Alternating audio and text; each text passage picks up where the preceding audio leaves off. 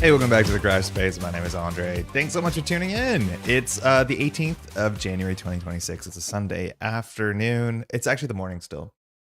We've been starting later and later every day, unfortunately, week after week. We'll figure out a time that makes sense. But I trust you're well. It's been a really busy week. I'll be quite honest.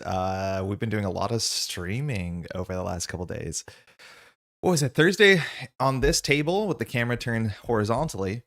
My good friend Pat showed up and we played on the Metropolitan Grid, my other channel. We played ONR, original 1996 Netrunner CCG, which is really kind of wacky.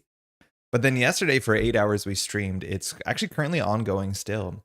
It was the America's Pod of the Circuit Breaker Invitational, which is a yearly wrap-up invitational tournament for Netrunner, which is great. There's like 150 people participating across the whole weekend. But we were kind of understaffed there, so we did 8 hours of streaming straight. And my voice is a bit cooked, so we'll get through this one for sure. I'm pretty good at talking, but if I sound a bit different, it is because I am. Hey man, glad to catch you in another stream. How are you? Matthew, I'm doing well, thank you. It's just been quite busy. I think it's been week after week after week. The weekends have been kind of packed, which I can't complain about it yet. I'm not like worn down. But we haven't had enough time for Marvel Champions. In fact, this deck, we only had one demo game, like one test game I could sneak in last night after everything wrapped up. And it seems okay. But I think in terms of like being confident about how things are going to perform today, it's like 6 on 10. How are you doing? How's your week been? Hey, Nolan, I'll watch later, but I doubt I'll catch you live. I hope you're well. And thanks for contributing and putting out fun content. Thank you so much. Thanks for the kind words. I always appreciate it. Hopefully your week's been good. And wherever your weekend takes you, I hope it's not too bad. All right, so what are we doing today? This is actually a funny journey how we got here, because I originally built something entirely different, well, slightly different. And there's a chance we'll go back and play it after, later today if we have enough time. The idea is there's a couple characters that I haven't played a campaign with last year. And so I have a tracker, I have a Google Sheet where I try and play a campaign with every hero, and I'm mostly done. At this point, there's like maybe a dozen left, which isn't that much considering there's like 61 heroes. And one of the characters that I've actually played surprisingly little games of, or a few games of, is Ghost Spider. And I know I've said this before on the channel, but when this box came out, Sinister Motives, It was in a weird time for me. There's actually a lot of like knowledge that I feel like a collective knowledge I lack when it comes to Web Warriors, because I got into the game right after the Web Warrior cycle and that cycle of non-Web Warrior cards came out. I got in right at the time where the first product I bought that was new when it came out was Mutant Genesis. So this was the tail end of me catching up. Because when I got into the game, I didn't buy new stuff. I bought old stuff and I was catching up. So it's like I first bought the core set, played 100 games of the core set. Then I started buying like the first wave, which you could still find easily. And then I eventually caught up to the Web Warriors. But when the Web Warriors, I was playing with them, I didn't spend too long on them because the next thing that came out was Mutant Genesis. And I played that live basically when it came out as it was new, which means the Web Warriors, I did not spend enough time on. Now, notably as well, this character I didn't play a lot of because I played a campaign of Sinister Motives with my partner and with my brother-in-law, and he played Ghost Spider. I played Miles Morales, who's like fine. Miles is okay. He's very stun and confuse reliant in a way that I'm not super excited to play him against like stalwart villains. And Ghost Spider is like totally the character that I should enjoy because 3 defense stat, already really good. An ability that works once per phase, which is perfect if you want to play protection because you can defend and ready yourself in the villain phase and then do it again in some extent in the hero phase. Is like she's a really, really good protection deck. And I think the majority of Ghost Spider decks you've probably seen have been protection. And for that reason, when I look at my Ghost Spider stats, I just haven't played a lot because I saw a lot of Ghost Spider. I sat across from Ghost Spider and the sort of idea where I felt like I played enough Ghost Spider. My partner was playing Spider-Ham. I was playing Miles. So I wanted to build something, but I'm very aware that we just play protection week after week after week on this channel. So I wanted to build something different. So I looked at aggression. And the big thing with Ghost Spider is you want to find events in any aspect that have the word interrupt or response on them.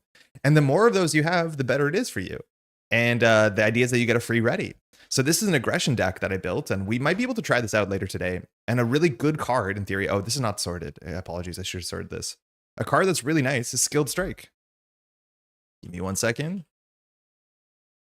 Because Skilled Strike it's an interrupt or is it a response? I can't see it right now. It's an interrupt. And it says when you do a basic attack, give yourself +2 and ready yourself. And this costs 0. So it's super easy to play. So the idea with Ghost Spiders, you attack for 2, it becomes 4, and then you get a ready, which is nice. And then you can use Ghost Spiders cards to fire during the villain phase, and that's cool. And then there's a whole bunch of other stuff you can play.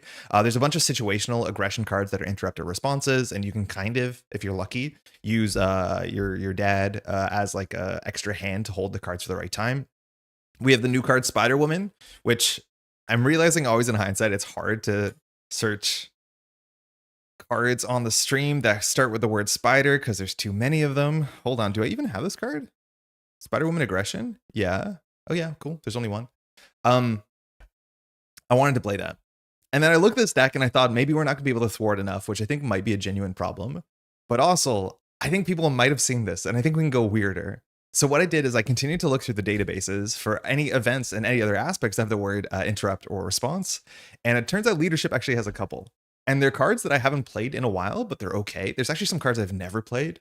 So the idea today, we're going to be playing Ghost Spider with leadership. And that's really quite nice because it allows us to play one of the other Spider-Man cards that came out that I haven't tried, who I've been told, for my understanding at least, is pretty busted. This is Spider-Man 2099, that optional response.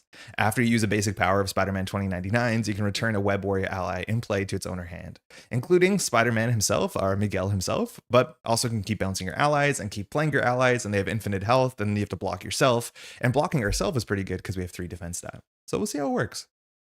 I've stopped watching other MC content, just watch yours. Your breakdowns and setup is dope. Oh, firstly, thank you. But also there's other good Marvel Champions content out there. You can definitely watch more than one, but I really do appreciate that comment. I'm glad that the sort of like production is appreciated. Yo, Jello, how you doing? How's your weekend been? I guess with that being said, we might go back later today or in the future. We might go back and try the aggression deck later today if we have time. This is the only one I've tested so far, which is leadership deck. So let me explain what we're working at or what we're working with today. So Ghost Spider, this is our hero, the 1-2-3 stat line. 1 thwart is really kind of frightening. She has a couple thwart cards and she has the ability to ready herself. So you could consider yourself thwarting 2 every turn if you do things right by just basic activating twice. I mean, that's okay. But 1 thwart stat is pretty bad when you're playing solo. If a side scheme comes in, you generally want to clear those side schemes the turn they come in, and you can't do that. We're adding at least 1 threat a turn. Usually it's more, so you struggle to kind of keep afloat. So that's something we have to watch out for. And luckily, with enough allies, we can kind of beat that. 2 attack, it's okay. That's pretty good. 3 defense is really quite good, actually. And as much as leadership can easily chump block with all their allies, we actually want to keep our allies alive because we have a whole bunch of synergy packages where we can bounce and replay our allies. So we're actually going to use our defense stat a fair bit.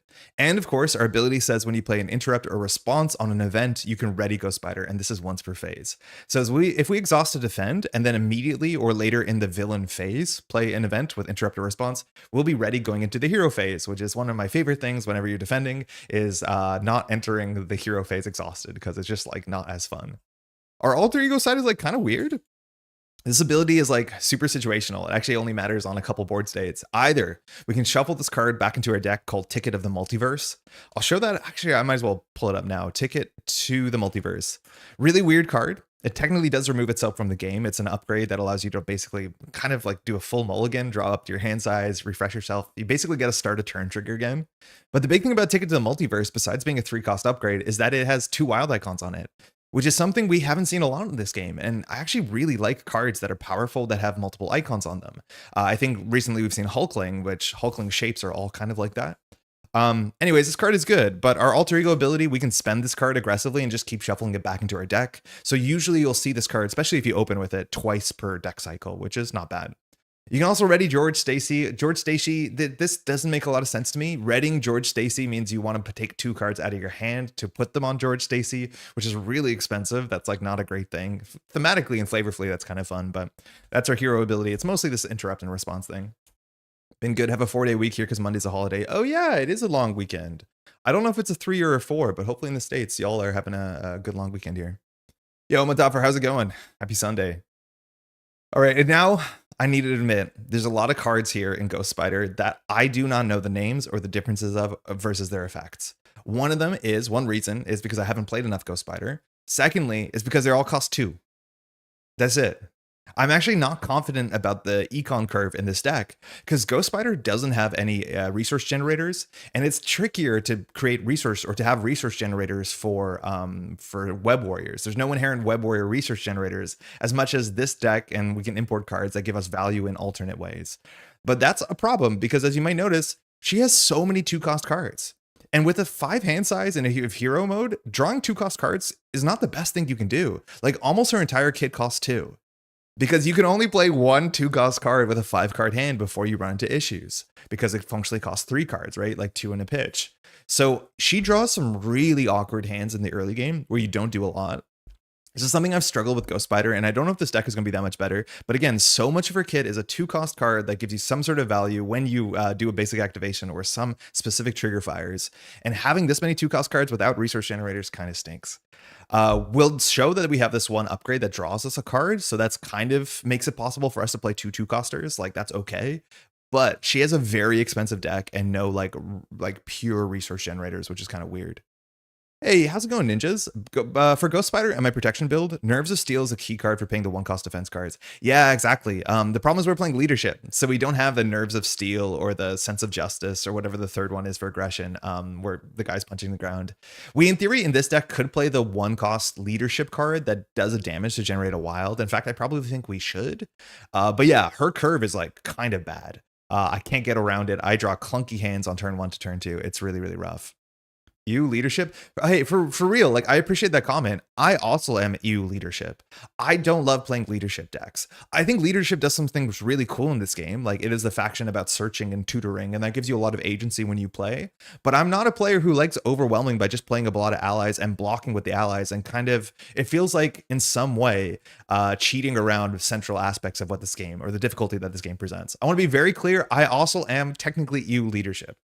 Now, this deck is a bit more interesting because we're an event-based leadership deck, but not a recursion event-based leadership deck. And we're going to be blocking with Ghost Spider. I do agree. The only leadership decks I like are leadership decks that are kind of weird. And I'm hoping this is a weird one because, yeah, I agree. Just dumping out allies and chump blocking with them, it does not make the most interesting gameplay. Ghost Spider is so clunky. She really struggled while outside of protection, no resource rocks. Yes, I agree. So we're going to see how that works out today for sure.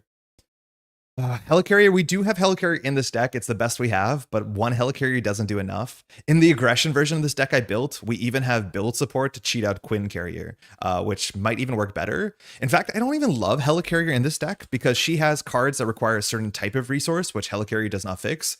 And one of your best allies is Peter Parker, who requires all 3 resources. So Helicarrier does not work on Peter Parker. That's a niche interaction, but like you would rather have a wild generator. Of course you would. So yeah, also you can't use this on the villain phase, which makes it not amazing considering you want to play a lot of her events during the villain phase. Again, very kind of clumsy and weird, but let's go through all these cards. This is a Spider-Gwen deck they used in 4-Player Expert over the summer we played. Probably won't show in chat, but take a look later. It doesn't show on my chat either, so unfortunately I don't see the link, Metapher. You can try and like obfuscate it by just putting like the numbers attached to the URL, but I see nothing, unfortunately. Not even in like my mode. Yeah, Clarity Purpose is a card that finds a resource. I agree, Leadership is not fun, but you should try Leadership Bucky with the Captain America shield. It's really fun. I was looking at it today, actually the other day when I was preparing for this, because I wanted to play more of Captain America title, but I have played too much Falcon on this channel, so it's worth looking at, I think. Anyways, let's look at all these cards. They all do something similar. I always have to reread the text because I cannot match the art to the name to what they do because they all just have 2-cost cards with some response effect. Response effect is really good because if you can play this during the villain phase, you ready yourself. If you do play this during the hero phase, you also ready yourself. So these cards are actually way better than they might look.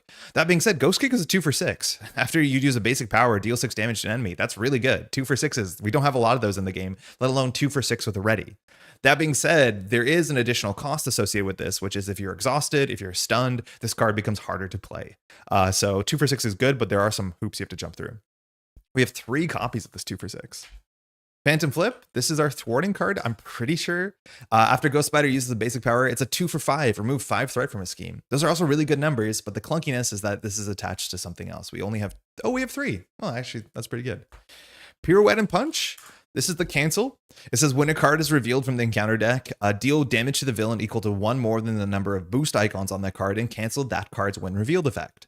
This technically can cancel when revealed effects on minions and on side schemes. It doesn't always have to be treacheries because this just says a card from the encounter deck. So that's actually quite flexible. But the hard thing with this card is that you don't know if it's going to be good because if you exhaust during the villain phase when the villain attacks and then play something like a Ghost Kick, well, then the Pirouette and Punch hero interrupt is wasted.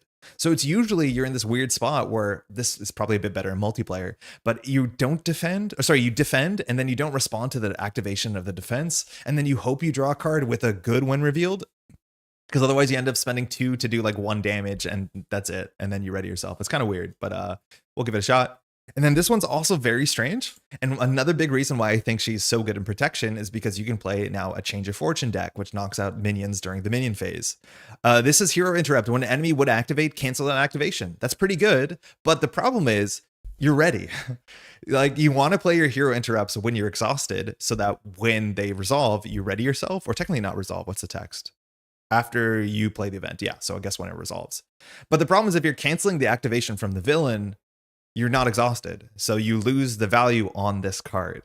That's why you want to generally block the villain, and then when a minion activates against you, you web binding the minion, which deals 4 damage to the minion, readying yourself, so you defeat the minion hopefully and not having to block. That's the case. It's clumsier than it looks, that's for sure, because ideally you don't want to play this when the villain attacks you unless you're in a really bad spot. Now in terms of economy, not that. But this is the closest we have to an econ card. I didn't realize for a while this was max 1 per event. I think that's interesting, but obviously makes it less powerful. This 2-cost tech card says after you resolve an interrupt or response on an event, you can exhaust this to draw a card. And again, limit 1 per event.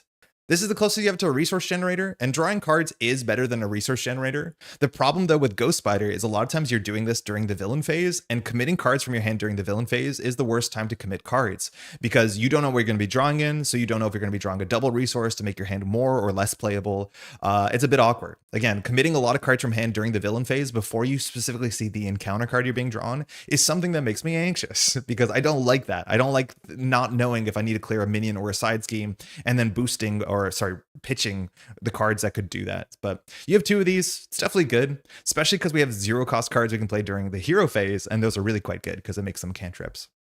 We have George. George is nice. Our text now can ready George and alter ego, which is kind of a really niche effect, I'll be honest. He's a 1-cost persona, but you can use him in hero mode, which is really generous. You can exhaust George Stacy to attach a card from your hand, sorry, an event from your hand onto George. It says face down. We'll be doing a face up. They just use the word face down, so it's not an in-play card, or it's less confusing. But the cards on George, we can play as if they were in our hand. You can't pitch them as if they were in your hand, but you can play them. So that's a nice way that we can get around this like 5-card hand size, is that if we play events on George, we technically have a 6-card hand size. That being said, you kind of push your value on a later turn because of the card here you're not playing. Yeah, you're just like putting it on a different turn. In theory, that means you could put a whole bunch of what's that 0-cost card that says you draw an extra card on another turn and like put them all on here and have a super turn. It's kind of neat that you can do with this. And then we have Parental Guidance, which is like such a sleepy card. It's an alter ego only event, which I never love those unless they're like super easy to play and you have a lot of ways to jump down and jump up. And honestly, we don't in this deck because we have no Confuse in our kit and no Confuse in our deck.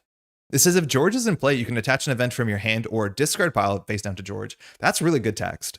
However, if George is not in play, you can just search your deck for George and add him to your hand. So Parental Guidance just becomes George, which like that's fine because this costs nothing, but like cool. It doesn't really do anything for me. Yo, email is just done. Jai, how'd you do? Who made top 5? If you wouldn't mind updating us. Leadership Spider-Man sidekick with Black Cat and all the Voltrons is ballin' for fun. Oh, like base Peter Parker. Hey, good morning. Hey, Andy, how's it going? Leadership Ghost Spider. I saw your message that just came in at the last end of the stream. I responded in the text chat. I don't know if it went through, but I'm hoping you and all yours are doing okay, eh? Can you use Call for Backup to cheat in Spider-Man Peter Parker? I don't play the Spider Heroes. I don't see them often. You can, yeah. As long as you pay the costs, I'm pretty sure you can pay the requirements. Ended 10th, would have bubbled even if I wouldn't have bubbled even if I won my last round.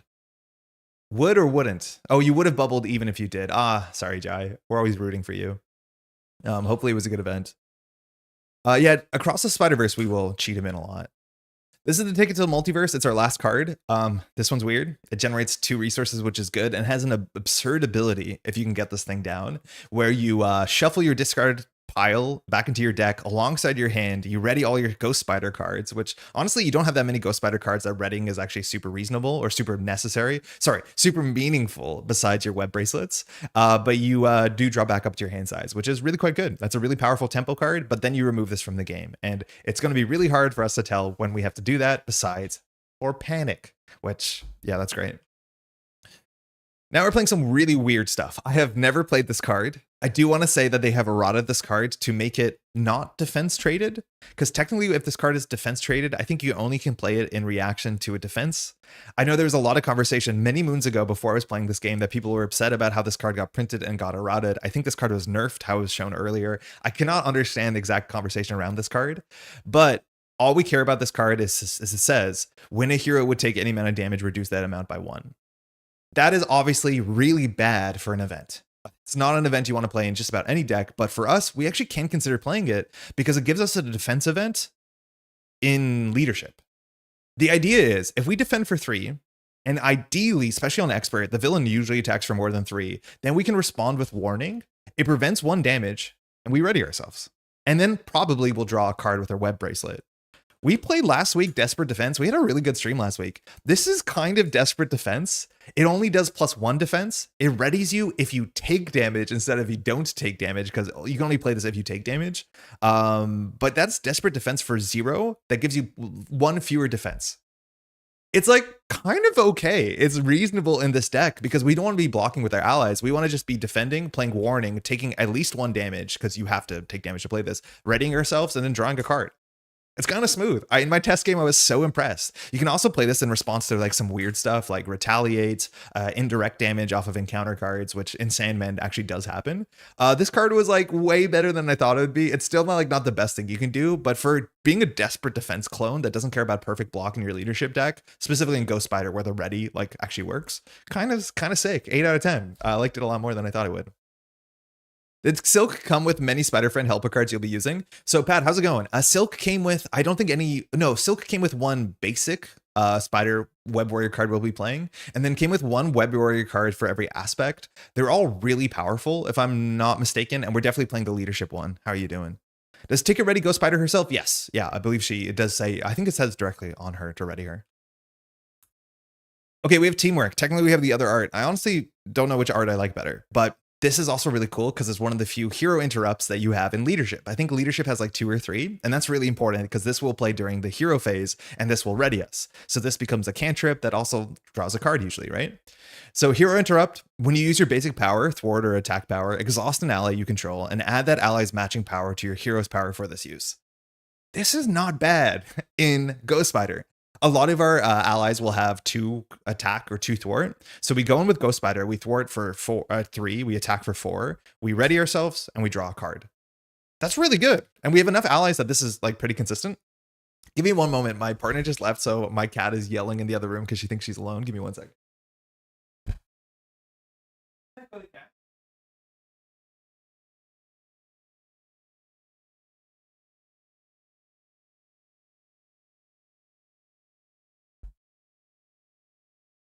All right, I think I hit the table. Maybe we'll figure it out.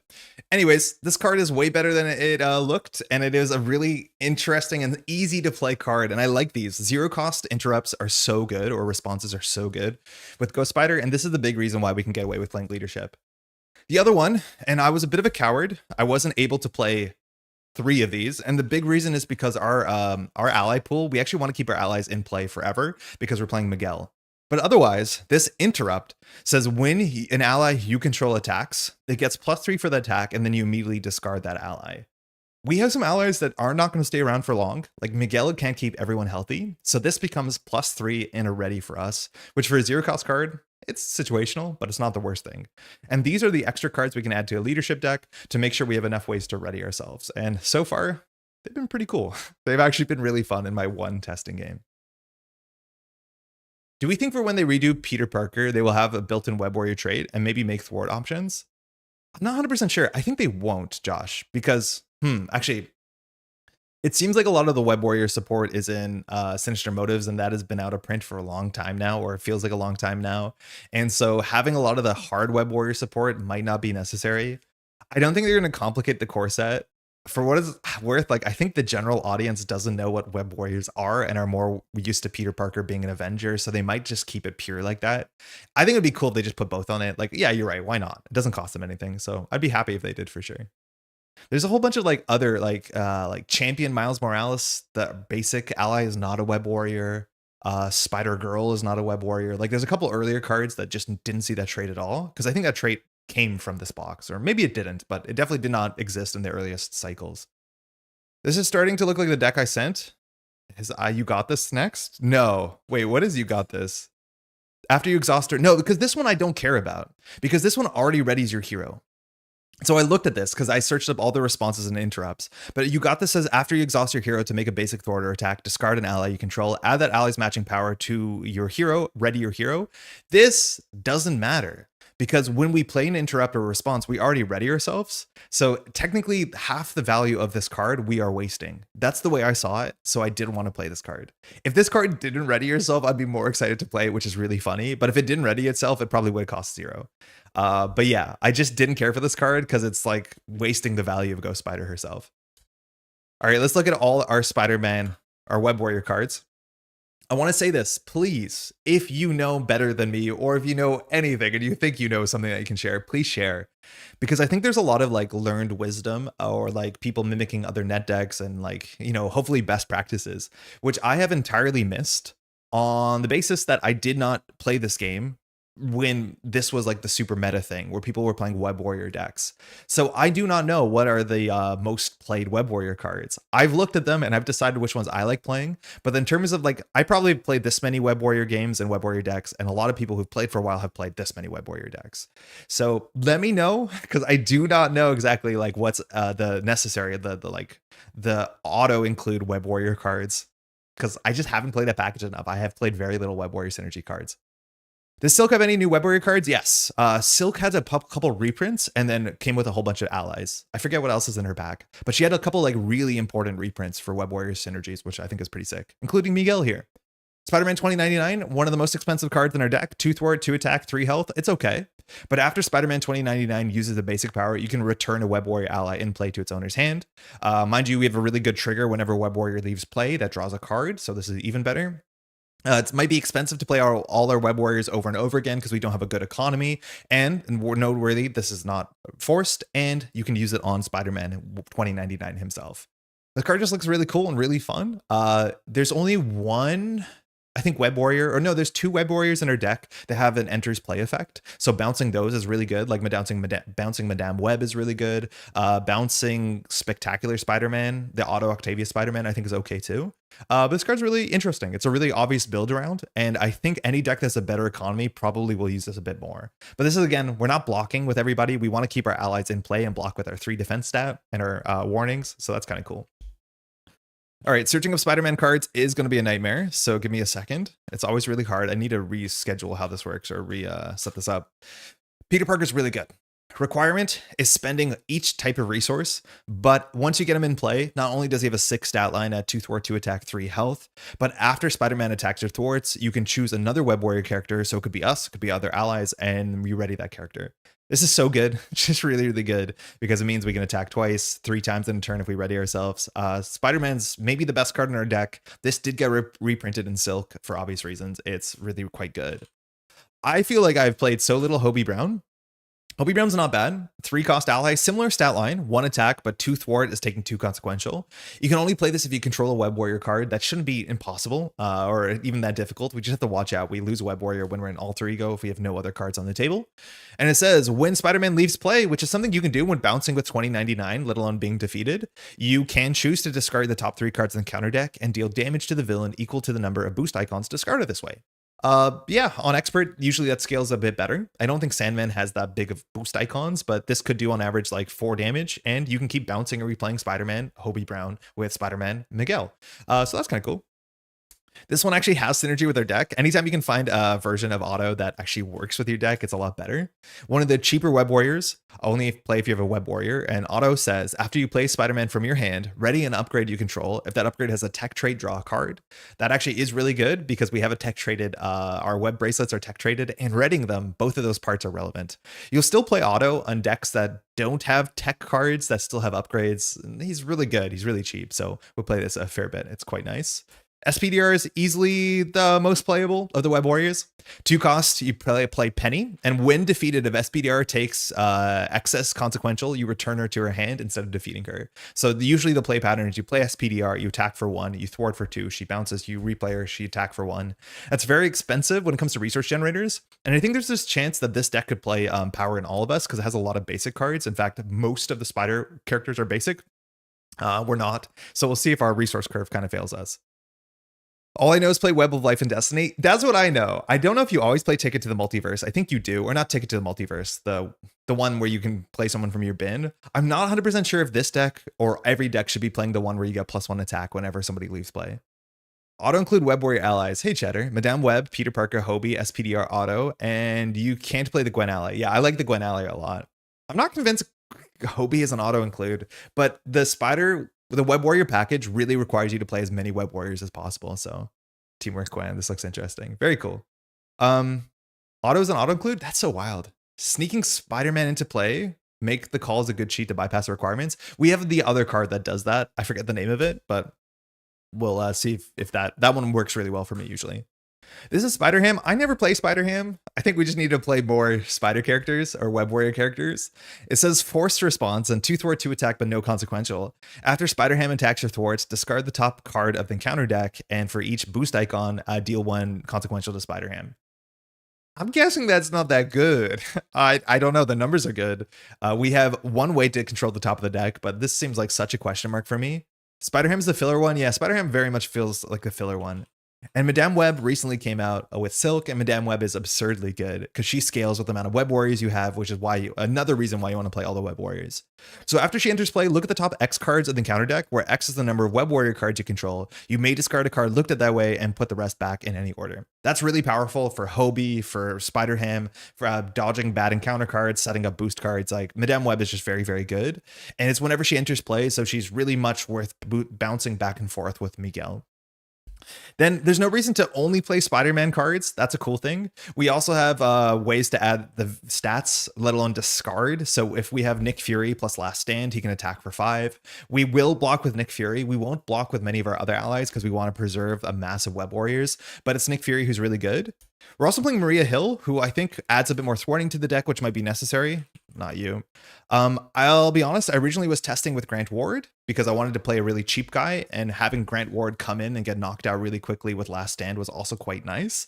The problem with Grant Ward is our resource curve is really, really tight. And so the turns that you mess up and Grant Ward is looking for a mental, a lot of times you can't afford to pay for Grant Ward. So I didn't go for Grant Ward. I think there's a chance you just want to play a cheap person here that has a good enter the board effect.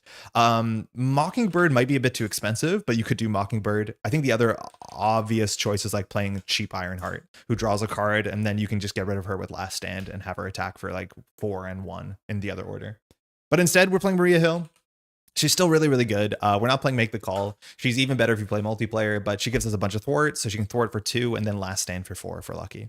Yeah, Kid Omega's the other option, but Kid Omega is just like kind of expensive. I was honestly looking at Squirrel Girl sooner than Kid Omega because I just like playing Squirrel Girl, but I think our deck has enough damage. It might not have enough thwart, so I wanted Maria Hill a bit more. Kid Omega is a bit pricey for our curve, but not the worst choice at all. Kid Omega is really quite good. I love Madame Web, so good for Web Warrior deck. She's really, really, really good. We have the Triskelion because there's no way to get more Web Warrior slots, so this gives us another ally slot and we will use it. Then here's some of the auto-conclude cards. Web Life and Destiny is free if you have the Web Warrior trait, which we do as long as we're in hero mode. And after Web Warrior ally leaves play, not defeated, leaves play, we can draw a card. This doesn't exhaust as much as we have a card that can exhaust this as a cost. So this can draw you multiple cards in a single turn. It's really, really, really damn good. This is one of the best payoffs for any team package in the game. This is the other one, Across the Spider-Verse. This one I have been enjoying just because it's an easy way to go ahead and play Peter Parker. It says exhaust a Web Warrior card, and that's actually why it's important to remember you can exhaust a Web of Life and Destiny, because it technically is a Web Warrior card. Cards that don't have exhaust costs can still be exhausted for alternate reasons, so this does check. You can search your discard pile for a Web Warrior ally and just put them into play. So you beat requirement costs. You can then pay 3 resources to repeat this ability. I've never done that. I think that matters more for multiplayer, but this card is quite good. And it means that we can bring in Miguel cheaper and Spider-Man cheaper. The one card that's not in this deck is Warrior of the Great Web. This says attached to a character with Spider-Man and they gain the Web Warrior trait. That is a bit of an important retcon card. So you can give Corset Peter Parker or Spider-Woman. You can give her the Web Warrior trait because the earlier cards didn't have it. But it says after a Web Warrior ally leaves play, an attached character gets +1 attack until the end of the phase.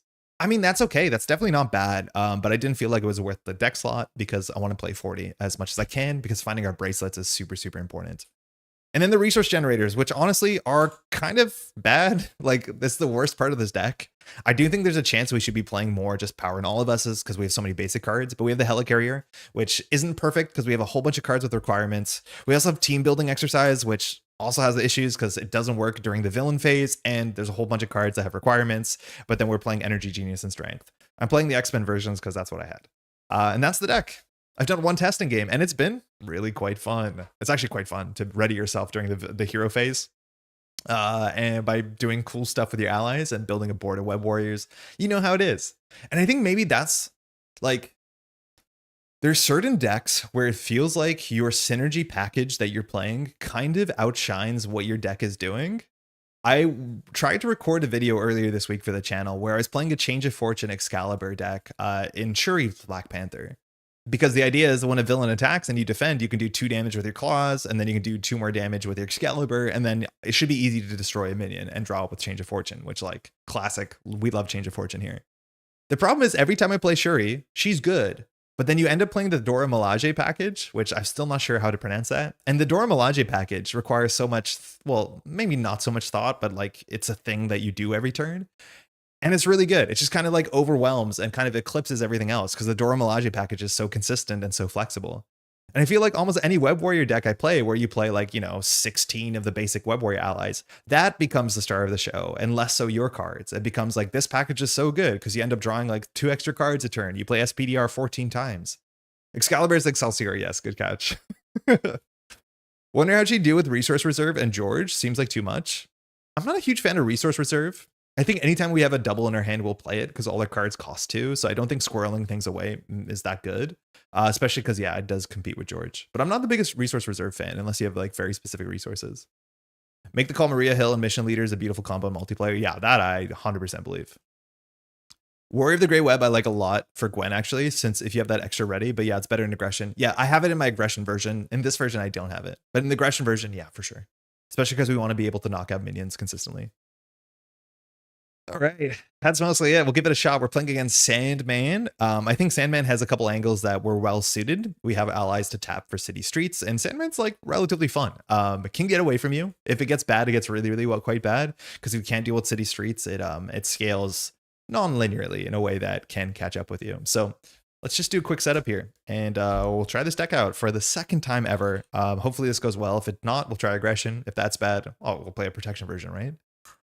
Hapless Pedestrians, we're playing stock standard here. I was surprised to see that City and Chaos was a set. I was like very excited to take out Rhino and replace it with like Electro or Hammerhead or even Armadillo. I wanted to try something else out, but we're just gonna play City and Chaos and Down to Earth for our first run. We're playing with Standard 3 and Expert. So just so we know, Sandman has 4 minions. They're all these like 3 health that scale their attack. A bunch of bad side schemes, honestly, and a couple interesting treacheries. Rhino's the only minion here, and then a bunch of treacheries that some of them just pull out Rhino, and then Down to Earth really cares about going to Alter Ego, which is a really cool set. I like that set a heck of a lot in this game. So it says search and counter deck for City Streets environment, put into play, and put 4 sand counters on it. So City Streets starts in play, stays in play, and starts with 4 counters, and it has this text where anytime we're told to do the special action, we first add a sand counter and then discard cards equal to the number of sand counters from the top of the counter deck. When the deck empties, we take a couple indirect damage, but you can do a lot of like deck damage. Sandman races through the deck. So keeping this number down is really important because trashing 5 cards versus trashing 2 cards obviously has a huge impact. And then there's a whole bunch of encounter cards and minions that care about how many counters are on this. So as an action, once per player per round, we can exhaust a character we control. So like any of our good 2 thwart, 2 attack, and then it has to be attack, excuse me. Remove sand counters from here equal to that character's attack. Even us, we have 2 attack. If you play a low attack character into this, it becomes a lot harder, but because we have a couple allies, we'll have a lot of choices. Now, this is the only side scheme. It has 2 threat. Once it hits 9, we lose the game, and a forced response after an acceleration token is placed here. So going through the deck, we have to deal 3 indirect damage to the first player. That will always be us. Cool. This is the villain, Sandman. Sandy Man, 18 health. When revealed, resolve the Surging Sand. So you know the drill. This goes to 5. And then we discard 5 cards from the counter deck. Let me just shuffle this because I'm not sure if we have. And Sandman's attacks are worse. It changes when he goes to Sandman 3. But currently Sand Blast says, when Sandman attacks you, this attack deals indirect damage. If your identity takes any amount of damage from that attack, then you do Surging Sands. So you add a counter, you discard that many. That's kind of useful because we'll have a lot of allies to maybe soak that damage, and we can heal our allies somewhat infinitely with Miguel O'Hara. But otherwise, attacking for 3 and then maybe blocking and then playing our warning card. Sometimes if a 1 boost, it's really quite nice. But it's up to us to make it make sense. So we'll have to discard 5 cards from the top here. Sandman is super fun. One of my favorite intro scenarios to campaign this game. Yeah, it is cool. It's this box is unfortunately out of print, but it's like such a rad box. With Warrior of the Grey Web, can you gain multiple boosts to attack in 1 turn? Am I reading that right? Yeah. Warrior of the Grey Web. There's no limit how many times they can fire.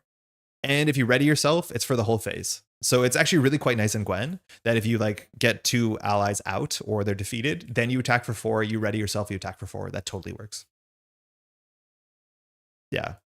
There's no limits on that +1 per attack. Yeah. It's not an exhaust. It's just a constant response. It's the same thing with the Great Web one, the other one we're playing. It's not limited. You can draw like 17 cards if 17 Web Warriors leave play. Okay. Discard 5. Evil Alliance. That's good. Again, we're playing Standard 3. It's been a while. Oh, I forgot that was a button. It's been a while since we've seen Standard 3. Our nemesis is Lizard. He's okay. He has some cool cards. Rhino is gone. Sand Form.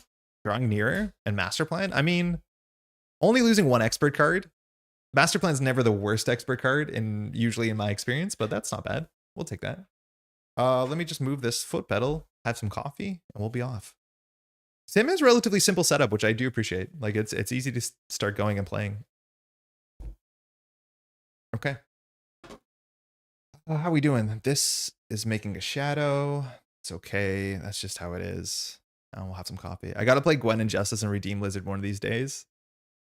Yeah, that's really cool. So Justice was the other deck that I was trying to build because I wanted to build a weird Gwen deck. The only issue with Justice is she has one thwart, and a whole bunch of the interrupts care about you thwarting good, like the one that heals you with Daredevil on it. That one's really fun. All right, let's go. I'm just going to cut. We'll draw. First, Pirouette and Punch. This is the cancel one, right? I don't know what they all do. They all kind of blend together to me. So this one we won't hold on to because it's one that we can't play during the hero phase. Ghost Kick, this is just 6 damage. Technically, all we want to do in the first couple turns is set up. In theory, this is like 8 damage because it readies us, but not the biggest priority. Oh, these cards are really white. They're really shiny. Web Binding. Again, kind of situational. I don't want to hold on to this because that's a waste of hand size. We have Hobie. It really should put them in by their first name so I don't have to scroll through all these. I don't think Hobie's our priority on turn 1. If he had 2 attack, maybe. Okay, Nick will keep. Nick is really quite good. Nick can soak some of the indirect damage so that we don't end up doing the city streets problem. And then we have a Parental Guidance, which honestly is worth keeping in your opening hand because you can just make it into your thing that you want. Your, what's it called? You know the one. You can make it into George Stacy. So I think we're going to keep these. We'll get George Stacy, then we'll play Nick Fury. Our deck has 4 doubles. We're hoping to draw a double with Nick Fury so that if we play George, we actually have a card to put under George. Otherwise, it's a bit of a waste. We haven't found any of our web bracelets, so maybe we don't even keep Parental Guidance if we find a web bracelet. All right, we have a couple conditional cards like Last Stand. Technically, we don't lose value if we draw the other one, Teamwork, with Nick. SPDR. Suck to throw an SPDR out, but sometimes we will. This is Teamwork. For us, it's a ready, and we can exhaust Nick, so it's quite okay. And then no double so far. We have a Warning, which is not a card we'll keep. So kind of an ugly start. We have a lot of situational cards, and that's hopefully why George Stacy can do something. We'll see how this goes. Master Plan is neither the worst or inconsequential counter card in my experience. Played against Magneto and Master Plan hit 3 side schemes. When Master Plan hits multiple side schemes, you lose. Like when you're playing against Unis and it hits like the Infinites one and then it hits another side scheme that you're trying to clear. Like I've lost games to Master Plan. I wouldn't say as many times as I've lost it to Exhaustion or the one that makes you draw a lot, but yeah, it's bad sometimes when it's bad. All right, I think we have to play Nick here because it's the only thing that does something and it makes us draw deeper into our deck so we can find something that's playable.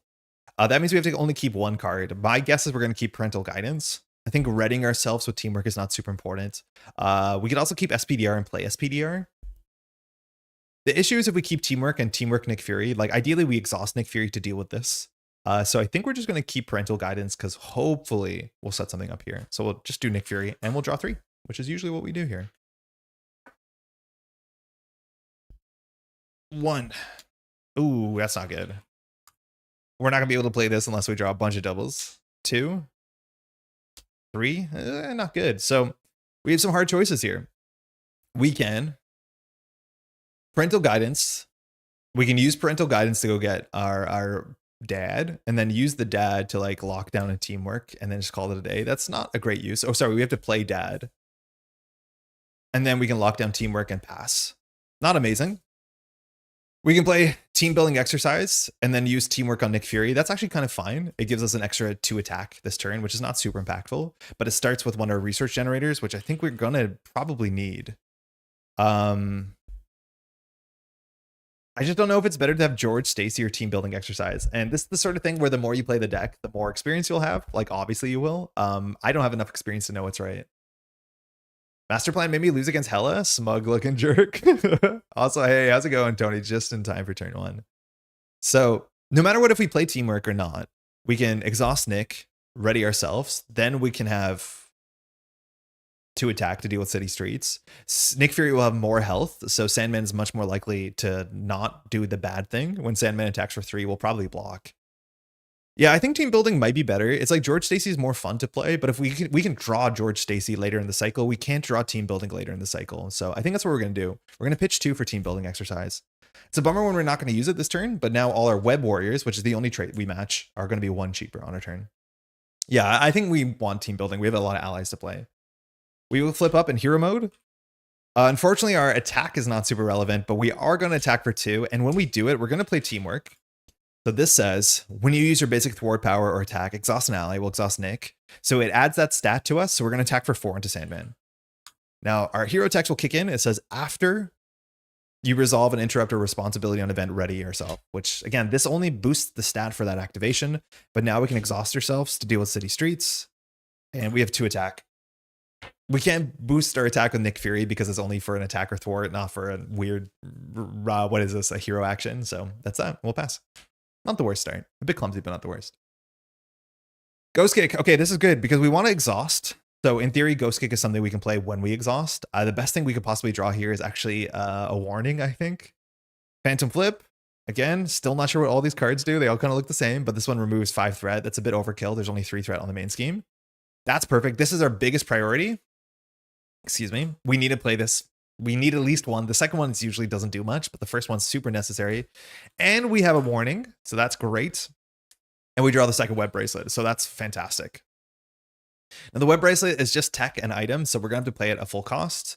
But we want to plan our turn out. If we play warning here, we will ready ourselves when we block, which is nice. And then this is what happens when you have a 5-card hand. There's only 2 cost cards. This hand is all 2 cost cards and 1 warning. Like, you cannot play this hand. It's so bad. The other option is not playing the warning.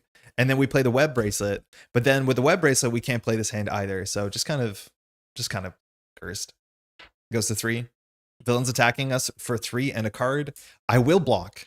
Now, the big important thing is this does indirect damage, and if any of the damage hits us, that's bad. We also can decide not to block, but we might as well if we're going to play warning. So it's 1, 2, 3.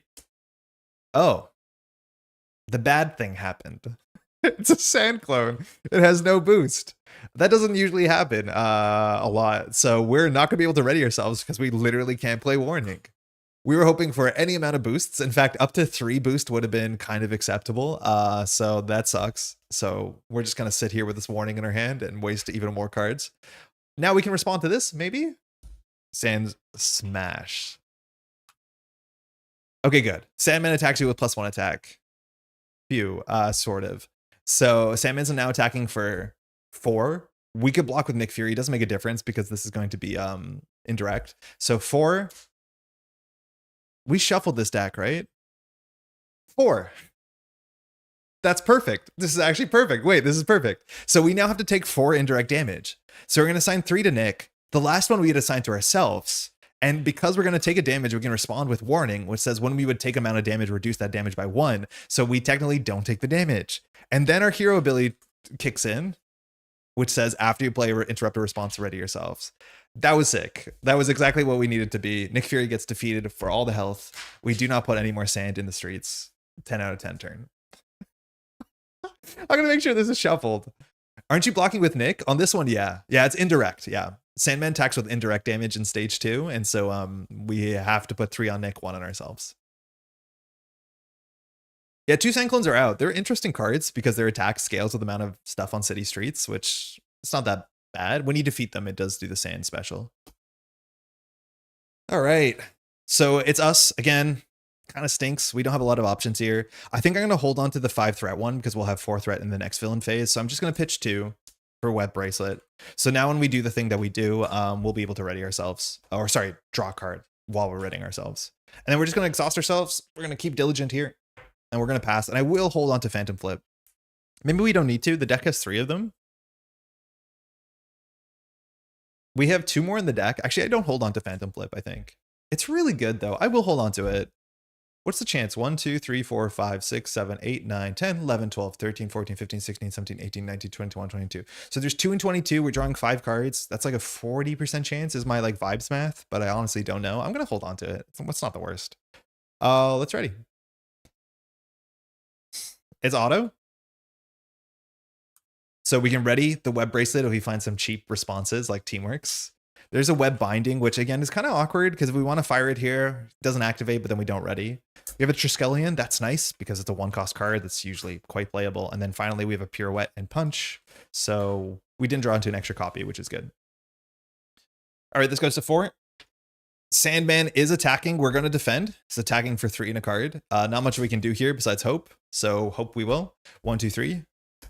4, 5 on calling in favors. So we have to take 2 indirect damage. So we have to take it. So we're going to go down to 8. Whenever we take indirect damage from this attack, City Streets goes up 1 and we mill that many cards. So we lose another Sand Smash and a Now or Never. I think now we respond. I'm not 100% sure of the timing on it, but we will do Pirouette and Punch Web Binding for Phantom Flip, which says after Ghost Spider uses the basic power, remove 5 threat. And then, of course, we ready ourselves because we played an interrupt or a response, and Web Bracelets can let us draw a card. Ooh, Strength. Actually, this matters. This is really good because if Strength plays Auto draws a card, and then Web Bracelet. Yeah, Auto draws a card because this is tech, and then we can play the Triskelion. Wait, this is pretty good. All right, I'm glad that we did go for George because this is in the deck. This is our obligation. It says search your deck hand and discard pile for George and set him aside here. We need to go down to Alter Ego, and then we have to exhaust ourselves to get George back. It's a nice like family tone. It's bittersweet and it's cute. Mind you, I believe George Stacy is a police chief or police commissioner. He works in the police. And from what I've experienced from Gwen Stacy comics, they're pretty supportive of each other, I think. So yeah, that's good. It's good that we didn't get George because we would have lost George. So now at some point we can decide to get George. Now, when we defeat this, George is added to our hand, which is nice. We like go get George or go make amends with George. So that's cute. Nice. Not too bad. It's back to us. Not much we have to do here. We're going to do Strength into Auto. So when Auto enters play, we could technically not Strength it because we have the team building exercise. So it didn't matter that this was a double, but we'll still do this, I think. After you play Spider-Man from your hand, ready an upgrade you control. So we'll ready Web Bracelet. It's tech, so we draw a card. Whoa. Did you see how cool this turn is going to be? Wait, did you just see how cool this turn just got? Wait, this turn is sick now. Okay, because now we can do Teamwork, which draws the second card from Web Bracelets, and that card can play the Triskelion. Wait, this turn's kind of sick. So Teamwork says, I'll show the other art. When you do your basic thing, add the stats. And Spider-Man, Auto Octavius has 2 stats. So we're going to attack for 2. We're going to play Teamwork, which is already on the screen. We'll exhaust Auto. So we're now attacking for 4 into the villain. We have ready ourselves because this phase we played an interrupt or a response. And then Web Bracelets will draw another card. Hella cool turn. And then we're going to use Phantom Flip to play the Triskelion. This gives us another ally slot. I'll just put it down here because it doesn't really matter. And then we can exhaust ourselves to go shovel some sand. Nice. That's us. Pretty sick. And we're not going to chump block. It's nice to keep extra health on these characters because you can put the indirect there. But yeah, that was a really good turn. We drew a lot of cards. Madame Web. Ghost Kick. We're definitely looking for our like 0 cost, 3 cost support. There's a ticket to the multiverse. This is our double. We don't have any confused, so largely in this scenario, if we want to jump down, we just make sure there's no threat on the main scheme. So we might use ticket, jump down, shuffle it back because it'll be into a small deck. That's the one we're looking for, Web of Life. So we want to make sure we're getting this down. And then we have an energy. So this hand, we can Ghost Kick if we want to. It just does 6 damage, which does a lot to Sandman. I'll be honest, he's kind of getting hurt. We've been attacking for 4 consistently. So this goes to 1. Sandman attacks for 3 and a card. If this does damage, we're not super concerned. We want to plan this out. So if we get attacked, we can do energy into Ghost Kick. That does 6 damage, draws a card, readies us. We're on 4 cards in hand. We can play Web of Life and Destiny. The extra card plays Multiverse for Madame Web. Then we jump down. Then we exhaust. Yeah, I think this is doable. Yeah, this is good. These hands have been like kind of smooth. It feels like playing a combo, like a combo fighting game. Like we're already always doing this multi-card combo in the right order. And it's been lining up pretty good so far, actually. So the villain's attacking will exhaust because it's kind of free. So attacking for 3 and a boost. No boost is actually perfect because we don't do the sands, but Dark Designs will put 1 counter on Pursued by the Past. Once it hits 4, the lizard, Dr. Connors comes up. We'll respond to that by doing double into Ghost Kick. So you know the drill. After we use a basic power, which defense is a basic power, we'll do 6 damage to Sandman. That can ready us and draw a card. So we're going to draw... Oh, Peter. Peter is probably what we want to play instead of Madame Web because we have the 2 wilds here, and Peter requires every kind of resource, and Peter is just kind of absurd. So that's probably what we're going to do. Where's Peter in my database? There's Peter. So that might actually change. I think it's going to be better than Madame Web. Madame Web is not bad because... Wait, what is this? Did I already draw a boost card? I think I already drew a boost card, so we'll just use this as an encounter card. Whatever. Also had no boost, so that's totally fine. It's a sand clone. So when defeated, we have to do the Surging Sands. ability, has a 0 attack, schemes for 1, has 3 health. Yeah, Peter's so good with Silk, such a great ally. Peter's such a good ally, and I'm so happy they reprinted Peter in Silk, because the difference between playing Silk without Peter and with Peter is night and day, let alone obviously you have the team up. Oh man, these turns have been smooth. So what are we going to do? We're going to do Web of Life and Destiny. Now, technically, we can exhaust this card for costs, and hopefully before we deck out, we draw into our ticket to the whatever, the Across the Spider-Verse, excuse me, so we can get Miguel in play. But this now says whenever a Web Warrior ally leaves play, we can draw a card. And in theory, we could attack with Spider-Man and make him leave play if we just wanted a card. But I'm going to spend a double off ticket and Madame Web to play Peter. So whenever Peter does a basic, we can ready another Web Warrior, which is incredibly valuable. Oh, that means if we grab George Stacy to our hand, we don't use George Stacy this turn. That's not amazing. So we probably don't do that. So we're going to attack for 2 to the clone. Spider-Man will attack for 2 into the clone, defeating the clone. When you defeat the clone, you have to do the Surging Sands. So 1 counter here. We mill 1 card. It was a nowhere safe. That's fine. That causes us to ready ourselves because of Spider-Man's text. Spider-Man is exhausted. We will simply thwart for 1 with auto.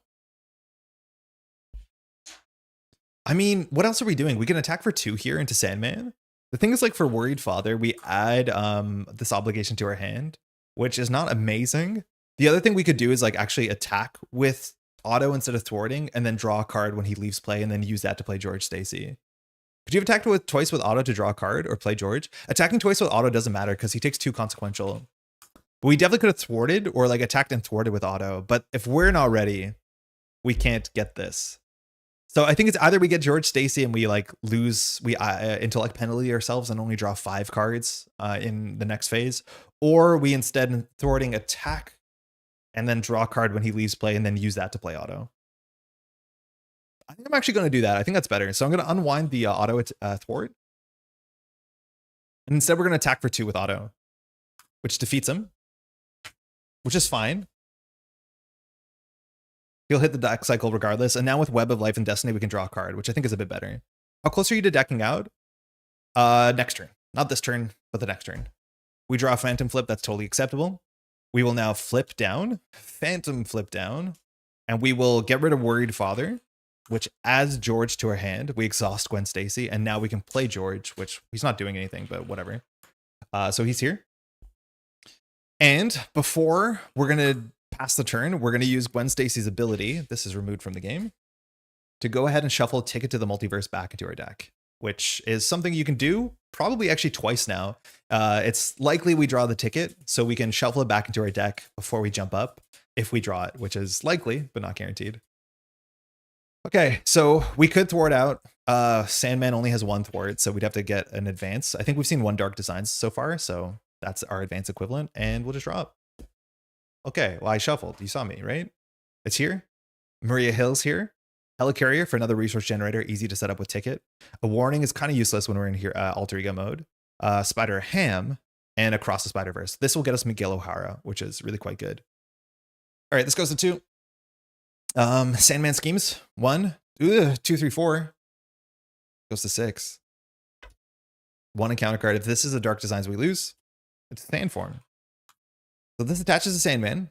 When you would deal any amount of damage to Sandman, discard Sand form instead and do Surging Sands. Okay. Not bad. We can deal with this. So Warning is something we can put on George. Helicarrier is something we want to play because it's good.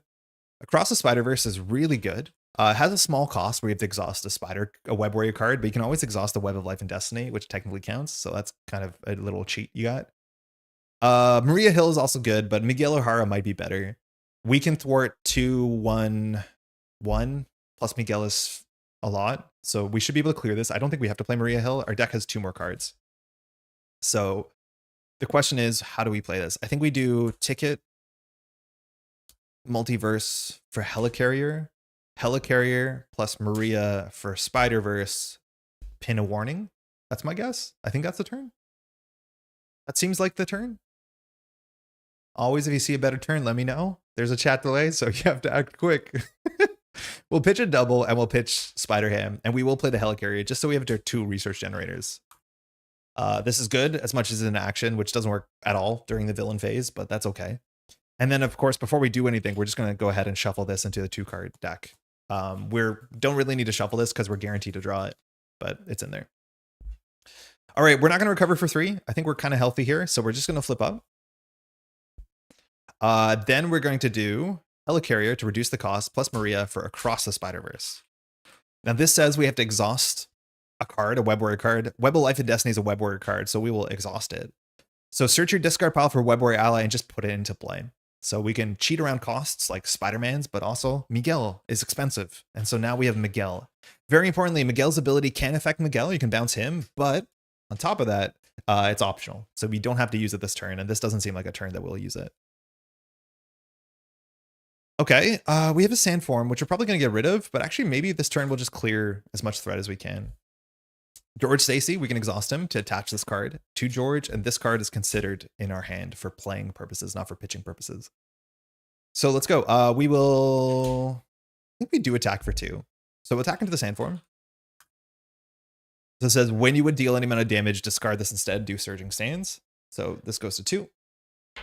We mill 1, 2. That might be the last sand clone. I feel like we've seen a lot of them. Then Spider-Man will thwart. Whoa. For 2. It's a shame that Spider-Man is missing the cycle, but that's the cool thing with Across the Spider-Verse is that if we draw this before he hits the bin, then we can just get him back into the bin. That's good. We'll ready ourselves. Miguel will thwart for 2. We're not going to use his text. We're not going to bounce anyone. And then I think here we're just going to exhaust to keep this down, which is a bit defensive. It might be a bit extra, but we're happy doing that and we'll pass.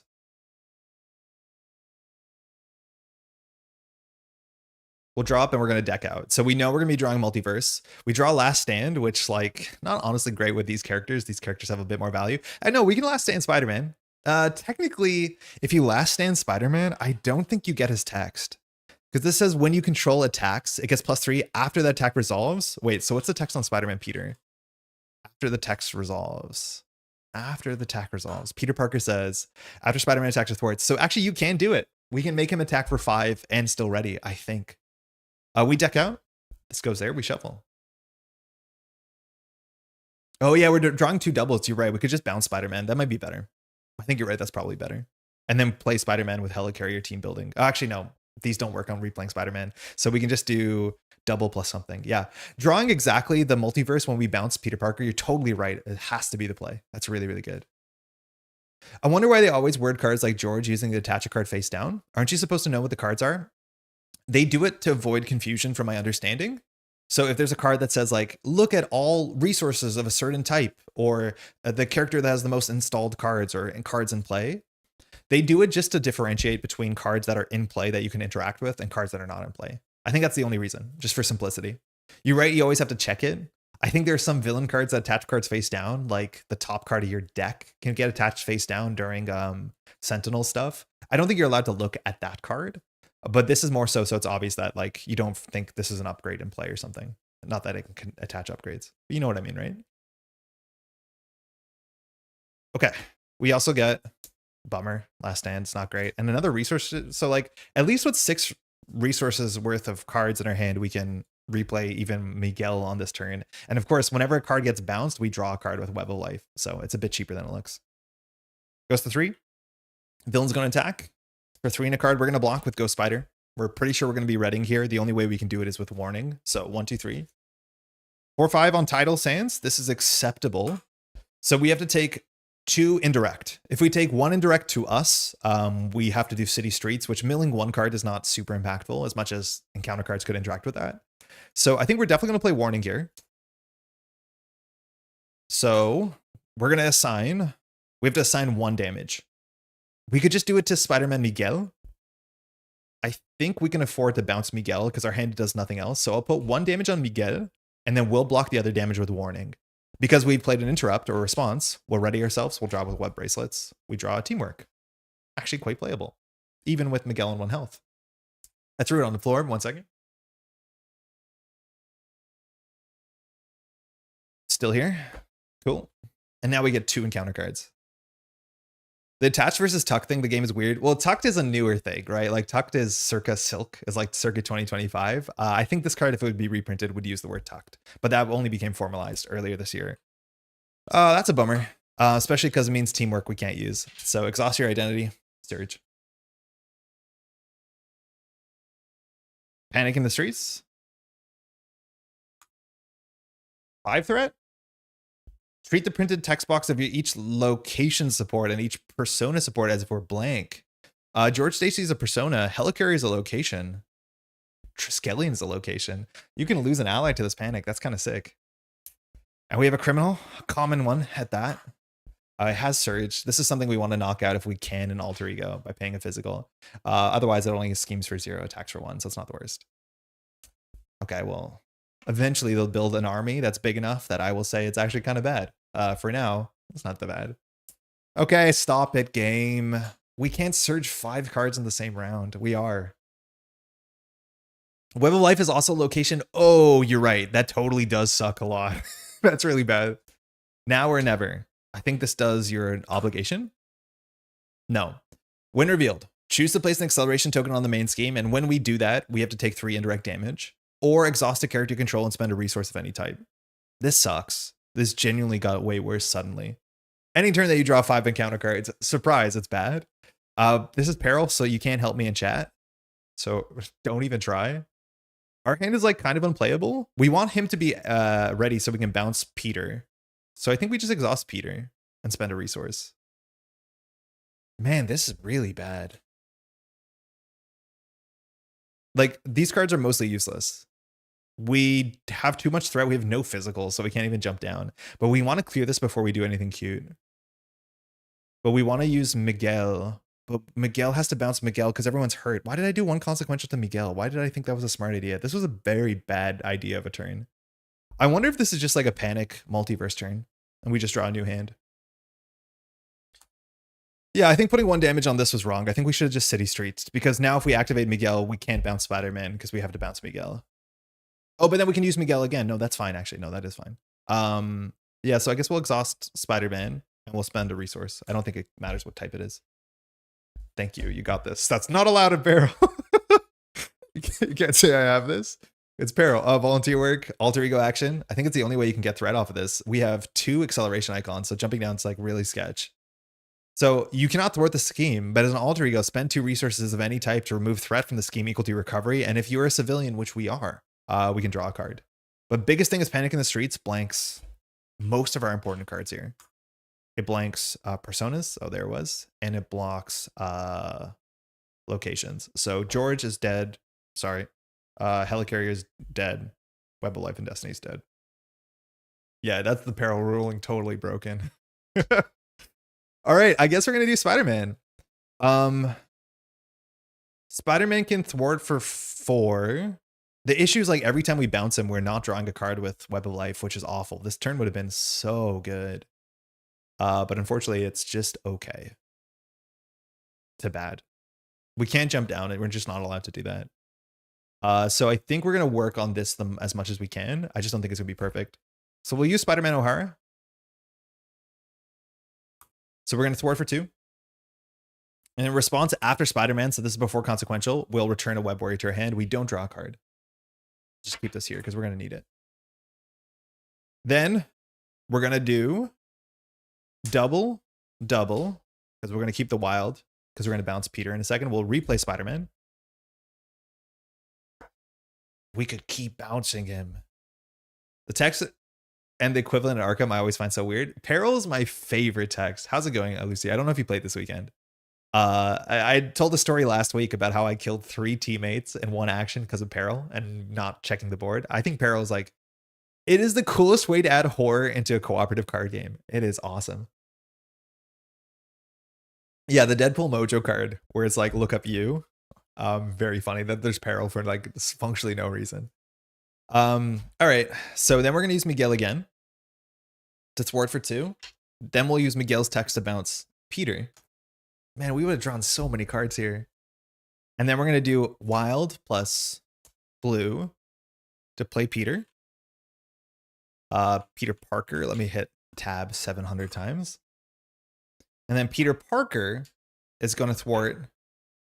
I think actually Peter Parker might not thwart Panic in the Streets because Peter Parker will wake us up and we can finish Panic in the Streets, which means we can attach this to George.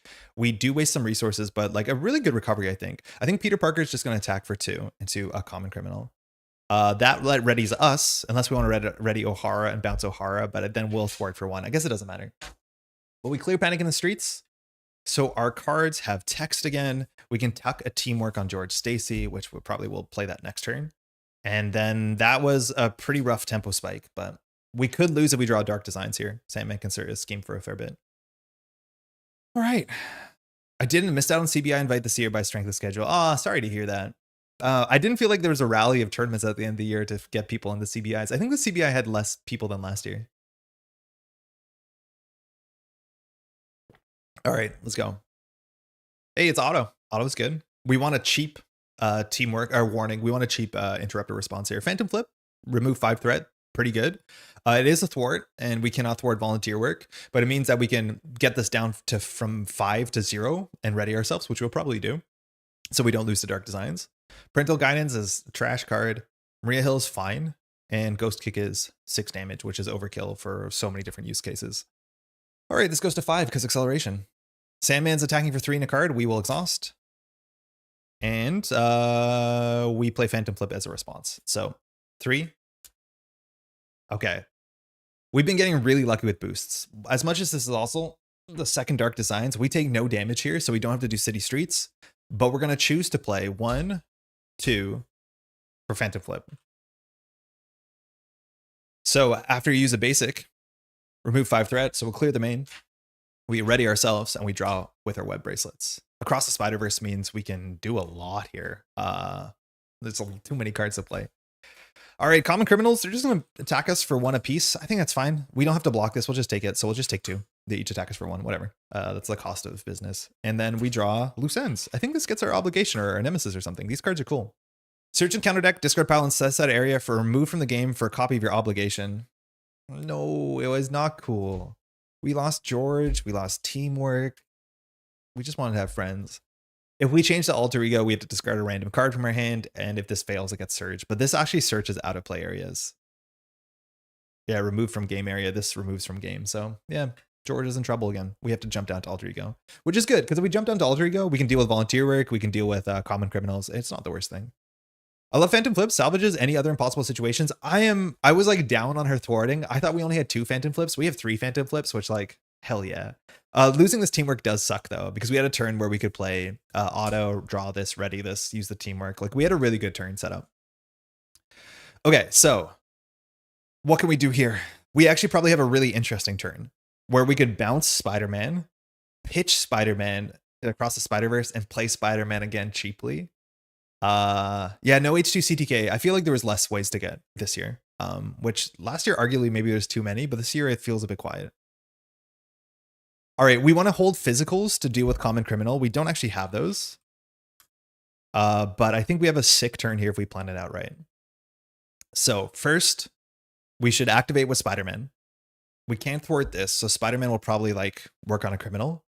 We're still at 0 City Streets, which is good. Play auto for 0. Yeah, we probably play auto for 0 because this is free. But if we play auto for 0, we'll use the card we draw with Spider-Man to play across the Spider-Verse. I think that's right. It draws a card too. Yeah, we'll do that. So we'll team building to reduce the next Web Warrior, Helicarrier to reduce the next card, and we'll play auto. So when auto enters play, ready and upgrade, it's a tech. So we draw a card. Another web bracelets. Honestly, I don't think you play this. It's not the worst. It's just important that it only fires 1 per trigger. So in theory, we can fire once during the villain phase, once during the hero phase. I just think it's like such an extra card. I know I complained about the resource package in this deck, the resource generation, but I don't honestly know if you play the second one. If someone's played more Ghost Spider, you tell me how like what your priority is getting this on the table. I don't think it's going to be that high. All right, we can't thwart this. We need to spend a double to deal with that. Maybe we should have worried about that. But 2 Dark Designs are out, so jumping down should be easy. Okay, now we're going to attack for 2. If we want to play across the Spider-Verse, we can't deal with a common criminal. Oh, dealing with a common criminal deals volunteer work, so we should keep this physical, which puts us in a weird spot. If we bounce, we draw a card. No, we'll be fine. So we're going to attack for 2. into, I guess, this. F it, we'll talk into Sandman, right? Let's just attack into Sandman. These criminals don't matter if we're jumping down. So we're going to attack into Sandman. Defeat Sandman. We advance. When revealed. 19 health, not a big difference. When revealed, place one's counter on city streets and then resolve its surging. So technically it goes to 2. We mill 2. We lose a Sandslide and a Sinister Strike. Notably, we're not playing very slow, but the deck only has 4 cards left. That is just what Sandman does. Now the force response is not Sand Blast, it's Sand Wave. And it says, when Sandman attacks you, the attack is overkill. And if your identity takes any amount of damage from this, you have to do this Surging Sands thing. So it's slightly different. Okay.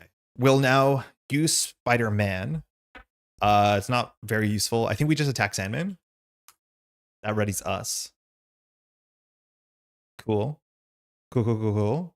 Then we'll use Miguel to attack for 2, I'm pretty sure, into the villain. And we'll use Miguel's text to return Peter to our hand.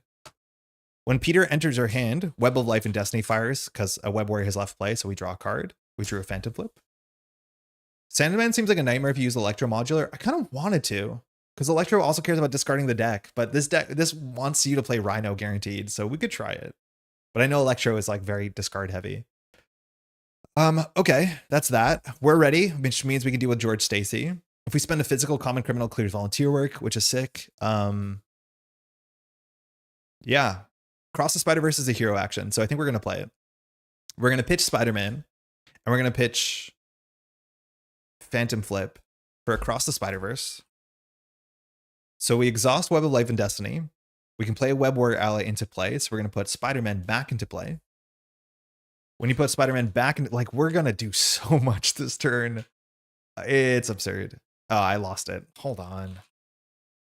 There we go. So now we still can ready ourselves over and over again. So now we can attack for 2. Spider-Man can attack for 2, readying us. We will now hop down. We will spend a physical from our hand to deal with the common criminal, the one on the left, because it says, as an alter ego, spend a physical to deal 3 damage to the common criminal, which we will. If this minion is defeated this way, choose to either draw 1 card or remove 3 threat from a scheme. Now, notably, Volunteer Work, which has 3 threat, says you cannot thwart the scheme, but we're not thwarting, we're removing threat, so we're allowed to clear this. Very smooth. Auto doesn't really do anything here. We will exhaust Gwen Stacy to once again deal with our worried father, and then we'll just use Maria to play George Stacy. I think we're going to use our alter ego effect to go ahead and shuffle Ticket back into the deck, which we can. And that's it. We could, like, this is not a hero response. We could, in theory, attack with auto and then hope that we draw an event and play the event on our deck. Oh, actually, hold on. Before we jump down, this is what we should have done with auto. We should have exhausted auto to remove 2 from here. The thing is, that's a hero action, so we had to do that before we jump down, but that's fine. Couldn't you play Maria then play Across the Spider-Verse? If we play Maria, we draw a card. I wanted to have the card for George Stacy. If we did that, we couldn't play George Stacy. Maria is like relatively low value this turn. It should be there for next turn, but thwarting 2 doesn't really matter here. But next turn, because we're in alter ego and might, I think there's a chance Maria Hill is better than George. I just want to play with George because George is fun. He's also good with Atlanteans, Royal Guard, and Namor. I haven't played with Royal Guard yet, I think, because I haven't messed with Synthezoid Smackdown. We'll do that on the stream hopefully soon. I'm just waiting for the card scans. Which I don't know who does the card scans, but like I owe a huge debt of gratitude because like that's how this thing is here. These are not my pictures. All right, Phantom Flip. Madame Web is here. We have a lot of Web Warrior cards, so she'll do a lot of work. Nick is back. Never hate drawing Nick usually. Teamwork. Ghost Kick. We have lethal damage this turn, guaranteed, and a teamwork. Like, threat's not going to matter. Maybe that's another big reason not to Maria, but for that same reason, George Stacy won't matter if we're going to win this turn. Goes to 1. Sandman attacks, or sorry, schemes for 1 in a card. 3 boosts. He's been scheming every time with 3 boosts, so this goes to 5. Kind of scary, but I don't think he can scheme on us. Dirt Trap. Oh, that's scary. So this, I've messed this up multiple times on stream. I like schemes with 1 threat and cool effects. I think 1 threat is just good enough. It says when defeated, resolve Surging Sands and then resolve it again. So I will do a whole bunch of problems, at least for us, because we're diligent on keeping this down and only add 3 cards or rip 3 cards. But it's hard to imagine that we do not have 11 damage here, considering we're holding a 6 damage card in our hand. So we're not going to complicate things. We're going to flip up. That's the wrong way. We're going to attack for 2 into Sandman. We don't even have to deal with this common criminal, I'm pretty sure. So we're going to attack for 2 to the villain. We're now going to use Helicarrier, and we'll throw out a Teamwork to play Ghost Kick, which after you use a basic power, deal 7 damage to an enemy. So we'll deal 6 to Sandman, down to 3. We will ready ourselves because we played an interrupt. We'll draw a card because of web bracelets. We draw a pirouette. Yeah, maybe we could have damaged Max. I don't think we really have to here. So then we're going to use Miguel. Attack for 2. Sandman's down to 1. We'll bounce. Let's thwart with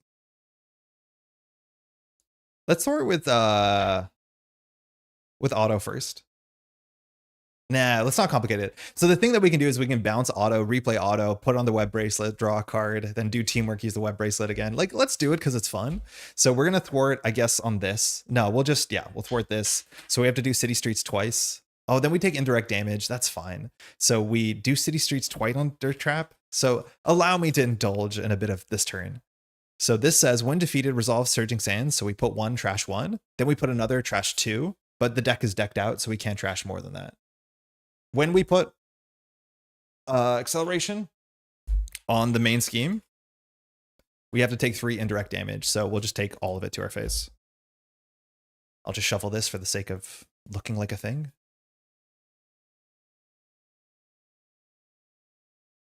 Then when we use Miguel to do 2 damage, we will bounce this auto back to our hand, draws a card, and then Spider-Man leaves play. So we draw a card. Okay, cool. Then, like, this is probably a Nick Fury angle because we have so many wasted cards. We'll do Strength into Phantom Pliff, Pirouette to play Nick. Nick Fury draws 3 cards. 1, that's probably better than 4 damage. 1, 2, 3. Okay. Nick attacks for 2. We attack for 2. But no, we won't. We will not attack for 2. What we're going to do is use Team Building Exercise and Warning for auto. When auto enters play, we can ready Web Bracelet, which is tech, so we draw a card. Then we will attack for 2 into the villain. But when we attack for 2, we're going to use Teamwork. We'll use Teamwork to exhaust Spider-Man, adding his stats. So we're attacking for 4.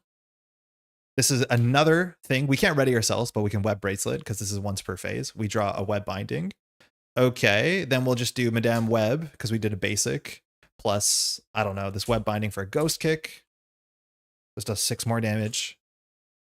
Like, this is absurd. Spider-Man will attack for 2. Writing, I guess, ourselves. We will play SPDR. SPDR is in play. In theory, we could have attacked with... It might be better to, instead of reading auto, because we can attack with 2 with auto, which draws another card. It's not a useful card. But SPDR will attack for 1. And we'll attack for 2 more. This binding is useless. We'll just put on George Stacy. Good game. I think we wasted some damage there. I think we actually want to prioritize reading our allies because if we defeat our allies, we draw more cards. But Sandman went from like 11 to -18 in a single turn.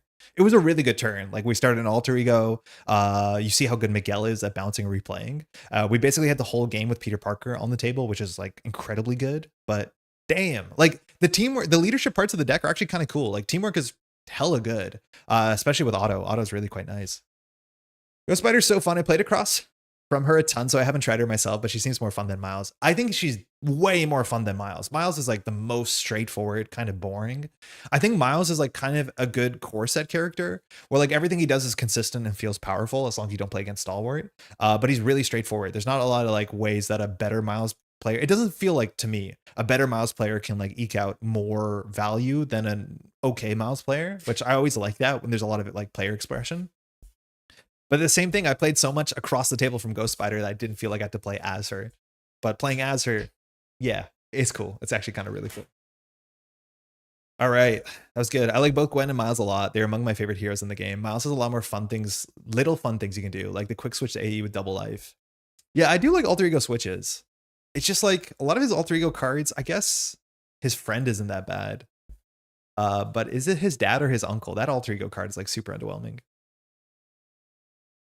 Yeah, Gwen is definitely assigned to be more finicky and combo heavy. Yeah, you need to know the timing structure. If you want to play protection, you need to know the value of like blocking now versus reading. It's really, really cool. I love Miles, prefer him to Peter as a hero, but Gwen seems so interesting in terms of deck building. I think I like Peter more than Miles. And Peter has some like clunky cards, but Peter has some cards that just feel really good. And his ability is just very, very satisfying overall. I just feel like when I play Miles, especially when I play solo, most of the game is the villain's not activating. And it's just like, you're not playing, like, obviously this is gatekeeping, but you're not playing Marvel Champions. You know what I mean? It's just like the game is not doing its things to you. So you don't have to make decisions. Peter's such a core set hero. Yeah, half his cards are like awful, but he's like pretty powerful. He has problems, but I actually enjoy playing Peter way more than I think I do. Miles and Peter are nowhere near as fun as Ghost Spider and Spider Woman. Yes, I do agree. We had a lot of fun with Spider Woman on stream. Okay. Let us move gears to something else. Without saying Venom Goblin, what other scenario from this box do we want to play? Or in fact, any scenario. Last week, someone suggested Mojo, and it was like such a sick call. Is there a certain scenario you think would be fun to play this against? I'm down for like Mysterio. I'm down for Venom. Those are obviously like right next to me, but hey, it's a Sunday afternoon. We can do whatever we want. I don't actually have to sort this well. Oh no, maybe I do, because maybe we'll use these cards if we're playing Venom or something. Down to earth, down to earth, down to earth. The city is in chaos.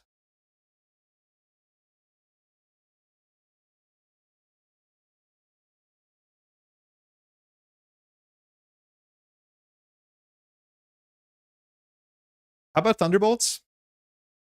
I don't like the Thunderbolts. But for you, Cheddar, I'll do it. For you, I'll do it. But I'll be honest, people were doing some rankings on Reddit recently of like their favorite boxes, and Agents of yeah, what is it called? Agents of S.H.I.E.L.D. is high on people's rankings. You might not be surprised.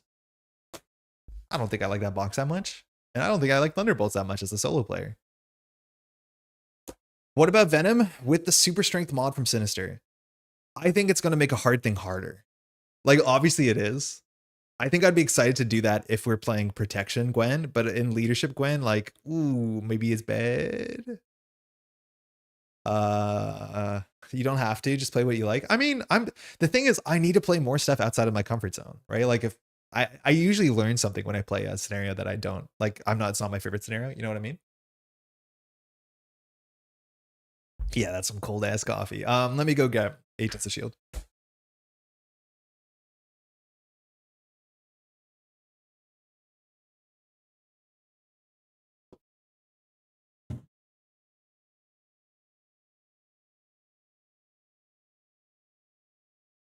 Juggernaut we played last week, so I want to avoid doing a repeat. But I think Juggernaut's cool. I think Leadership doesn't scale well into Juggernaut, which is interesting. Does somebody want to pick 2 Thunderbolts we can play against? One thing I will have to do is resleeve, but that shouldn't take long. As long as we decide which Thunderbolts we're playing against. I had more fun playing Baron Zemo this holiday than I ever had. It was cool. Been playing against Magneto a ton lately. It's become my new deck test scenario. I think Magneto is the scenario I've played the most in Marvel Champions, next to like Claw. But Magneto is a lot of fun. I think he does a lot. He's good. Oh yeah, Thunderbolts is a bit awkward on stream. We'll figure it out. The Iceman guy? Yeah, I know the one. I know the one.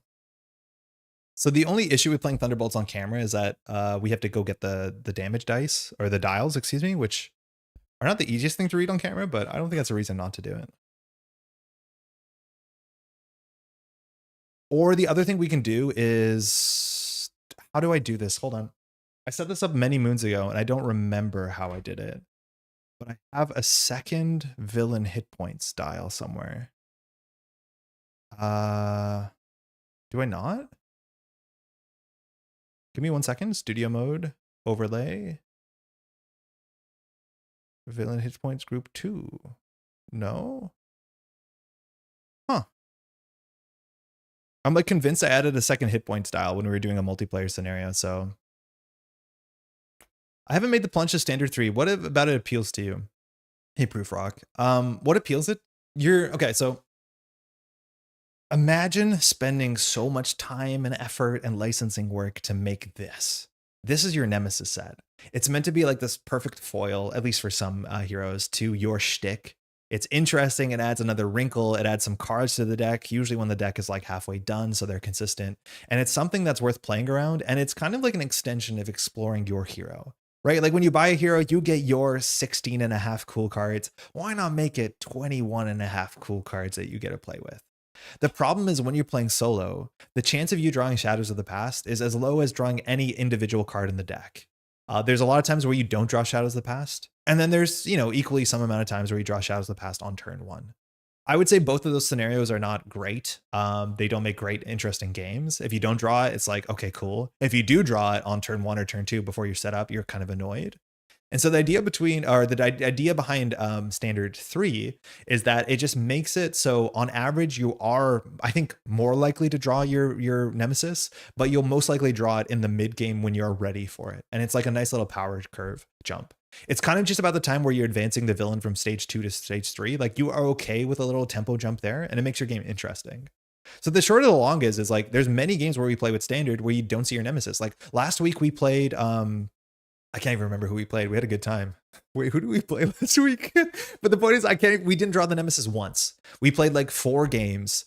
We were playing Gambit, card counter Gambit. We never drew no, that's not true. We drew the nemesis at least once. But that's when we were playing a smaller deck, when we were playing Magog. It's a smaller data point. But the idea is it allows you to see this thing at a consistent level, which is not unfair. I would say that's it. It's also just different. Like the majority of the cards are the same. They just have boost icons that care.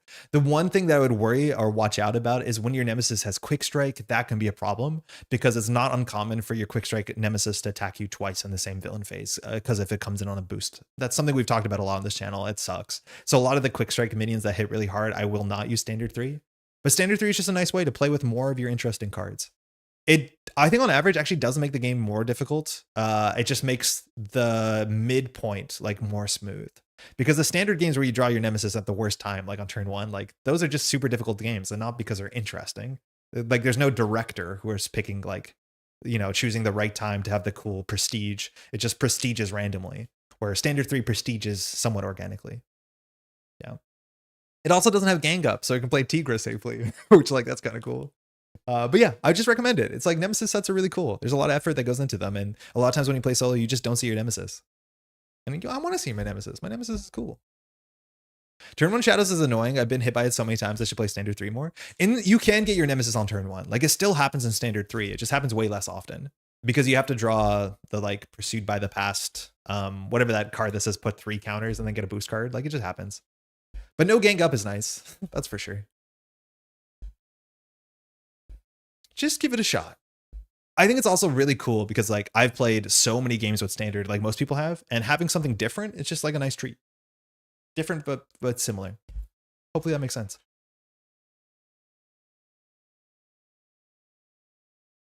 Yeah, drawing closer obligation, is rather weak. Oh, is that the one I'm thinking of? The one drawing closer? Why can't I find it? Drawing nearer, that's the one. This card I actually like a lot. You're right, it's weak, but it's really cool that the standard set has a card in it that encourages you to jump down to alter ego. That is something I wish standard did have naturally, is a card that I like this card a lot. It's a card that incentivizes you to jump down to alter ego in any game. And you don't always have that. And it's a tricky thing to deal with in solo. Sometimes you draw this and it doesn't matter. Sometimes especially when you just got your nemesis and then you have some turns to plan it. But I actually think drawing near is one of the big successes of standard 3. I'll consider it occasionally. Give it a shot. If you don't like it, don't play it. Like obviously you are the one who has to live with you. But yeah, it's I'm a big fan. Drawing near is funny. Multiplayer, you can get rid of it before it even has an effect. Oh yeah, that's true. Wait, you can do alter ego actions on other people's obligations? Or because it's an action, you can do it on other people's turns. Yeah, right, inherently. All right, did we decide who we're gonna be dealing with? We have all of them. We have 10 of these. We have Songbird. I don't like it, Atlas. I feel like Atlas doesn't make healthy play patterns, but I think someone mentioned the snow one. Was there another one I missed? The snow one's pretty mean. Blizzard's pretty mean. These do get shuffled in the deck, so we have to resleeve all parts of it. Excuse me. So sorry, who are we teaming up with Blizzard? We need to pick 2 of these. Thanks for reminding me watching you sleeve. I still have a ton of cards to sleeve and picked up a bunch of more sleeves yesterday. What are you working with, Andy? Sleeving is fun. It's cheaper than therapy. It's way less effective than therapy. Like, don't get me wrong, but it feels like therapy. Joystick is fun? Okay.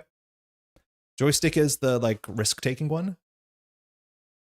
You want something less mean than Moonstone? I mean, like, losing to Thunderbolts on stream.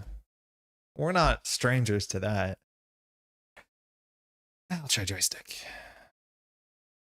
Extreme. Do not pick Batroc. The guy sucks. I don't think Batroc does that much when you play solo, because a bunch of like Batroc's cards are about moving around. The things engaged with you. We also get to say a bunch of the French names, which I'm medium equipped to do that.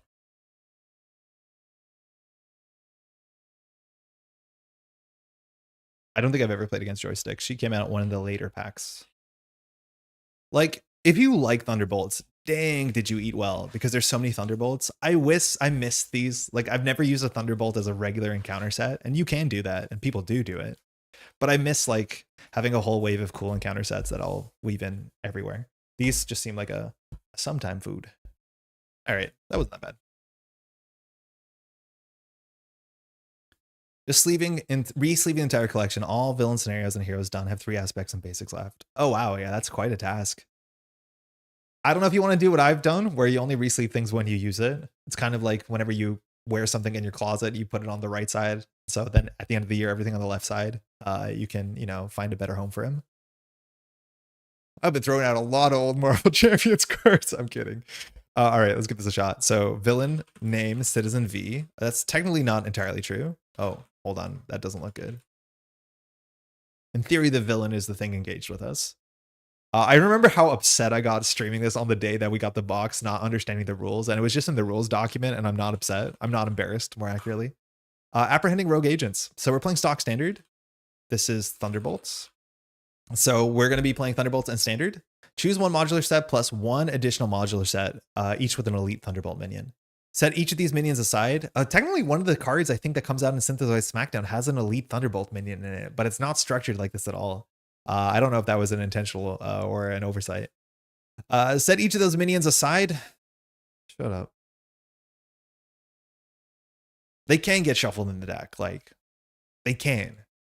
If you're playing them as regular encounter cards. Don't worry about it. Blizzard is a bit brutal. I don't know better. I've never played against. No, I have. I know it was bad, but we'll find out. Shuffle the rest of the counter side into the counter deck. Reveal the Justice like lightning. And then we're kind of in a good spot. So we randomly get to pick one of these. Well, it'll be random. That'll be in play. Justice comme lightning. I don't know how to say lightning in French. When revealed, each player reveals a random set aside Thunderbolt minion. So we're going to do even odd. Oh, I don't know why I have my red dice out here. We don't need these. Even odd. So odd, we're going to have Blizzard.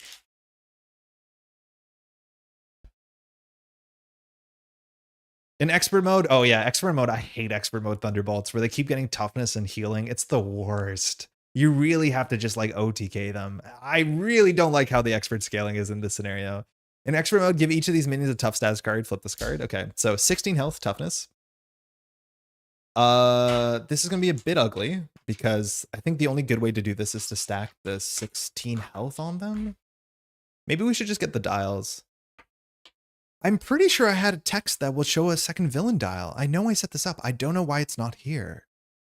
But I'm convinced I had a second hero dial. Does anyone remember? We did a stream where we had 2 villain names. Or sorry, an extra villain dial. I don't know why it's not here. Give me 1 more second to check. Just out of like... Yeah, I can't find it. Because that would be easier than tracking their actual health. Overlay, single encounter set, rules reference, card pop in, hero hit point group. Yeah, I don't, oh, hold on. No, that's not it.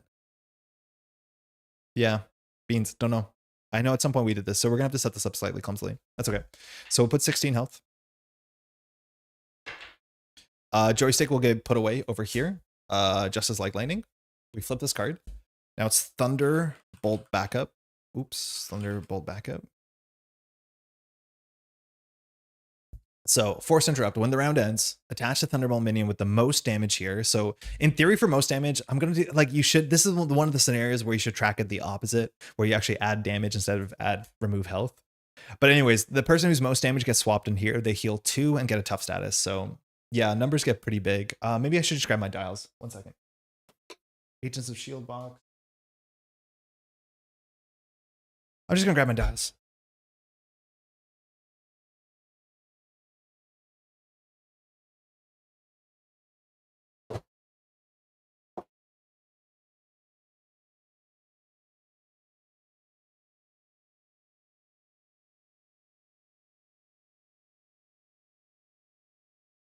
At Con of Heroes, one of the community events was this scenario, but with the buff versions of everyone's Nemesis minions. I played with Phoenix at the table. It was fun. Oh, that's really funny. Someone on Reddit recently posted a version where you take the 4 horsemen and you theme it around that rich person's room from X-Men. You probably know what I'm talking about. I obviously don't know the name of it. I played 1 game of it. I thought it was actually really easy, so maybe I did the rules wrong. But I thought it was interesting. It was a lot of setup. It's kind of cool. All right, so that's that. We can flip this over. She's the main reason why I avoid Phoenix. She's not that bad. You just gotta blow her up. Apprehending. All right, so this has 1 threat. I have spread it out on the scenario more than others. Every Thunderbolt has guard. After a player attacks a Thunderbolt minion, then minion engages that player. That is much more interesting in multiplayer, but the idea is if we ever want to just like attack Joystick, Joystick will jump on us, and then both of these minions will activate against us. Notably, the villain, Citizen V,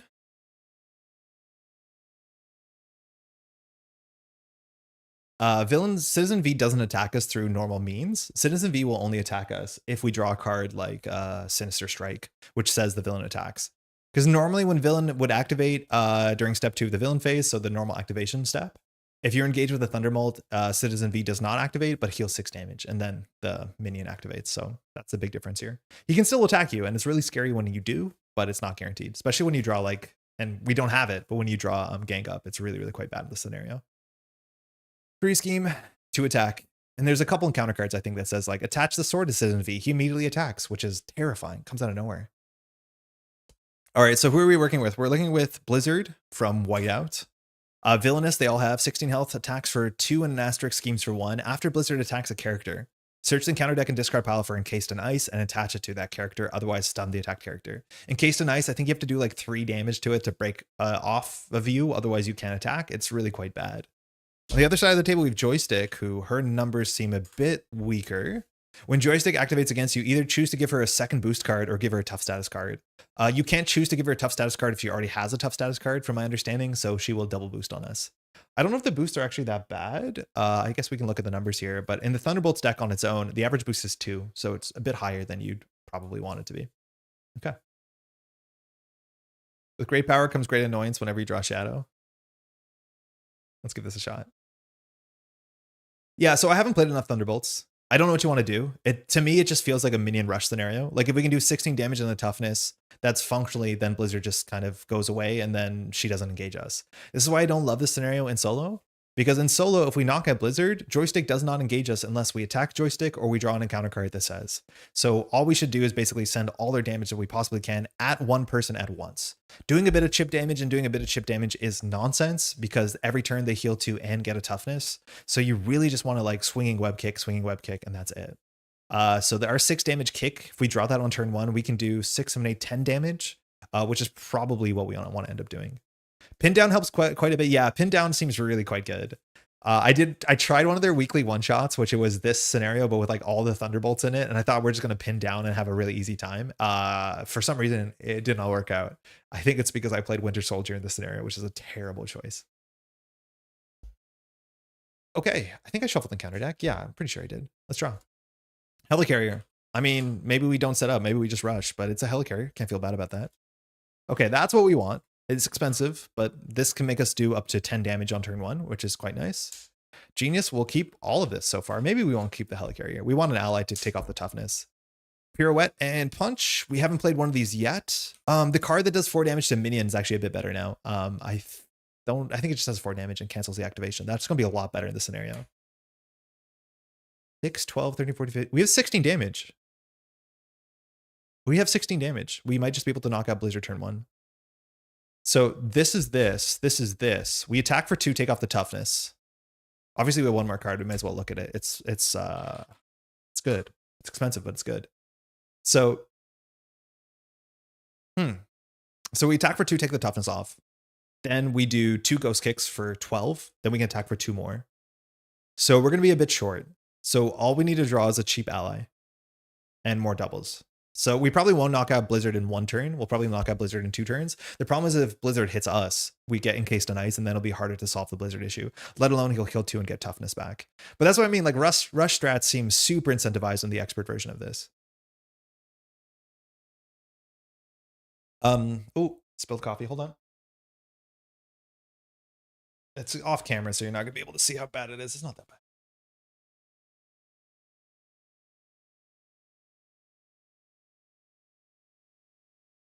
Okay. So if that's the case, I think there's no reason to keep these. I don't think we can play Miguel at all. If we keep the research generator, it's not the worst thing to do. Oh yeah, well, anything with piercing is really good. Like you definitely should put some piercing in your deck. If we play Helicarrier, we can't play double ghost kick, so I don't think we play the Helicarrier. So we'll keep these 3. Madame Web, too expensive. Teamwork is not that much more damage because we have an event interrupt. We have Take It to the Multiverse. That's perfect. Oh, the problem with Take It to the Multiverse is we have to use it in an alter ego if we want to shuffle it back into our deck, which means the only way we can do that is with Madame Web. Madame Web is worth 2 damage this turn because she pokes the piercing. So if we do like this into Madame Web, and then we ghost kick, then when we block against Blizzard, we can ghost kick again, and that actually might be even better. I think that's actually the best. I think that's the best. The problem with Madame Web is she scales with the amount of web warriors in play. So she'll only look at 1 card, I think, unless we want to play her in hero mode. But if we play her in hero mode, we can't shuffle back, take it to the multiverse. So that's like kind of weird. But if I'm not mistaken, Madame Web takes the toughness. We attack for 6, 7, 8, 9, 10. And then this ghost kick defeats Blizzard on first turn. But the force response will go before this hero response. So if we get encased in ice, what does encased in ice do? Like, I guess that matters what this text is. Because Blizzard says after Blizzard attacks a character, which is after Ghost does the basic. It has the same timing, but because it's forced, it will go before our hero response. Encased in ice, I think it just says we can't attack. Attached character cannot attack enemies other than this card. So that sucks. So we're not going to be able to knock out Blizzard in 1 shot because the ice will happen before we can respond with the ghost kick. Awful. So then maybe, I think that's still the play though. Attacks a character. Oh no, then we can just block with the damn web and then hope Citizen V activates against us. Maybe that's the case. I think that's what we do. The encase in ice. So we're going to do 1, 2, 3. We're going to play Madame Web. And we're going to use her text. And we're just going to look at 1 card on top of the deck. After Madame Web's enter looks at the top 1 card, because we only have 1 web warrior. Whoa, extreme risk. What's this do?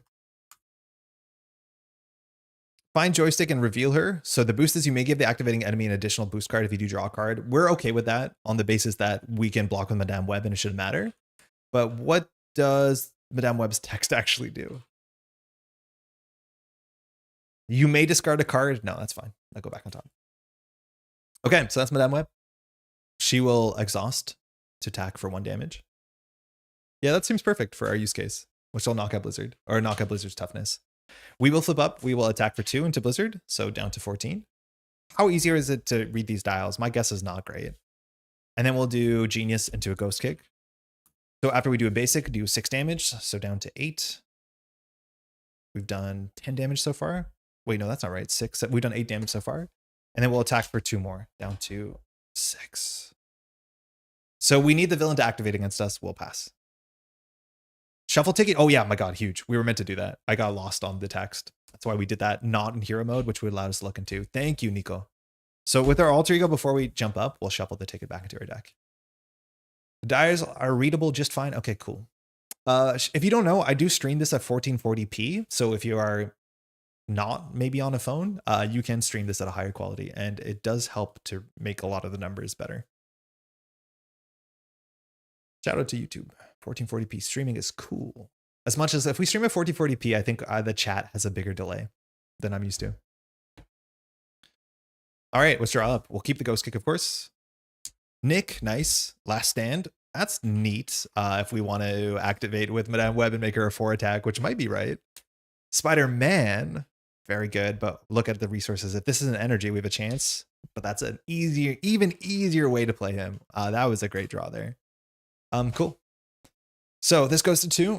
Citizen V would heal 6 because otherwise Citizen V would attack but can't. So now Blizzard's going to attack. We know what the boost card is going to be. So Blizzard is attacking for 4.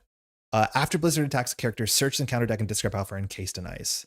Now the issue is the only way we can play Ghost Kick as a response to us exhausting, or more accurately doing a basic activation. So if we block here, we'll get encased in ice, and then that's bad. So we're going to block with Madame Web, I think. Yeah, I think we are. I think we can still knock out. No, actually, we are not going to be able to knock him out. And this leaves us with a really bad hand. Like, maybe we just don't do this. We're going to be drawing a card. But if this is our hand, it's actually kind of butt. So I think we don't do anything. I think we just hold here. Because he's going to be at 8 health toughness up in there. So if we attack for 2, we take the toughness off. Then we can ghost kick for 6. Oh, we're definitely not ghost kicking here. What am I talking about? But that's the idea. All right, so we're going to block with Madame Web. This risk is extreme. So you may give an additional boost card if you do draw a card. So we'll draw a double. That's actually really impactful because now we can play Nick Fury and keep across the Spider-Verse maybe. It's another energy truncheon. We did shuffle this deck, right? This has +2 boost. So it's attacking for 1, 2, 3, 4, 5, 6. That's going to defeat Madame Web. And I think Blizzard's text won't actually fire here. Because after Blizzard attacks a character, search and counter deck and attach to that character. Otherwise, stun the attack character. So that's fine. 1 counter card. Innocent Bystanders. Oh, this card is so mean. This gets us. I think we lost really bad this last time. So it comes in with 4 bystander counters. And after you attack an enemy or an enemy attacks you, either spend a resource or add 1 threat to the main scheme, 2 threat to the main scheme in expert mode, and then remove a counter. It's really, really, really good. Now, Thunderbolt backup fires. So obviously, Blizzard here has the most damage. So we heal 2, give him a toughness, and then joystick swaps in. Now we always can attack Blizzard, but if we attack Blizzard, he will also engage us. But if he's defeated, that's fine. Okay, it's back to us. We have a puzzle here. So we have to beat 8 damage toughness. That's all we have to do. Yeah, bystanders is really, really, really rough. We can add 2 threat a turn is like really bad on expert. The expert scaling for this one is like very, very notably different. Okay, so we can attack for 2. If we last stand somebody, that will ready us. So we can attack for 2 into 5 into 2. That is 1 short. If at least if we play Nick. Spider-Man's really good here. So we could do 1, 2, 3 for Spider-Man. Then Spider-Man can attack. We can attack for 2. Spider-Man can attack for 5. We can attack for 2. We're still 1 damage short. Oh, this readies us. Which is not awkward. It's awkward with Spider-Man. So we would, yeah, Spider-Man and Last Stand are actually really awkward because it's an interrupt that readies us, but Spider-Man it readies us. So that's not good. So I'm assuming it's a Nick Fury angle. So we do 1, 2, and then I guess we throw out Spider-Man because we can play it back with Spider-Verse, and then we throw out probably Last Stand. Last Stand is 3 damage in a ready. This is 6 damage in a ready, which I think is probably better. So we do this 4 with Nick Fury. We draw 3. We should be able to defeat Blizzard. So I think that's what we're going to do. We're going to spend 4 on Nick Fury. Let's move you up. The other options, we do Nick Fury. We just do 3, 4 damage here after taking the toughness off. That will put Blizzard at 4 health. Well, that's another option, actually. If we just do Nick Fury and we have first attack for 2, Blizzard engages us. We do Nick for 4, Blizzard's at 4. Then we attack with Nick with Last Stand, which does 5. We knock it out with Ghost Spider. That's a totally legit option. We do attack, Nick Fury for 5, ready, we go for 2. That also works. That works really, really well. Or we can hope that we draw. We're drawing 3 cards, which means 1, 2, 3. to play the Spider-Verse, we have a double, we play Ghost Kick. With the Spider-Verse, we can do attack for 2, attack for 2, attack for 2, attack for 2, so we're short 2 damage. I honestly think not drawing with Nick might be right here. And last standing Nick. It might be correct. It might just be correct. Because we're not guaranteed to do the thing. Because again, say we play Nick and draw 3 cards. We can attack for 2. We spend, hopefully, we love the last 2 cards on Spider-Man. Spider-Man attacks for 2. So we're at 6. We ready Ghost Spider. Ghost Spider attacks for 2. We're down to 4. Nick attacks for 2. We're down to 2. And then unless we draw a double, we can't play the Ghost Kick. I think the last stand plan is more guaranteed. There's a chance we have a better line here, a better value line, but it's requiring us to draw a double. And our deck only has 2 doubles, and we're only drawing 3 cards. So I think we do this. So when we play Nick, we'll throw out this instead. Then we will attack for 2 into Blizzard. Blizzard loses the toughness, but now engages us, because anytime you attack somebody who's resting and healing, they just engage you. Then we will attack for Nick Fury, but when we attack for Nick Fury, we'll last stand him. So Nick Fury now attacks for 5. Oh, sorry. Then we play Nick Fury. I was like, we don't have enough damage. And when we play Nick Fury, we'll do 4 damage, dropping this down to 4. Cool. Then we'll attack with Nick Fury with last stand, which readies us. I guess that's a bit extra. So it gets +3 attack. So Nick now attacks for 5, which knocks out Blizzard, and we have defeated Blizzard. Now he can still come back. It's possible. But I guess we'll just put him up here because he can come back. But we've knocked out one of the villains, and now this villain or Thunderbolt will be up here, and that's all they do. We'll get rid of Nick. We are now ready.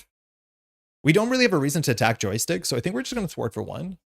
And we'll hold on to Cross the Spider-Verse because it's so good.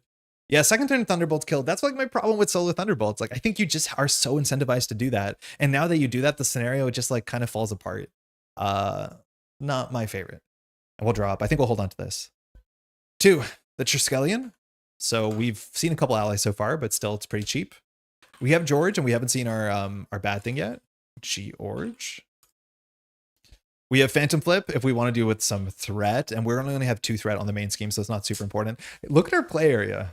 We have nothing because we just sunk everything into getting rid of Blizzard.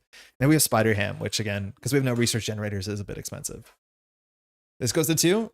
The villain would activate. Oh, hold on. Innocent bystanders. It's never that easy. So after you attack an enemy or an enemy attacks you, either spend a resource of any type or place 1 threat on the main scheme. So that's a bummer. I think we actually use no, we hold on to Cross Spider-Verse. It's way more than 2 threat. But we attacked twice. This is after you attack. So it doesn't fire off of Nick because Nick is not us. So this will go down to 3 when we attacked because we attacked the toughness. And then this goes up to 4. So we'll do that. Yeah, I think that's the best way we can retcon this. Okay, so Citizen V will attack us here, but won't. So when Citizen V would activate against you, heal instead, but Joystick will activate against us. And again, let's check Innocent Bystanders. Good catch, yeah. We had so much to do that turn, we do forget sometimes about the passive abilities. So after you attack an enemy or an enemy attacks you, spend 1 resource of any type and remove a threat here. Okay, so this will be pending on Joystick. Joystick, we have no choice here. I think we are going to defend. We now have a reason to play Phantom Flip, which is good, and it actually happens after, so I do think the timing here supports us. So Joystick, we're going to give 2 boost cards because we have no other choice. So 1, 2, 3, 4, 5, 6. We take 3 damage because we block for 3. Now Innocent Bystanders will pop off, so this goes down by 1, and we'll choose to put this up by 2 because we can respond to this. I think we're just going to do 2 for Phantom Flip, but if we do that, we can't even play Across the Spider-Verse, so I think instead we're going to spend 1 to make sure the threat doesn't go on here because our hand is kind of good. Draw from Joystick? Do you draw? Wait, you draw from Joystick? Oh my god, you draw. Okay, hold on. So that changes the turn. It's a Web Bracelets. Maybe we don't even spend this now. Because if we don't spend this, we can play Web Bracelets Peter. That's a lot better. Yeah, okay, cool. Yeah, Joystick is cool. 1 encounter card. Such a slog. This card represents, like right now, it represents another 10 threat on the main scheme. I'm going to make sure we shuffle this deck, but that's all it is. Great. Now Thunderbolt Backups does a really unintuitive thing where it just pulls this aside and she will sit here forever. We have no incentive of attacking her ever, but technically she is the minion with the most amount of damage, which is 0, right? When the round ends, attach the Thunderbolt with the most damage. Technically 0 is the most damage, and she heals 2 and just sits there. So now all we have to do is play it slow. Citizen V is just a blank 3-2. 3 is a pretty high scheme. Every time that we attack or get attacked, we have to add 4 threat to the main scheme unless we spend 2 resources, or halfway in the middle we can do. But yeah, now the scenario kind of falls apart a bit. There is an encounter card that says like Blizzard shows up, engages us, and heals 5. So that's the thing we have to watch out for. All right, let's do 1, 2 for our web bracelet. I don't think we can be precious here. I think we just have to play all our cards. Still going? Yeah, Nolan, this is game 2. How's it going? We had a really good game 1. This is it's going okay. Then we'll oh, we can't play Across the Spider-Verse because we don't have a thing to exhaust. We're exhausted. Oh no, we should have not blocked. I forgot we have to exhaust a Web Warrior card.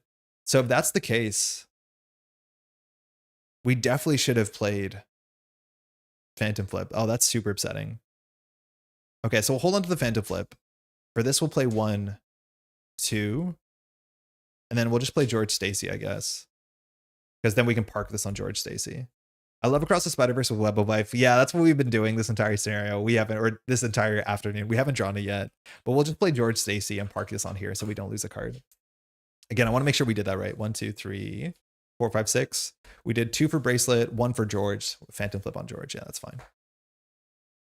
Whoa, did I tune into the right channel, not a protection deck? Gemini? That might be right. Yeah, you technically did. It's really weird. We went out the way to not play protection and Ghost Spider because of that sort of criticism, which I think it's really funny. Obviously a huge fan of protection. All right, web binding. Honestly, not the worst thing when we are dealing with all these bystanders. Another bracelet's a bit extra. Warning, kind of super playable here, but I think we're going to play Phantom Flip. Pirouette and Punch, which we could cancel a bad one revealed if we want to, and a useless parental guidance. All right, things are a bit scary. This goes to 7. I was looking for the 7 on that for a second, I can't lie. Now Citizen V is going to attack us. So is it an attack for 2 and a card? We have a couple lines here. No matter what, we're going to defend, and then either we can Phantom Flip, probably going to Phantom Flip, or we can go ahead and do a warning, but I'm pretty sure the Phantom Flip's what we want to do. Protection players are the hipsters of the MC community. I mean, like, not anymore. I think we used to be like 2 years ago, and then they printed like Ready for a Fight, and now we just kind of became the fun way to play the game, where you can jump to alter ego and not rely on confused status. Adjust my toque and mustache. All right, nowhere safe. We're only being attacked for 2, so we can't even play warning if we want to. Nowhere safe adds 1 counter to Pursued by the Past. And now we have a couple of triggers to do. Innocent bystanders will happen first, because they're forced. So each one goes down, and then either we have to put 2 or 4 threat or spend 1 or 2 resources. We still have an encounter card to draw. We are going to play Phantom Flip for 2, which will draw us a card and ready us, which leaves us with these cards. These cards can play Pirouette and Punch. So I'm going to guess that we're just going to let this go up to 5, 6, 7, 8. Oh, we have to pay 1, because otherwise this goes to 11 and we lose. Yeah, we have to pay 1 here. 5, 6, 7, 8, 9, 10, 11. Because this will happen before Phantom Flip, I'm pretty sure. So if that's the case, we're going to have an... Oh, no, we draw a card. This is fine. So we'll pay 1 to prevent one of the bystanders. This bystanders will put 2. Next, we'll pitch 2 for Phantom Flip, which says after you use a basic power, remove 5 threat from a scheme, and we can ready ourselves because of our hero text, and Web Bracelet, we can draw a card. So now we can still respond with a Pirouette and Punch. Ooh, yeah, cool. Encounter card. Citizen V Sword. This is what I mean. This card is so mean. I guess it's just another activation, but attaches to Citizen V. He activates against you. So I think we actually do Pirouette and Punch this because I couldn't be bothered to clear this card. Because it's expensive to get rid of this. After you attack and spend 2 physicals, let alone when he attacks, we put 4 threat. So it says when a card is revealed from the counter deck, deal damage to the villain equal to 1 more than the number of boost cards. So it has 2 boosts, so we'll do 3 damage to Citizen V. And cancels when revealed effect. So when revealed is attached and he activates. So let's just not worry about that. Yeah, the sword is so mean, especially because you're not expecting him to attack and then suddenly you get attacked by him as well. It's obviously a problem. Now, if we attack into Citizen V, because of the bystanders, we're going to have to add 4 threat because we have no resources to spend. So I think all we're going to do is we're going to thwart for 1 and pass. So not great, but the cancellation was actually super valuable. Mind you, joystick just sits there. Campaign 2? No, this one's not a campaign. We're just playing stock standard Citizen V. Chat shows joystick and Blizzard. SPDR, Ghost Kick for damage. We only have to do 13 damage and we win. A double is really quite nice because all our 2-cost cards, like Phantom Flip, which is good because it's going to be up very high, the main scheme, and we have an auto. So our resource generators are not here, but we're definitely holding on. And that's mostly because we did shift into tempo versus value in the early game. Goes to 4. Citizen V is attacking for 2 and a card. We will block without even thinking about it because we probably want to with either flip or kick, but probably flip. 1, 2, 3, 4. The last innocent bystanders, I'm saying, not entirely sure. So we're going to take 1 damage because we block for 3. We have to do these first, so at least one of these is cleared. And now we have to do 2 innocent bystanders procs. The first one we'll definitely put on. The second one is dependent on our resources. Because I think we're just going to Phantom Flip, which draws a card, which leaves us here. These cards are really expensive, so we could play like SPD or Spider-Man. If we play Spider-Man, we draw a card. This is... I think we could play a resource here. There's a resource for 2 threat. And then we can still play Spider-Man, which draws a card. The card can put on George. But if we keep a card here, we're guaranteed to put Ghost Kick on George, which might be a bit better. So I think we'll just put 2 threat here. So 6 goes to 8. Did we already put 2 on here? I think we did. I'm not sure if we did, but I think we did. Then we'll play Phantom Flip. So we remove 5 threat. So 8 goes down to 3. We ready? We draw a card. A warning, nice. And we still have our encounter card.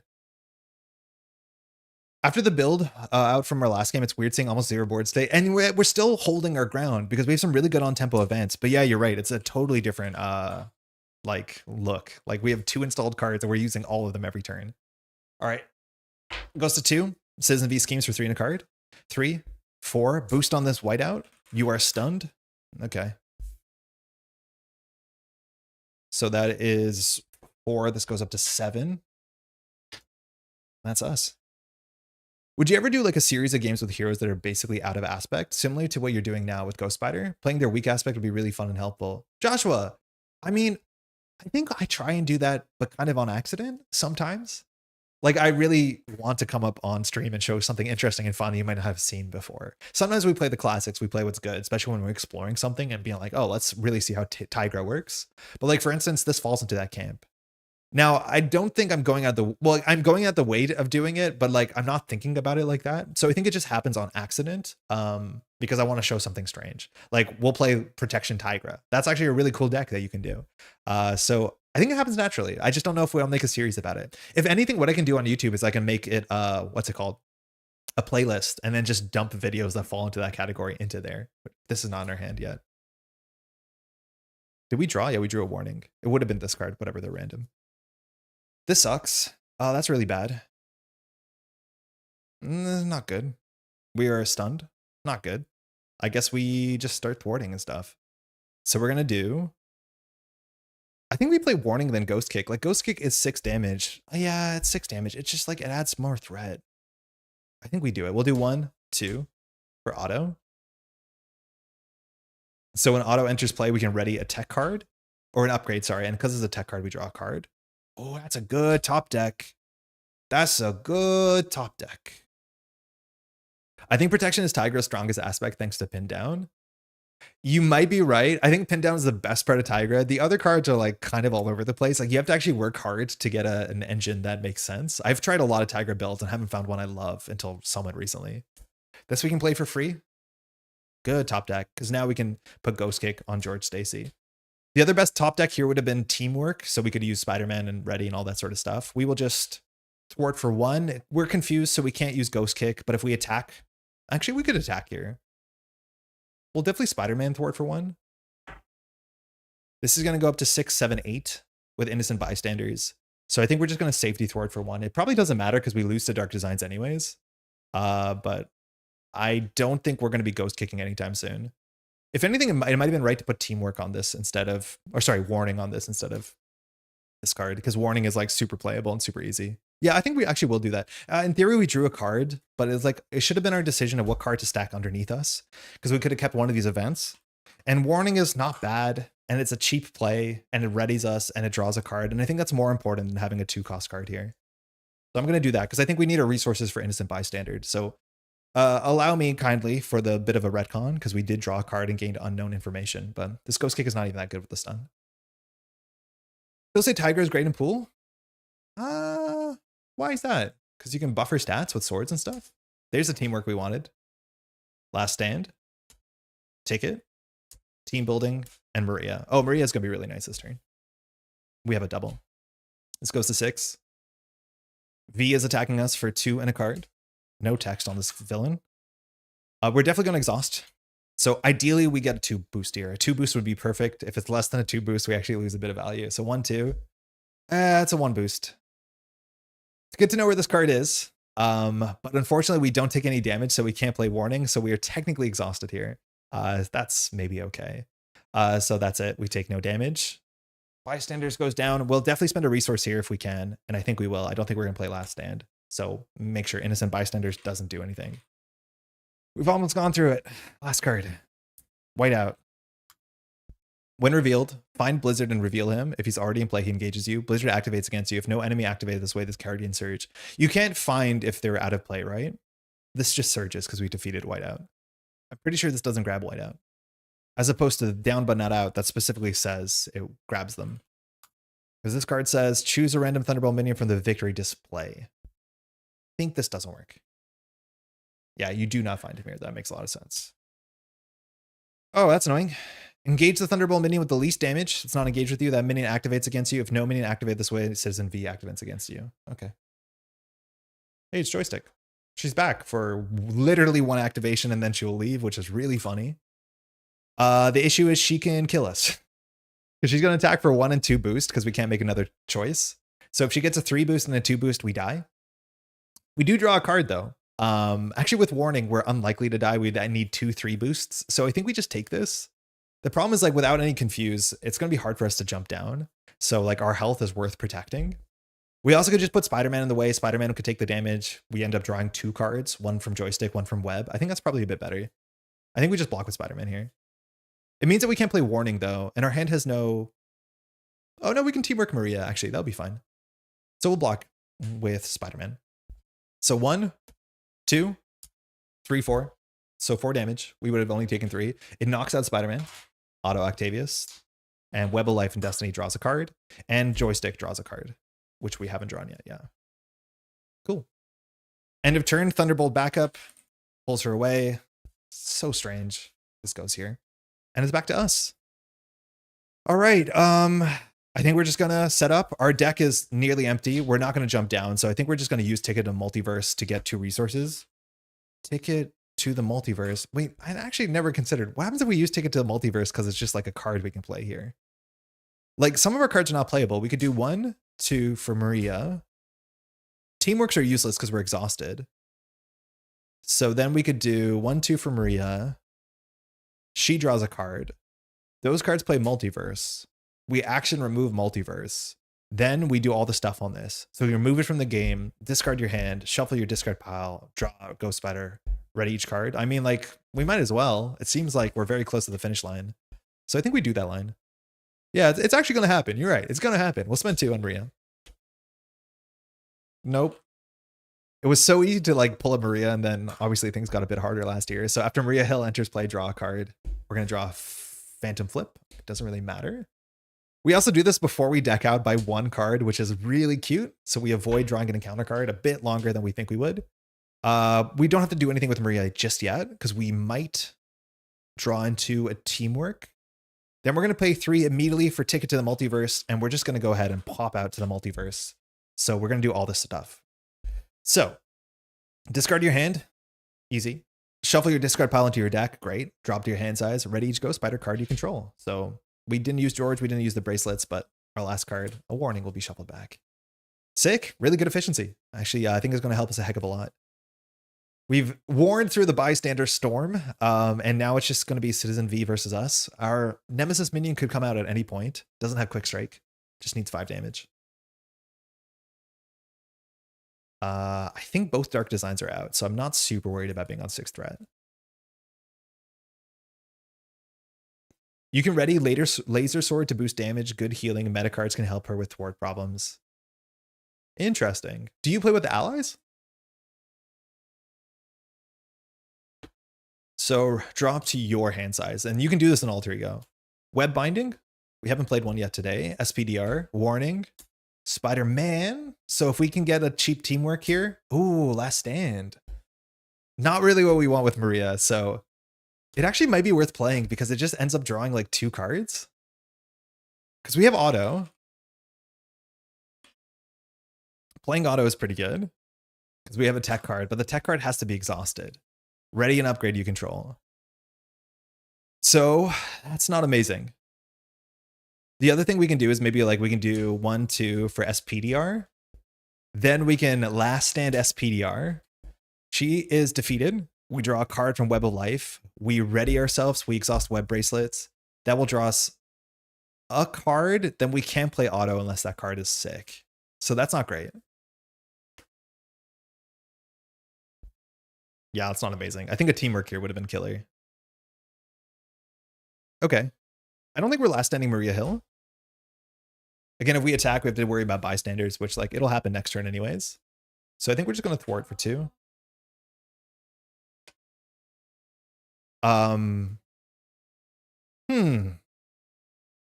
We can tuck the Last Stand on George for a rainy day. Web Binding, when an enemy would activate, cancel that activation. That's like, okay.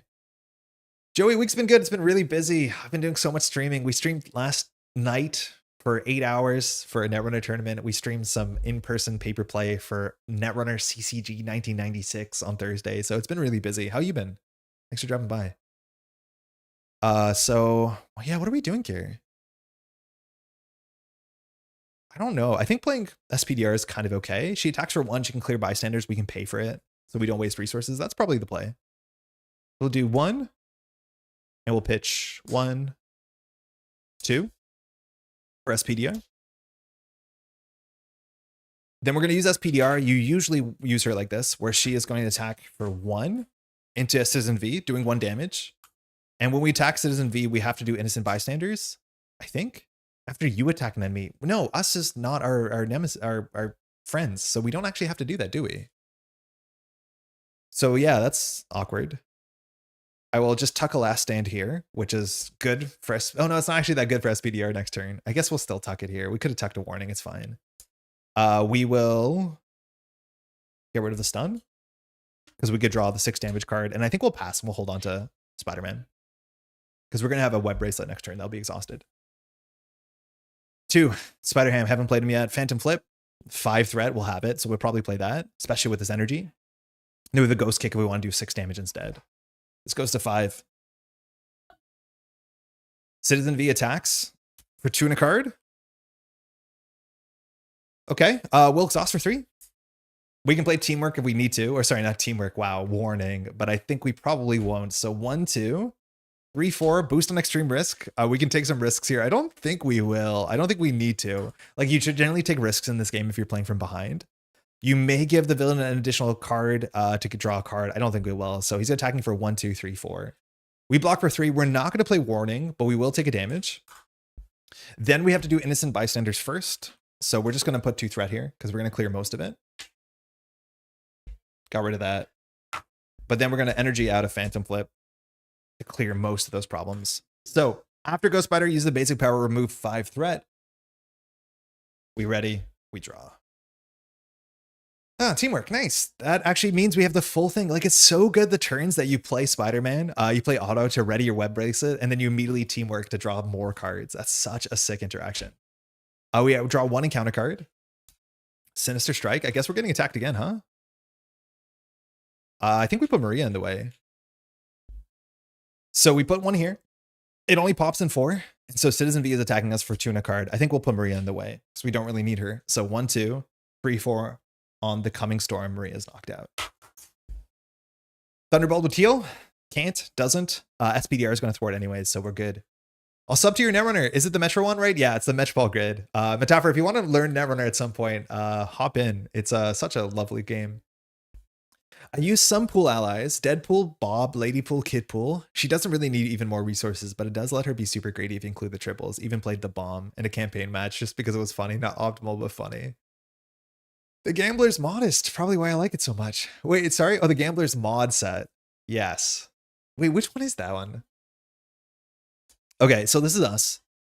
12 damage. I don't think we have 12 damage this turn, but we have a lot of really cool value plays.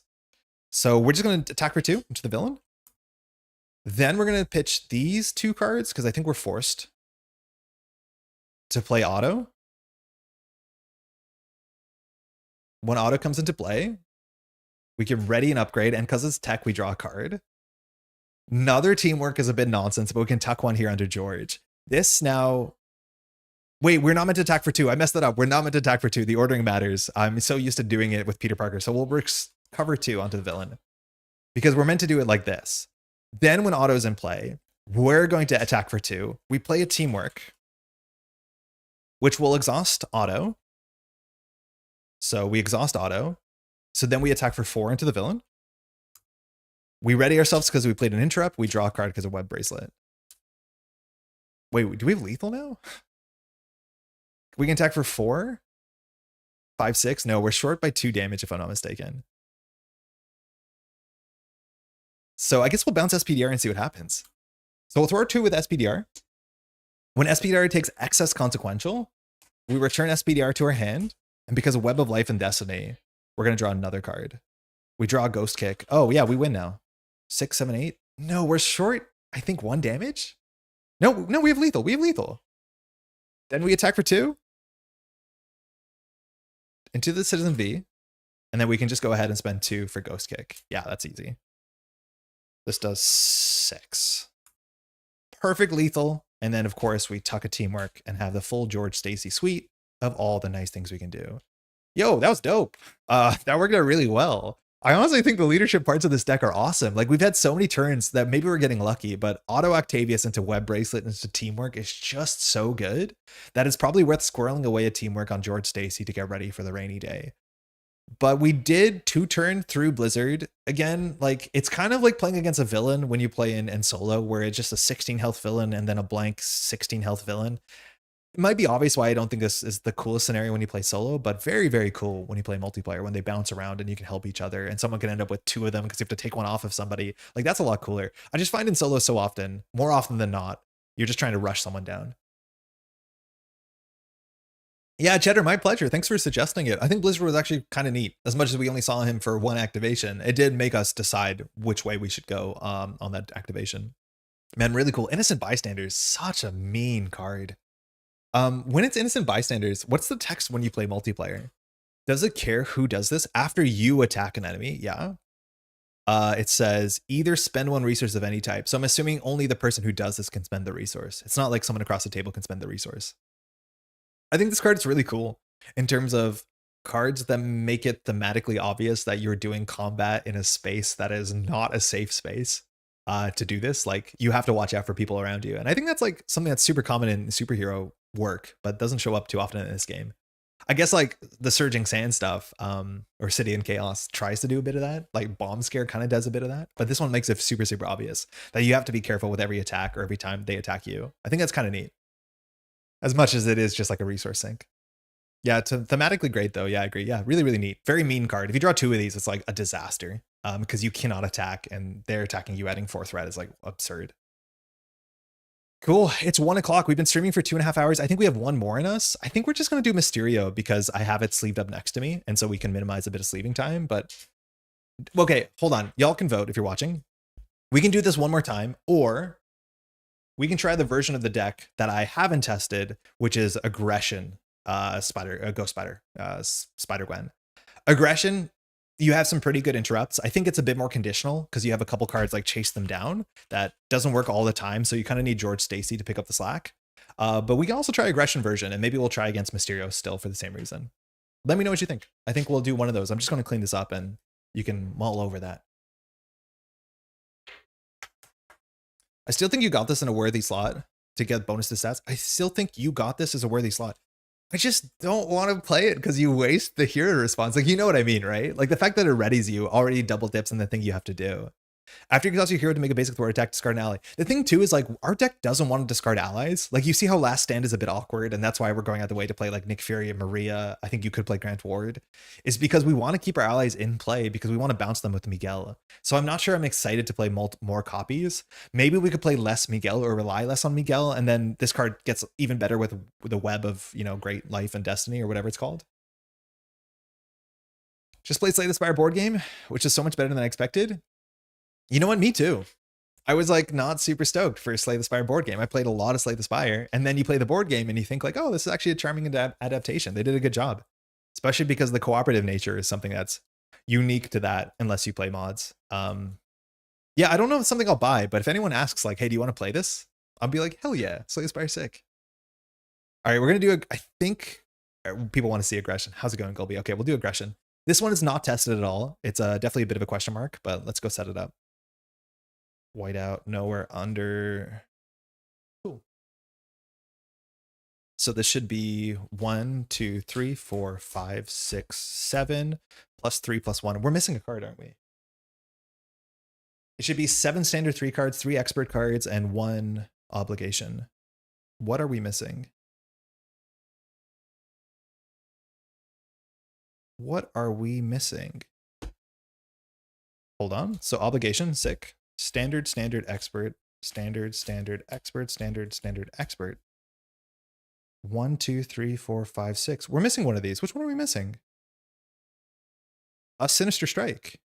Where's there an extra? Are we playing with 1 too few Sinister Strikes? Did we undermine the validity of all these games you've seen before you today? Or did I just shuffle it into my encounter deck? Huh? I'm assuming we left it in Sandman on accident.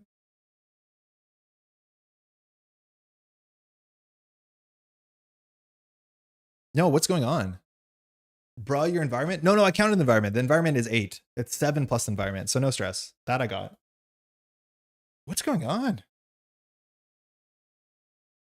1, 2, 3, 4, 5. Yeah, we're missing a Sinister Strike. Huh? Not here. This seems important. Well, I would be able to tell from the back, right? It's not here. One moment, please. As a greasy untapping card player in Transformers TCG, I get wasting already on tap, but it saved me. I imagine it saves you. Like that's, I get that. I don't know where it is. This is really weird. Obviously the idea of losing a card keeps me up at night. It's probably in here, right? No. What the heck? Okay, what we're gonna do, just so that we don't spend too much time on it, I'm gonna just go ahead and put a copy of Assault, and when we draw Assault, it'll be a Sinister Strike until I find it. Mind you, Sinister Strike has 1 boost icon. We'll just remember this as a boost icon, and we'll call it a day. No idea what that's about. I really hate that idea, that we're losing a card. We've gone into the Shadow Realm. I mean, losing a card, imagine that. It's so hard to replace cards in this game. Joystick ran away with it. I mean, she does like that sort of card. My brain is still reeling, trying to figure out where it is. We'll figure it out.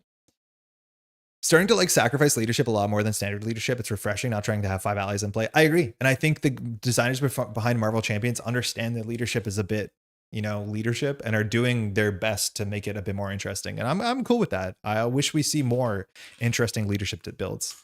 It just feels like every leadership build is kind of messed up, but yeah, it's cool to have a messed up thing if you want it. Villain name Mysterio. 17 hit points. Mysterio is actually like surprisingly tough. We're going to be playing stock standard Mysterio, so it's going to be everything we have here. I think this goes into play with us. And then obviously the card we're looking for is not in here. Okay. Leadership is my favorite aspect. Leadership was the aspect that when I was new to the game, I was winning the most with. And that's fine. That's cool. You can do that. But Did I re-sleeve Mysterio? Yeah, I did. Sick. I did feel like so much of the game plan was like just play make the call over and over again. So I do want to do something that always pushes you in a different direction. But I get it. Leadership has a lot of cool angles. It's like the faction that searches your deck, your discard pile, it tutors. And again, having all those decision points, I do appreciate. I think that makes a very interesting game. There's nothing wrong with liking leadership. Mysterio, 11 cards, 4 minions that you want to hit perfectly with 1 damage, which our deck might not be well suited to do. Personal Nightmare, I believe, messes with your encounter set. Like your Nemesis set. And then Whispers of Paranoia, I think that's the one that messes with your Nemesis set. I never remember because these cards almost always show up at the same time. So Maze of Mirrors. What do we got here? So we're playing Standard 3. Put Shifting Apparition minion to play Engage with you. Yeah, cool. We got it. The Shifting Apparition is a 1/1/1. And you want to hit it perfectly because it has Illusion trait, which matters. It has Guard. And if this minion was defeated with excess damage, the defeating player shuffles the top card. I am still waiting for the hero that they'll design that's all about doing perfect damage. Shifting Apparition is like a fun little challenge because 1 damage can be a bit much. We do have 2 attack. I think a couple of our allies have 1 attack, like Madame Web, and probably just Madame Web, I'll be honest. So that's going to be interesting. Oh, and Maria Hill. Otherwise, we have to shuffle. If this was dealt with excess damage, the player shuffles the top card and then counter deck into their deck. Obviously, we can tell the difference with the sleeves, but they tell you to ignore that. Appreciate your content, brother. And your point on all these heroes is refreshing and awesome. Thank you. One thing I like to do is take a hero and play them in every aspect against a campaign box. There's so much content in this game that I don't have the time. Like, I haven't done that systematic thing where I pick a hero and pull 4 different aspects since the core set. But that's how I played the core set. I would like play She-Hulk Aggression, She-Hulk Leadership, and you do always learn something. And it's like so cool. And that's something I'm being a bit more careful when I open a new hero box is I look at cards and think like, oh, this is terrible. Like, this is not a good card. It's underrated. And then it's always fun when you play a character in a certain aspect and then a certain card like Police Precinct and Tigra becomes your favorite card in the deck when you're playing like Confused Justice. Like, that is just such a cool thing about this game. And I think a huge shout out to the designers behind this game that do a good job making some cards that are nonsense when you play it in the pre-con, but then become the best card when you swap to a different aspect. And I think they're being pretty good at making heroes that are playable in every aspect and have a thing to celebrate in every aspect. I think I like that a lot. Thank you for the kind words. That's very kind. Leadership also has pricey builds with big allies. Either you have to cheat out or pay a lot. It's very neat. And then new Falcon leadership cards create a new deck entirely. Yeah, like Spectrum, she's very expensive. I just feel like the big leadership decks with ally spam, they cheat those expensive cards down really easily because they have that card that generates like 1 for every ally you have in play. Like, that one feels a bit unfair. I've had the clear plastic sleeves stick to each other. Look for a card for an hour, was stuck to another. I was doing that. When I was looking for it, I was like pulling them apart because I have done that too. Yeah, that's a good shout. Perfect damage hero concept would be neat if it was Karnak the Inhuman. We need more birds, Tony. We do need more birds. I think we only have 1. Give us Howard the Duck as a Justice Bird ally in his mech suit. What is this? Oh, we're meant to be playing Aggression. I forgot. We said we're going to play Aggression. Give me 1 second. We have to take some cards out here. So Aggression, I think the Aggression deck only has 1 warning in it. Maybe you should play all 3, but I think we'll be over deck size. So we have to take out all the leadership cards. I mean, no surprise. But we're playing all the same allies. No surprise. I don't think we're playing Nick Fury, though. I don't think we're playing Team Building Exercise because we don't have Miguel, so bouncing is not as important. But I'll show you how we built an Aggression deck out of this. I think Nick is a maybe. We'll count our hands, and we won't play Helicarrier because we're doing something different. So let's talk about the Aggression version of this deck. So everything's the same. We are playing Warrior of the Great Web. I don't know if we should. Maybe it's silly to add more damage to a damage-based deck, but this is a start, so we're trying this out. Spider-Woman is the new one that came out in Silk, and she's kind of nice. 2 attack, 1 thwart is going to be a problem. We're not very good at thwarting. But whenever a Web Warrior ally enters play, including her, we can deal damage. So again, we want to keep our allies alive. We have some really cheap 0 cost stuff, and you love 0 cost interrupts. And so the one that we have here is Skilled Strike. I think in chat, maybe Matafer shouted out the one where you have to exhaust a weapon to do +3 attack. I was considering that one. I think this deck is called Spectral Razor because of Arkham Horror and because of Ghost Spider, but there's not a great weapon you want to play in this deck. I think the other thing you could also do is you could play, what's it called? The gun that gives you overkill, and then play the 0 cost card that says whenever you do something with overkill or piercing, give it +2 because that's an interrupt. I think that's a possible build, but it's kind of ambitious. There's a lot of aggression interrupts and responses, more than there are in leadership by a mile, but a lot of them are conditional. And that's maybe something you can play around George Stacy, where you have conditional cards for conditional cases.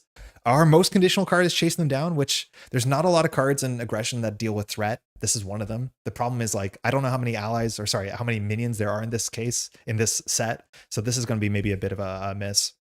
Another thing I wanted to do with this deck is try air cover.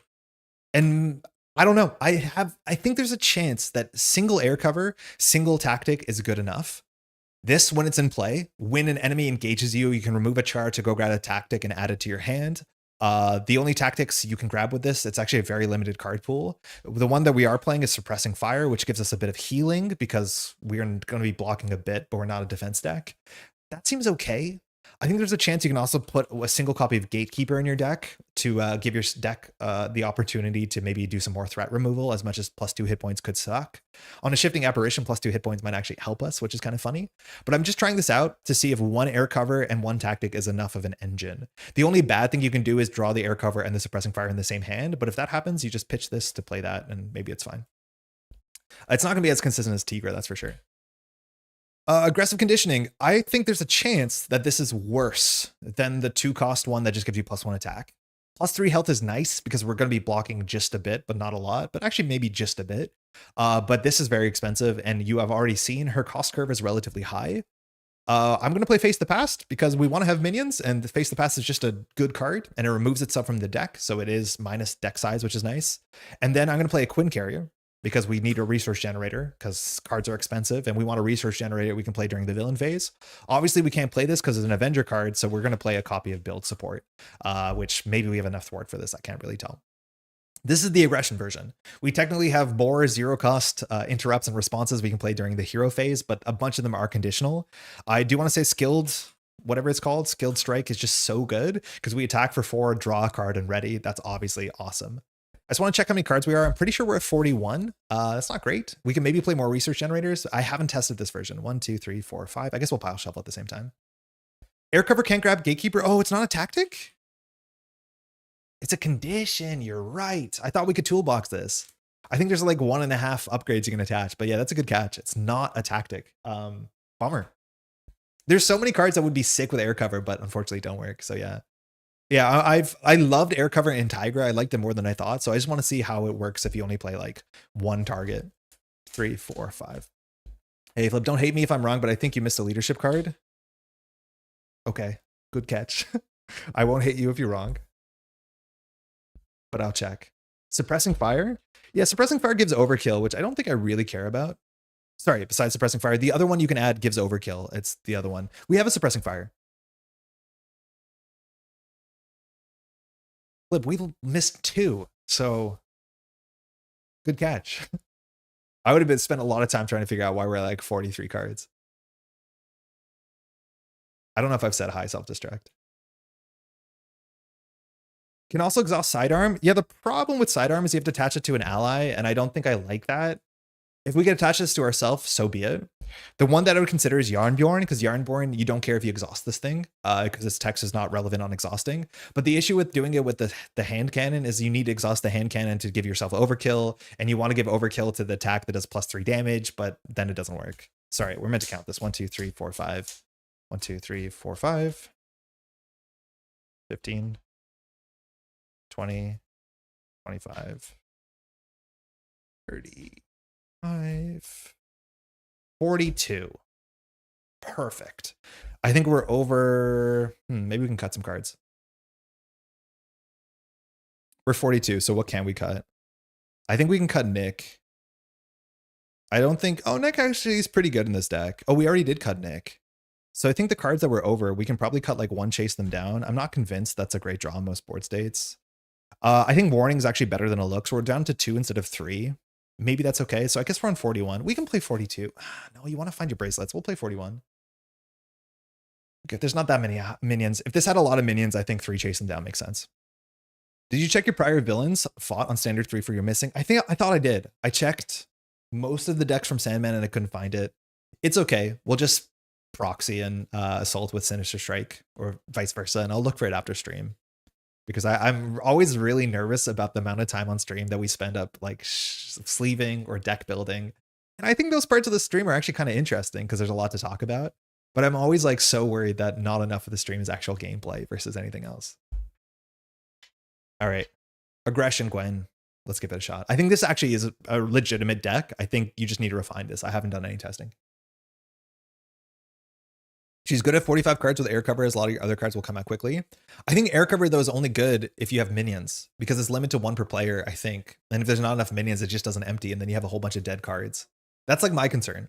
If you're a Tigra, yeah, you can empty air cover so fast. D20 calls those the hot take breaks. Yeah, let's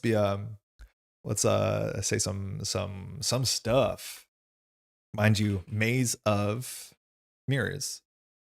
So force interrupt on this is like super easy for me to forget. Please keep me in check.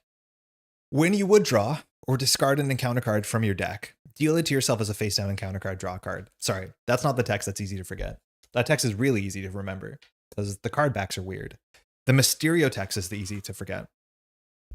So when revealed in player order, shuffle the top card of the counter deck into each player's deck. This happens before your mulligan. So that's fun. Force response, after you resolve a boost card during Mysterio's activation, place that card on the bottom of your deck if it has the illusion trait. That's easy to forget. There's some extra cards that have illusion trait that are not Mysterio set from either Whispers or Paranoia. Or sorry, Whispers or Personal Nightmare. Anytime we have to shuffle our deck, we're just going to do shuffle and then we'll cut while looking up at a light. And then we'll see if we draw it. How many minions does he have? He has 4. We have 1 on the table. And then one of the encounter sets adds 2. So there's only 6 in the whole deck. That being said, they are illusion traded, so they do show up more often because they can end up on your deck or in your deck more accurately. But I think it's only 6 minions in the whole deck. So it's not great. It's not great to build a minion searching deck. Let's go. Hey, it's Madame Web. She helped us out a lot. 2 thwarts, not bad. She's the 1 attack for the shifting apparition. She's perfect. I think we don't have a lot of allies that attack for 1, so this is really, really quite good. Strength, love it. Who doesn't like strength? Build support, I will keep this because if we do clear this, we can go get our resource generator. Web bracelets. This is a good setup. Web binding, who cares? Ideally, we draw our ticket. We draw a skilled strike. So that's a cheap draw card if we play our thing. Wait, this hand can be really good. We just have to plan it out.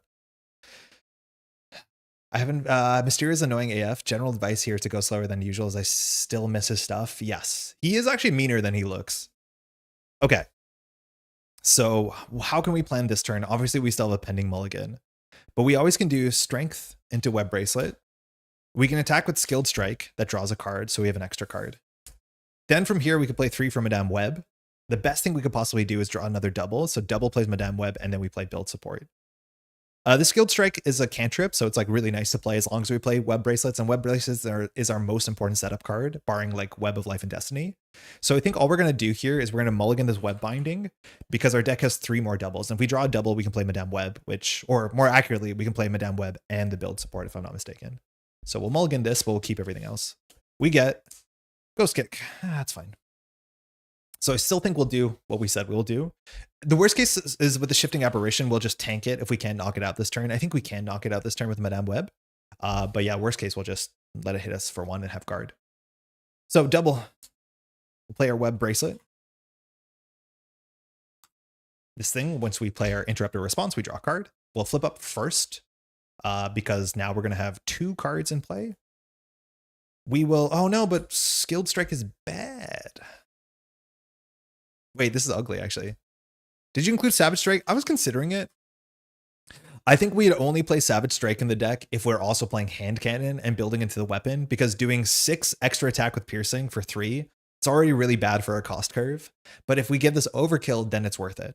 So I think the only way that you play Savage Strike is if you build the deck into also having Hand Cannon and have some weapon synergy, because I think Savage Strike only makes sense if you have overkill. Otherwise, you're wasting so much value on most minions. I remember Modular Champions updated the website to include custom campaigns. Oh, cool. I haven't been to Modular Champions in a minute. I like that website a lot. Okay, so maybe we don't cantrip with Skilled Strike, because the issue is that this has guard, and if we attack this for 4, like, it's kind of a waste. So we could always play Madame Web. We would look at the top 2 of the deck. Madame Web can knock out the shifting apparition. We can just thwart for 1. That means we miss our build support, which means we miss the cycle. I don't think there's a better thing we can do this turn, though. Like, if we attack Skilled Strike, we have a small chance of drawing a double. The apparition ends up with the top card in their encounter deck shuffled in, which is not good. So I don't think we do that. I think we just waste the build support, unfortunately. So maybe we should have mulliganed it, actually. Yeah, probably should have mulliganed it. We'll pay 3 for Madame Web. So we have 2 Web Warrior cards, so we can look at the top 2 of the deck. We can discard 1 and rearrange the rest. We have Evil Alliance, which is a wild boost, sorry, a star boost to put 1 counter here. And we have Deepest Fears, which is, neither of these are illusions, so that's nice. So Peril, when revealed, discard cards on the top of your deck equal to the number of cards in your hand. It'll be 5. If at least 1 identity-specific card was discarded, it will. Place 1 threat in the main scheme. That doesn't do anything. That's not a real card. Cool. I think we'll just keep these. I think 1 Pursued by the Past counter is not a bad boost. I think that's fine. So all this does is adds 1 threat. I guess it discards cards through your deck, so you'll end up like getting your things shuffled in happening more often, but that seems fine. All right, Madame Web, she'll attack for 1 into the Shifting Apparition. The Shifting Apparition, when defeated, if it was defeated with excess damage, it was not. And then we can either attack for 2 or thwart for 1. I guess we're going to attack for 2. It's just a bit more value, and then we'll Madame Web next turn. Villain down to 15 will pass. Cool, good start. Daring Lime is such a swell fella. Is Daring Lime making modular champions? I thought that was somebody else. 1 Pirouette? I listened to Daring Lime's video about Nick Fury, and I do think that card is way better than people think. And I'm glad that Daring Lime is talking about the thing that I know I talk about a fair bit, which is one of the best things about Nick Fury is that it draws a different hand. And for so many decks, that's the most important thing. It's not about going paying 1 resource for Nick. It's about getting cards that don't do anything now to get cards that do something now. Specifically when you're playing solo, specifically when you're playing protection to some extent. Getting your hand and translating it to a different hand is like the most important thing to make you consistent on more board states. Very, very good. In context, he put out a video that the thesis was Nick Fury is better than you think he is. All right, we have a Warning, which is super playable. We're might not take damage. In fact, actually, we know with Warning, we're not going to take damage. So we might not exhaust. We might just take 2 damage here. We'll see what the rest of the hand is. Second Web Bracelet, super extra. Excuse me. SPDR is here. Love an early SPDR. And we have a Ghost Kick, which we could just send this for 6 damage. We probably do. Yeah, Villain Theory is definitely the one doing modular champions. Or no, Villain Theory came up with the alternate modulars, and then I think someone made the website for Villain Theory, or like encompassing Villain Theory's idea. Villain Theory made the Google Drive. That makes more sense. This goes to 3 Mysterio attacks for 2 and a card. If we want to block, we block for 3. Then we can go ahead and Ghost Kick back. 6 damage is okay. I think you want to rush Mysterio to some extent. The longer he goes, the worse it gets, because he shuffles more cards into your deck. But this is just 2 damage. Warning doesn't do anything here, so it's, well, actually, no, Warning does work. So I think we, oh no, but like readying ourselves only matters if we play, if we defend. So then Warning is unplayable. So I think we probably just take 2 damage here and move on with our life, and then just use Web Bracelet with Pirouette and Punch. We could also exhaust and cancel Deepest Fears, but I don't think this is worth canceling, especially because it has low icons. So I think we just take 2. So we're going to reveal Evil Alliance.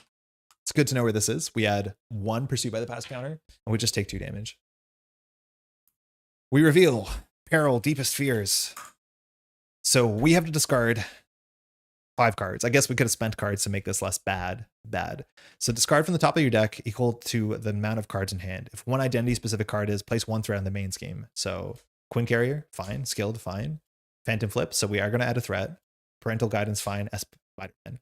So it's a bummer we discard Spider-Man. The upside here is that we haven't drawn Across the Spider-Verse, so we can cheat Spider-Man in, but otherwise this is a card we didn't want to draw. Quinn Carrier is a dead card, so honestly, kind of helped us out as much as that was full random. So place 1 threat on the main scheme. Not for each, but if at least. It's back to us. Okay, so things that we want to do here. We could hold on to Madame Web and hopefully draw into our Across the Spider-Verse thing, or sorry, Web of Life and Destiny. Otherwise, this hand is not amazing, because again, this is what happens when all your hand is 2-cost cards. If you don't have research generators, you can play 1 2-cost card and pass. Like, it kind of sucks. So I think we're incentivized to play Ghost Kick, which draws a card, and then we can play another 2-cost card. So we'll probably play SPDR. So if that's the case, we'll attack for 2 to the villain. We'll do our hero text. So we'll pitch 1, 2 or 1-2 for Ghost Kick. So we'll do 6 damage to Mysterio. Web Bracelet draws a card. We ready? We drew Warrior of the Grey Web, a card that we added to the aggression version of this deck, and we're not going to play it here, unfortunately, because we're going to pitch 2 for SPDR. When SPDR comes into play, we will use her to attack for 1 so that we can hit her text next turn, and then I think we'll just attack for 2. We also could just thwart for 1. Mysterio being at 6 is a very easy break point if we draw another Ghost Kick that we're wasting some damage. And our deck has only 1 more Ghost Kick in it. If we had 2, maybe it would be a bit better. But I just don't want to use Madame Web yet, because I think we're going to get more benefit from her if we draw our like support. So I think we're actually just going to thwart for 1. Yeah, we'll call that a day. And we'll pass. Chase them down. This is technically a cheap thing to do, but it's not going to be amazing because there's not a lot of minions here. I think there's certain scenario this is better, or you put on George. Warning, that's perfect. We just want a big boost here if we want to fire Warning. Spider-Woman, that's great. We can spend some resources. Haven't played her yet. George is good if we want to put the Chase them down on it. And that was in our deck. Right. I was like, what is that? So when you draw this, the Maze of Mirrors kicks in. I think you do see what the card is because you do draw it naturally. But Maze of Mirrors says that when you would draw an encounter card, deal it to yourself as a face down. So we did see what it is, and then we draw something else, which is a web binding. This one is the cancel activation one, which like cancel and activation seems so good, but just the timing of how it works with Ghost Spider, there's a reason we haven't played any of these yet. Dealing 4 damage to the minion is kind of the benefit here. This goes to 4. Mysterio is going to attack us. I think we are going to block. We're hoping for a 2 boost here. 1-2. 2 boost and illusion trait, so this will matter. Just draw 3 cards, discard 3 random cards from your hand. Oh, that's a bummer. Okay, so 1, 2, 3. So we're hoping to keep the what's it called? The one that we can play to dodge a damage because it readies us and draws a card. I will shuffle. I will roll a die. I guess we have 1, 2, 3, 4, 5, 6, 7, 8. So it's hard to roll a die. So I'm gonna roll. Even will be left side. So odd is left side. We'll do 1 to 4, I guess. We lose 1. George, no. We'll do, I don't know, same thing. Even odd. Even 1 to 4. 1, 2. Air cover, that's fine. And now we'll just do 1 to 6. 4. We lost the warning. Bummer. Almost survived. So we attacked for 4 damage. Okay. So we look at our hand. We defended, so we'll take a damage. There is no response we can play here. We lost the 1 response, so we're going to be exhausted here. That's fine. Now, Mysterio's, we'll take 1. Mysterio's text will kick in here, which says, after you resolve a boost card during Mysterio's activation, put the card on the bottom of your deck. So we know this is on the bottom, as much as we have a couple ways to shuffle. And on top of that, yeah, we have a minion coming up guaranteed. I think whoever it is copied Villain Theory's mod setups and lets people include their own. Yes, that's how it works. Ebony Mob with Clan Akaba and Temporal for some funky ritualistic magic was actually pretty annoying against Drax. Very cool. Master plan. All right, we're going to be discarding until we find a side scheme. We want to see the Deja Vu's gone. 1 Dark Design's gone. It's nice. An Apparition is gone. Ooh, this one's cool. This is Fool's Parade. Or sorry, Fool's Paradise. It has Deadpool-esque icons on it, but we all get +2 hand size. That's a lot of bad icons, though. And then we have Delusion of Collusion. I think this eats one of our allies, so maybe we were punished. Attached to your identity. Okay, it doesn't do what I think it does. You cannot ready allies or persona supports you control. Annoying. Discard an ally or persona support you control to discard this card. Okay. Ally or persona. Obviously, we have a lot of allies. We lost our 1 persona. George Stacy just hit the bin, and it's back to us. We will be exhausted this round. Don't love that. Really don't like that. Web binding is when an enemy would activate, cancel it. So this is unplayable. I'm not going to hold on to it. So I think we're just going to play as many allies as we can. I think we're going to have to discard Madame Web probably to get rid of this Delusion of Collusion because it is very expensive. But yeah, this turn kind of stinks. If we, oh, this shouldn't be here. Oh my God, these shouldn't be here at all. We could have got really, really lucky if we held on to that warning. I guess not even lucky. We got unlucky because we would have been ready and drawn a card. It's a huge difference on that turn. All right, we'll do 1, 2, 3 for Spider-Woman. New card. So we can do 1 damage to somebody. I guess we don't have a lot of choices here. The villain will take 1. And anytime a web warrior enters play, that's going to be more damage. For this version of the deck, we can block a bit more with our web warriors because we don't have the Triskelion, so we're going to be locked at 3 slots. Okay, so Delusion says that they just can't ready. So discard an ally or persona. So I think we're going to go ahead and, so we don't waste cards, we're going to use SPDR and she'll thwart for 2. This we have to clear because we can't because of the crisis. So this goes down to 4. And SPDR bounces back to our hand. Then we'll spend 2 to play SPDR again. Oh, this is still in her hand. And she will attack for 1 because that's what she does. Mysterio is on 4. Might as well use Spider-Woman to attack. We could do 1, 2, 3 to work on Fool's Paradise to get it down to 1. I mean, I think we just use Madame Web on it. The Web of Life and Destiny, I guess technically we shouldn't be fanning our deck like this because we got to see where the encounter cards are. This one's on the bottom. We knew that. But yeah, we have to be careful of fanning the deck. But the chance of drawing Web of Life is probably not worth it. So I'm just going to use Madame Web to do 2 off the Fool's Paradise. Hold on, I did 2 to the villain. Just bring this down to 2. We have +2 hand size, so maybe we will find it consistently. Actually, maybe we should just get rid of her to get rid of Delusion of Collusion. That's probably more important. Is this Alter Ego? Oh, it's Alter Ego. Okay, never mind. We're never getting rid of this. Whoa, that really is bad. Because we can't jump down to Alter Ego with this, let alone that. So I think we have to work on this. I thought we could just do that in hero mode. Spider-Woman, I guess she will just attack. I think we have to keep Spider-Woman ready in case something shows up. Like if we draw one of our, the Miss Marvels, like we need her to be ready because we cannot ready her. Now, Web Binding stops an activation. It costs us 2. We are exhausted. It doesn't really work the way that we work. So I think we're just going to discard this and draw up to 7. Good luck us. This doesn't seem great. We don't seem to be in control. Auto, love it. We'd love to draw a Skilled Strike here with Auto. Phantom Flip. Oh, that's exactly what we need. Phantom Flip is so good that honestly, maybe we should not have worked on Fool's Paradise because we're aware that we have so many Phantom Flips left in our deck. I think we have 2 left in our deck, which means we ended up wasting a lot of thwarting. Yeah, we had 2 Phantom Flips left in our deck, so this can go from 5 to 1. So we did waste a bunch of thwarting here, so that's a bummer. Maybe you wanted to play around our deck a bit better. We have the Skilled Strike, which is really good with Auto. Face the Past, ready to draw 3. And the Suppressing Fire is not. Oh, 2 more cards. Web of Life. Okay, we did draw the next turn. And then we have an Across the Spider-Verse. So I think this is a huge issue because reading our allies is really important. We are a very ally-centric deck. Let's see how this happens. This goes to 6. Mysterio is going to attack us for 2 in a card. Mind you, SPDR is not ready. We're going to block for 3.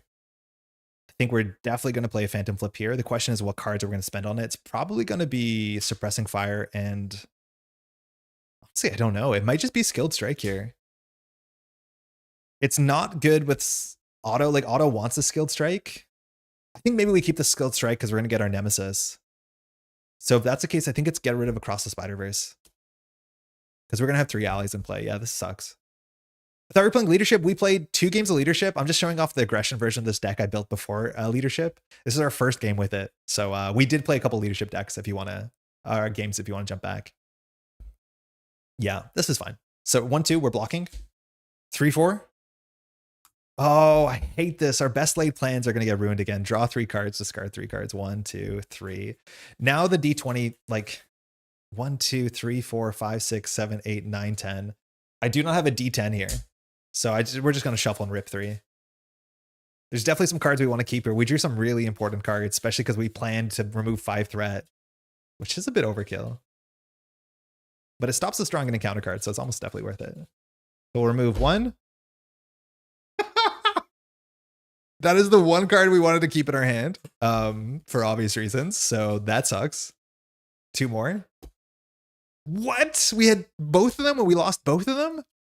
I didn't look at the cards we drew. I would have been happy to look at my hand and see the second one, but okay, we have no more Phantom Flips in the deck. And then we get rid of Chase Them Down. That's acceptable. That sucks. I don't honestly know if we have a response here to ready ourselves and draw a card. We don't. We lost both of them in the hand. What's the chance of that? So we attack for 4. We block for 3. We take 1. We do not ready. So we're down to 6. This is an illusion, so it goes on the bottom of the deck, which that's a bigger problem maybe because we have 2 of them drawn on the same turn. unless we can figure out how to shuffle our deck. This is going really poorly. One encounter card, Deepest Fears. That's not good. Peril. Discard cards from the top of your deck equal to the number of cards in your hand. 1, 2, 3, 4, 5, 6, 7. Here we go. 1, 2, 3, 4, 5. When you discard these, you draw them. We are cooked. So Maze of Mirrors says, when you would draw or discard an encounter card from your deck, deal it to yourself as a face down encounter card, draw a card. So we're going to deal this as an encounter card. We're meant to draw a card here. So you would draw this.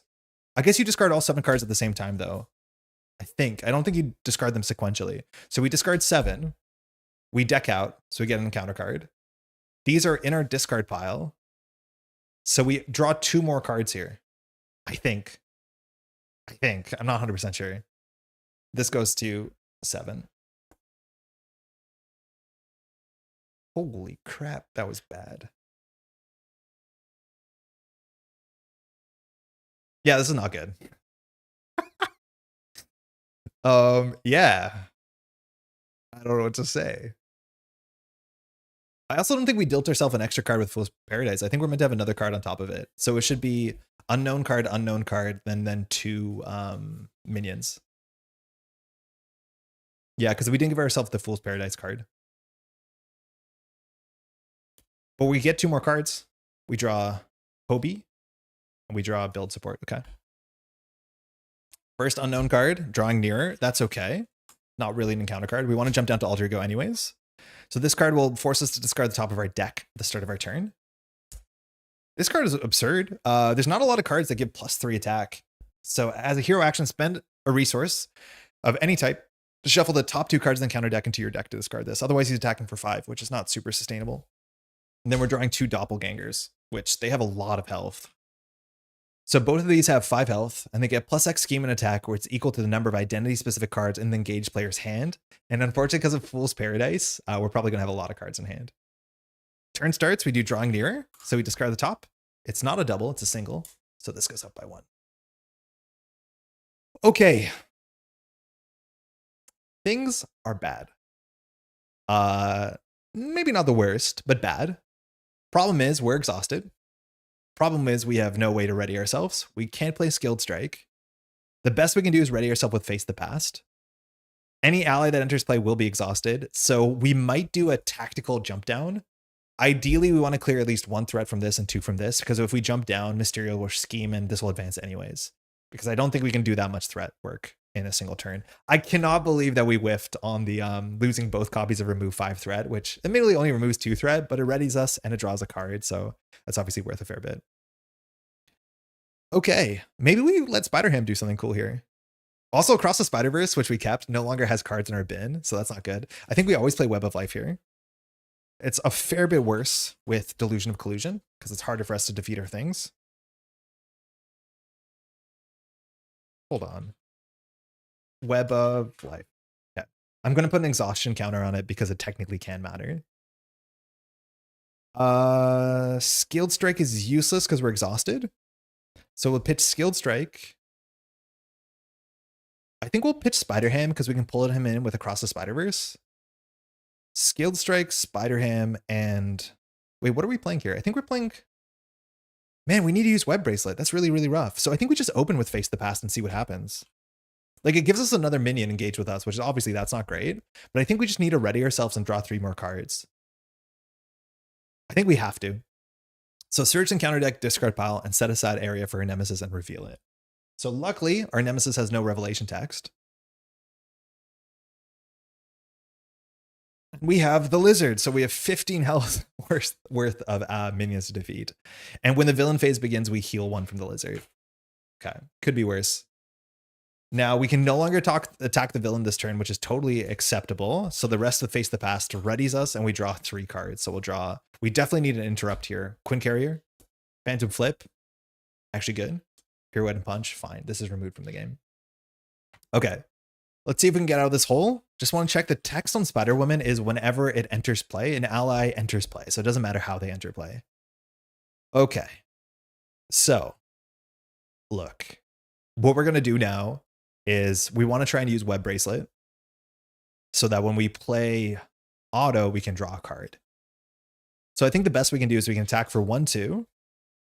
I'm more scared of the doppelgangers. Actually, no, we'll just get rid of the lizard. We'll attack for 1/2 in the lizard with skilled strike to get some of that aggression gameplay in. So when your hero makes a basic attack, give them +2. So we're attacking for 4.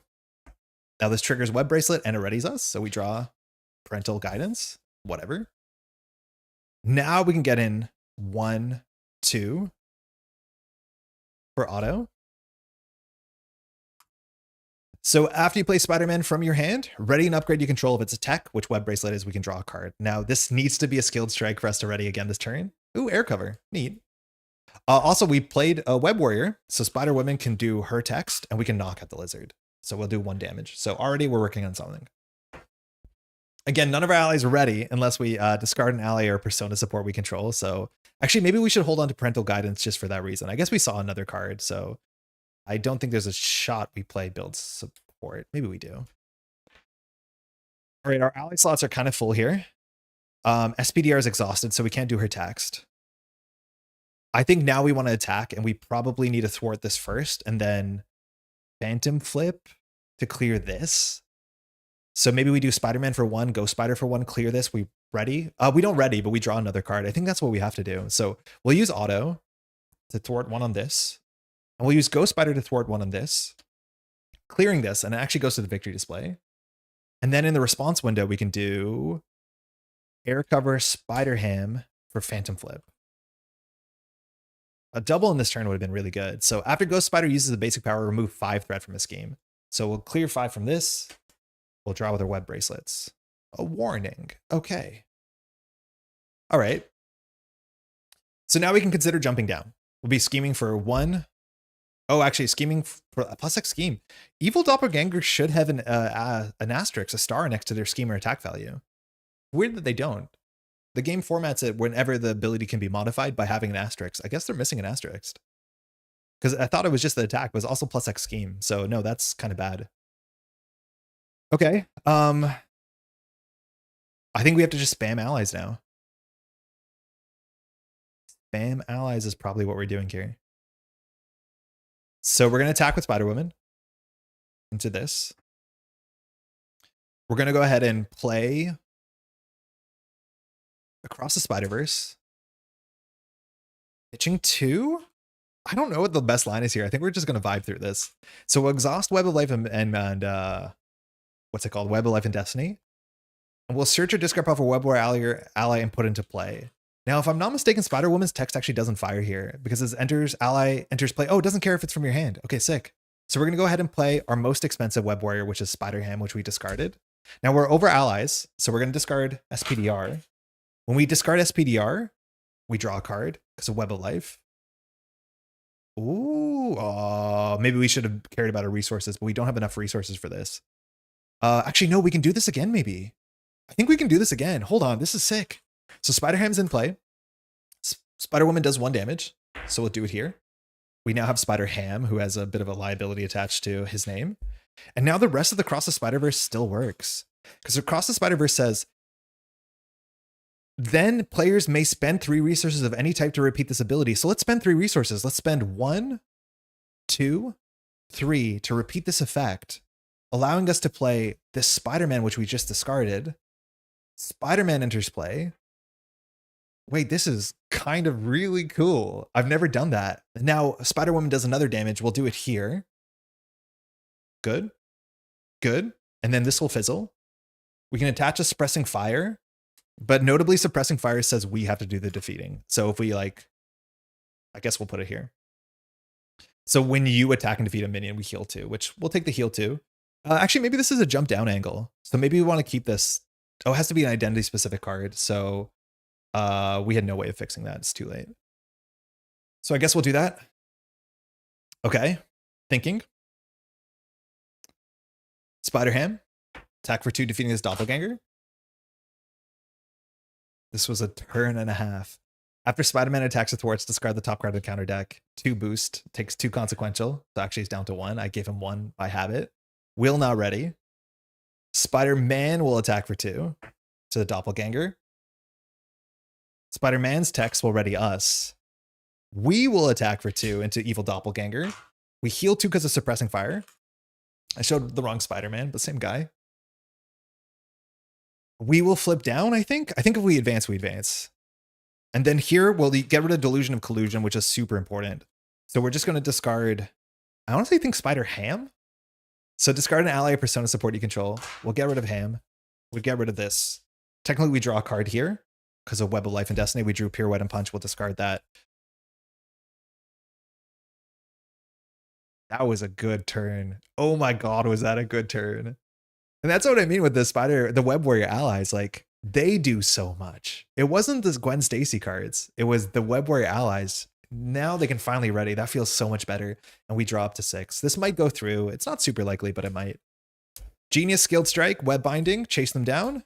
Chase Them Downs are not performing well. And then Ghost Kick, Phantom Flip. So unfortunately, all these cards want us to be in hero mode. I do think she's a really good candidate, like most protection decks, for Ready for a Fight. This goes to 3. Magneto Schemes for 2 and a card. 1, 2, 3, 4. So this goes to 7. It's not an illusion, so we don't have to put that on the bottom. We draw 1 encounter card. Anytime I say the sentence, we draw 1 encounter card, we draw Under Fire, making that sentence totally wrong. Draw up to 8 now because of the scheme you cleared? Wait, sorry, Cody? Why? Fool's Paradise? Fool's Paradise text is only in play if it's in play. So we don't permanently get +2 hand size when this is in a victory display, if that's what you mean. The turn that we drew this and it stayed in play, we did draw up to 7. The turn that we ended up going on 10 down to 7 again. But this text won't actually matter anymore, if that's what you mean. Oh, the Lizard's back. Old Grudge. When revealed, search the encounter deck, discard pile, and set aside for your Nemesis minion, then reveal the minion. Okay. Luckily, our minion doesn't have a when revealed text, which makes this card a lot worse. But yeah, it's here. So maybe Chase Them Down will do something. I think our cancel is a hero cancel, so we can't cancel. Because, yeah, we can. They're all hero cards. Yeah, I misread that. No, it's all good. We don't need that dice anymore. Ah, come on. Drawing Exhaustion and Under Fire in the same turn. More Surge. This is my most frustrating card whenever you play solo Mysterio, because there's no way of getting rid of this. When revealed, choose to either take a damage or place 1 threat on the main scheme. We can't do a threat on the main scheme, or we shouldn't because it'll advance. So we're going to take 1 damage, which puts us down to 7. And then we have to shuffle this into any player's deck. When you play multiplayer, you can choose when this shows up. But here in non-multiplayer, enjoy taking a damage, especially when it's in the bottom of your deck, because you draw it, you shuffle it back into your deck, you draw it, you shuffle it back into your deck. It's really, really bad. Actually, you do want to draw it as late as possible. If you draw it early, it's bad. So we're going to do shuffle, shuffle, shuffle, and then a cut. So I don't know where it is. It looks like it's kind of towards the top. All right, it's back to us. Drawing near. We'll discard a card. It has a single resource, so this goes to 3. Phantom Flip would have been a good draw, but we have 1 in our hand. So let's pop off. I think we should get rid of drawing near. In theory, we don't have to, because we are like very close to getting it anyways. If we want to get rid of this, we have to get rid of an identity specific card. So it's more so about how many resources we're going to spend. I think Web Binding is unlikely we're going to need it, so I guess we'll just get rid of it. But we actually might have wanted to keep it. Okay.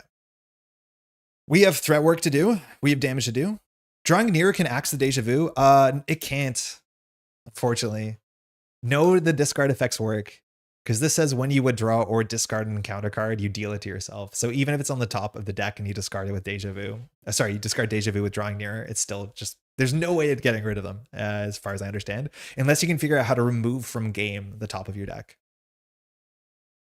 All right, Spider-Man. We have, I think we're going to do 5 threat, which means we need to do 1, 2, 3, 4 Spider-Woman damage. Maybe we'll draw an ally. So I think Spider-Man, maybe he actually will attack for 2. Yeah. So Lizard down to 3.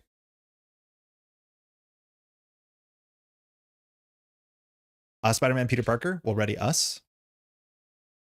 We will attack for 2. I guess we're going to waste some value here. We're going to attack for 2 into the Lizard. I guess we'll Skilled Strike. We have to commit to this first, but that's okay. So we're going to get +2 attack. So we're going to attack for 4, which defeats the Lizard. We have a couple triggers here. We will ready ourselves because we played an interrupt. Web Bracelet will draw a card. Nope. Nope. Nope. Yes, we draw a card. So Madame Web, okay. I think we'll still respond in this window. So if we respond by doing Chase Them Down as a 0 for 2, which is enough. So we could do that. Or we could go ahead and do Phantom Flip, which is 2 for 5, but then we can't play Madame Web. So I think if that's the case, we probably just do Chase Them Down, play Madame Web, float a card. We float Phantom Kick or Ghost Kick, I think. We actually can advance Mysterio here. So I think we do. I think Mysterio 3 is not that bad. Oh, also Humongous we can deal with. I forgot that this is on the table. Spend 1 resource of any type, shuffle the top 2 cards. We might just get rid of that as well. But yeah, I think we're just going to play Chase Them Down while we can. It's a shame that we have all these interrupts because we're already ready. This is where playing 2 Web Bracelets makes some amount of sense. Maybe this deck is better than the leadership one because we have 2 cards that we want to play when we're attacking minions. After your hero attacks and defeats, remove 2 threat. Okay. Then we'll do 1, 2. Oh, this is ready, I guess. We'll do 1, 2, 3 for Madame Web. She enters play. Spider-Woman does a damage to the villain because she's a Web Warrior. And when she comes into play, we can look at the top X cards of the deck where X is the Web Warriors. We have 1, 2, 3, 4, 5, which gives us a lot of value. Technically, we could have done Humongous Hallucination first because, well, maybe this is the better order because Humongous Hallucination, if we want to get rid of it, we can shuffle cards into our deck at the top 2. So we can choose what those 2 cards are. We'll be drawing them probably. It does also shuffle our deck, so we don't necessarily draw Deja Vu right away. So I think we will do it. So the top 5 cards of the deck where X is the number of Web Warrior cards you control, we control 5. So we look at a bunch of these cards. Hold on. Fearmonger, I think, just dumps your hand. Discard your hand, draw it to your hand size. That's fine. Analysis paralysis. Analysis paralysis. When revealed, search the encounter deck, discard pile, set aside area for your Nemesis side scheme. I think it's not that bad. I think it just heals every turn. Place X additional threat where X is equal to the amount of threat on the player side scheme. It is 5. I don't think we want that. Deja Vu, we will not shuffle this into our deck, but the boost is reveal this card. So I think we're going to discard this card with Madame Web's text. Dark Designs. It's not good. Shifting Apparition. That's fine. We have wet Madame Web. So I think we also want to make sure that we're not leaving illusions on top of the deck because illusions are not good on boost cards. I think we might have missed that once or twice. So Shifting Apparition, we can help happily shuffle into our deck. Deja Vu will definitely discard. I think there's no way around it. Deja Vu just kind of stinks. So then I think we'll shuffle Fearmonger and Shifting Apparition into our deck. So we'll put them on top, which means our boost card will be Dark Designs and we'll draw Analysis Paralysis, or we can make Analysis Paralysis our boost card and draw Dark Designs. I think drawing Dark Designs is bad because we'll probably advance. So I think we'll draw Analysis Paralysis, I guess. We have to threat 11 though. Analysis Paralysis is really bad. Because again, you put your side scheme into play and then add extra threat here, which is awful because our side scheme has 5 threat. So I think we have to have this as a boost, and then we have to draw this as an encounter card. Maybe Deja Vu is not that bad compared to that. I can't tell. Yeah, we're not going to deck out. So I'll make this the boost. I'll make this the encounter card. If we deck out, if we advance, we advance. And then we'll do Fearmonger Shifting Apparition in the top in any order. Doesn't matter. Because we're now going to do Humongous Hallucination, which says, spend 1 resource of any type. We'll spend 1. Shuffle the top 2 cards in the counter deck into your deck. Discard this card. So we have 3 cards in our deck. Deja Vu, a Fearmonger, and the other one. You said when you discard an encounter card, you deal it to yourself. Is that only from the counter deck? It's only from your deck. Yeah, I'm pretty sure. It's a good catch, though. When you would draw or discard an encounter card from your deck, yeah. So when you discard from the top of the encounter deck, it's fine. If it's from your deck, it's a problem.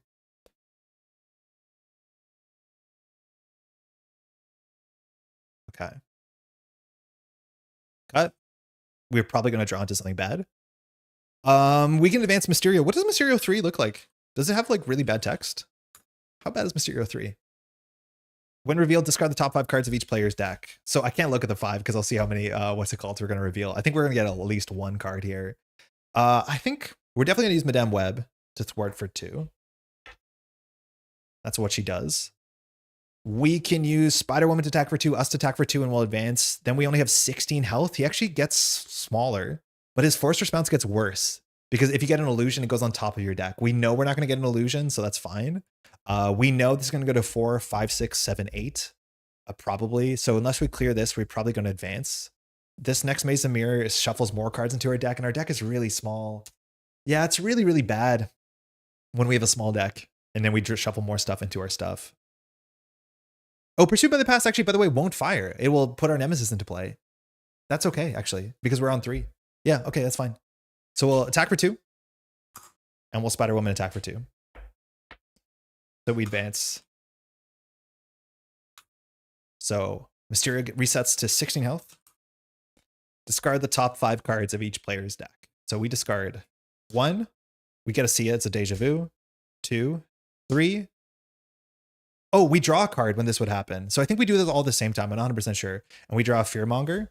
But because we discarded 2 cards, we end up drawing 2 cards. So we draw 1. We draw this. This is what happens. So then we draw this. So we're left with George Stacy and a Web Binding. Evil, how's it going? Great production value. Thank you. We've put a lot of effort into this. I work in video professionally, so this is like a huge treat. Thank you. I really do appreciate that you appreciate it, let alone taking the time. This is bad, but 16 damage is accessible. I'm going to play George. All right. We are not going to deck out. Decking out would be ideal because the problem is we're going to be shuffling a bunch of cards into a really thin deck. Wouldn't you draw 3? Yeah, if there's 3 cards here, we should have drawn 3 extra. I think you're right. I think I missed a redraw from the card we should have redrawn. So we also draw a Web Bracelet, which is fine. Maybe we actually hold on to Web Binding. When an enemy would activate, cancel that activation. So then Mysterio does not activate. That's okay. We draw a card. Mysterio's activation is only bad for illusion, but we know Mysterio is going to activate for 5. But then if he doesn't activate, we draw this card. So no, I don't think we keep it. Because we set up the boost card to be the second card. Okay, here we go. 1, 2, 3, 4. We might go for a Ticket to the Multiverse combo to finish the game out. That would be kind of awesome. This Warrior of the Grey Web sucks. I think it shouldn't be in the deck. I'm never excited to draw it. This goes to 4. The villain. Any chance you're coming to Con of Heroes this year? Mr. Self-Destruct? No, unfortunately not. As a Canadian, like just traveling to the States is kind of off limit. It's been for a while. It's just not something I'm really comfortable doing at all. Hopefully you understand. So I don't think that's going to happen anytime soon, unfortunately. It really hurts. Like it sucks. It's definitely a sacrifice that we're making, but yeah, you might know where I'm coming from on this. Mysterio's attacking for 5. We know that. We still can boost or block, excuse me. It's not an illusion, so there's no other text. Canada represent. Yeah, Canada represent for sure. Madame Web is not going to be super useful here. When we block with her, we draw a card. Otherwise, you're going to be attacked for 5. You're going to have to discard your whole hand because of illusion cards. Oh, yeah, you're right. We know we're going to discard our hand, so we should just dump. Oh, we can't dump. This hand is undumpable. This hand can't be dumped. Oh, no. I guess we get warning. But warning draws a card and then we dump. No, it's bad. Oh, it's bad. It's bad. You're right. We're gonna have to dump our hand and draw another encounter card. Whatever. I forgot you were in Canada when I asked. Trust me, I totally get that. Yeah. I'm in Quebec. I'm in Montreal. I'm in French Canada. If you go, hopefully it's a great time. Like I would love to go to a convention. I know there's multiple conventions also. Like MCDC is popping off. I've heard like 2 or 3 conventions, and like I do not play this game multiplayer enough, so I think it's a whole world to explore. All right. Very important turn that we get the sequencing right. Getting our minions defeated, or our allies, sorry, is really good because we're going to deck out for sure. So I think Spider-Woman represents about 3 to 4 damage, so she's worth keeping. I think we just put Madame Web in the way. So we get attacked for 5. Madame Web gets knocked out. Now here we can draw a card. This actually is really important if we decide to do this or not, because it's not forced. Because if we draw the card, we deck out now. When we deck out now, we can't shuffle more encounter cards into our deck. We'll be shuffling out into our full deck because you can shuffle into 2 cards. Obviously, we have no cards. So I think we choose to draw here. And then we get another encounter card, which is Pursued by the Past. We knew that was going to happen anyways. And now we deck out. So at least shuffling Deja Vu into like 30 cards makes a bit more sense. I won't go to the States for the same reason. I get it. Canada. Still would love to play games with y'all in Canada. Yeah, maybe we need to have a convention here in the north. 5 encounter cards going to draw this turn. How high will it go? I think we've seen exhaustion and under fire. We know 2 of these have surge, I think. So a lot. That is what Mysterio does. It just draws a lot of cards. But yeah, I don't feel great. We're going to get a new hand though. So there's a chance we draw the one that cancels a win encounter card. I think it's Pirouette and Punch. Okay, so we have no actionable interrupts here. I think when there's multiple encounter cards, you can choose the order if you know what they are. I'm just going to go first in first out. So we draw another encounter card. This is cursed. Good luck. Yeah, it'll be fine. Deja vu. Oh, this doesn't have surge. I thought it does. So we know we're going to get our Nemesis set. Choose to either take 1 damage or place 1 threat on the main scheme. Shuffle this into your deck. Okay, so we'll shuffle once we're ready to shuffle. It actually might be immediately. I think we just put 1 damage here. I don't think 1 damage is going to really matter. Cool. Now we need to shuffle. Because Fearmonger will kick in. Fearmonger says Surge. You got it. Discard your hand size, draw up to your hand size. Not to how many cards you had in hand. So good thing we didn't Web Bracelet. But we're going to discard this, which had some good cards in it. We had 2 resource cards, so a lot. Maritime Marvels. How long have you been on YouTube? Only recently been seeing your videos recommended to me. Oh, sick. I've been making Marvel Champions content for about like 9 months, I think.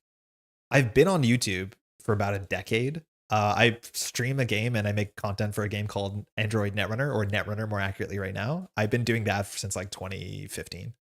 So I have a lot of experience talking and doing video stuff, but Marvel Champions I've been playing since late 2022, but I've only been making content since like April or March last year. Welcome to the channel, by the way. All right, discard your hand, drop to your hand size. You got it. 1. Okay. 2, SPDR. 3, Ghost Kick. So still no obvious cancel. Across the Spider-Verse is okay. We could maybe like chump block with Spider-Man or just use Spider-Man. Not a great hand. This like air cover thing hasn't been working out for us at all.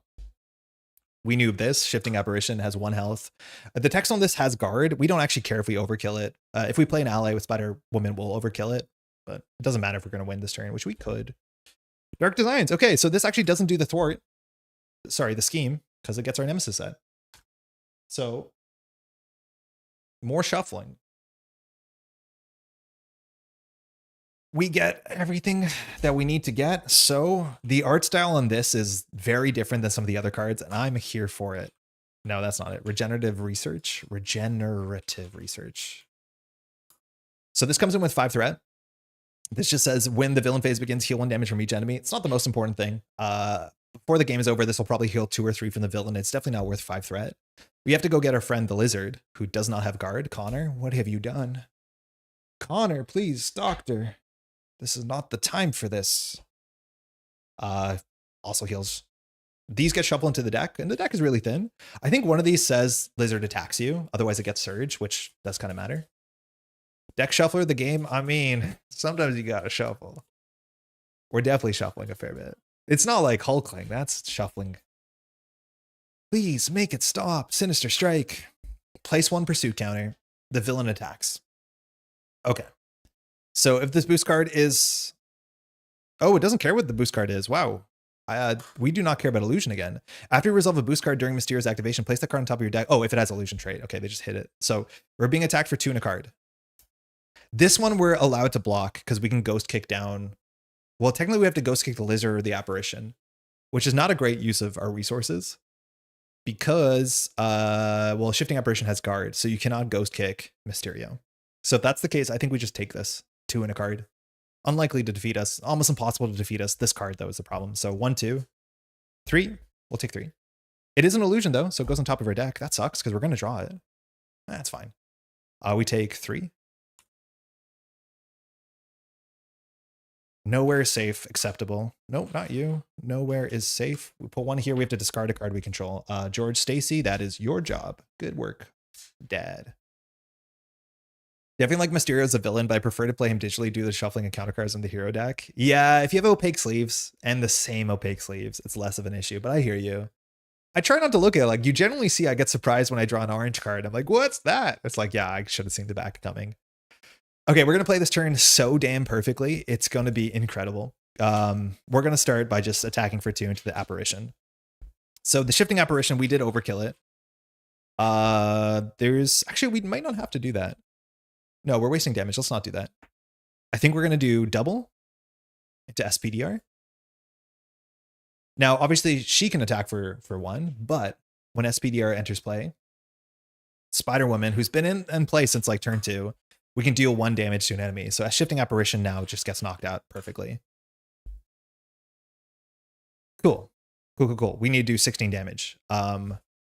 We will leave the lizard there. I think we can rush, and we'll attack for 2 into Mysterio. Then, oh, actually, resources are tight. We want to do Across the Spider-Verse. So, okay, we can either play Spider-Man here. Okay, hold on. So we're attacking for 2. If we play Across the Spider-Verse, we can bring back Spider-Man. If we bring back Spider-Man, we get 1, 2, 3, 4, 5 more damage. If we play Ghost Kick, we get 6 damage plus a card draw, but the card draw will be a single card, which is unlikely to be useful unless it's a skill strike, which is 8 damage. Do you want to do excess so you can shuffle the other guard off the top of your deck? Oh, I don't care really, because I think we're going to win this turn, but you're right. In theory, we could shuffle our deck. I just think we also do waste damage, but you might be right. Maybe shuffling into our deck is better, so the chance of us drawing this is bad. Hey, did we not shuffle the Deja Vu back into our deck? No, we did. It's somewhere in there, right? So yeah, we have to decide what we want to do with this. Because Across the Spider-Verse can bring back Spider-Man after. Blizzard does attack for 3. Oh, wait, we draw more cards with Spider-Man, so this is fine. Yeah, this is okay. Because now we're going to attack with Spider-Man into Mysterio. Spider-Man takes 2, or does 2. But then Spider-Man Peter Parker will ready us before he leaves. And when he leaves, we draw a card with Web of Life and Destiny. Right. We draw a different card. Build support. Okay. That's been a bit ambitious. So now, if we play, we can like suppressing. No, not good. Not good.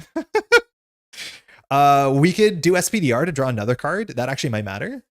So SPDR can attack or can thwart for 2, which draws a card. And if she draws a card, we can spend 3 and then we can play build support. No, that's probably not the play. How much damage do we have? We have 1, 2, 3, 4, 5, 6, 7, 8, 9, 10. We're short like 2 damage. And behind a guard, it could matter. But I think we're short 2 damage, unless we hold on to Ghost Kick. If we hold on to Ghost Kick, we actually beat the guard. I think we actually have it if we hold on to Ghost Kick. Yeah, I think we have it. I'm getting more confident. So I'm going to pitch 1, 2 for Across the Spider-Verse. So we'll exhaust this Web Warrior card to go ahead and put Spider-Man back into play. When Spider-Man enters play, Spider-Woman can do 1 damage to the villain. We will. We're not going to repeat the effect. We will attack for 2 once again to the villain. We'll attack for 2 with Spider-Man once again to the villain, which readies us. We'll attack for 2 into the villain. Okay. So 3 damage. Wait, we just have lethal? Did I do too much damage? Attack, win? Do we not need Ghost Kick? Did I do the math way wrong, or did I do extra damage? That kind of went really fast. Because we can attack for 2, we can attack for 1. I think I just did the math wrong. I think that was just lethal. Attack for 2, attack for 1. Good game. Say we did the math wrong, which there's a chance we did. What we would do is we would pass the turn. We would hold on to this. We would draw up 1, 2, 3, 4, 5. This goes to 5. Mysterio attacks for 2 and a card. We block. 1, 2. No boost. Oh, actually it has 1 boost, so 3 damage. We take no damage. We respond by doing 1, 2, 3 for 6 damage to the villain. Mysterio takes 6. This is a Ghost Kick. We ready ourselves. We do Web Bracelets. We draw a card.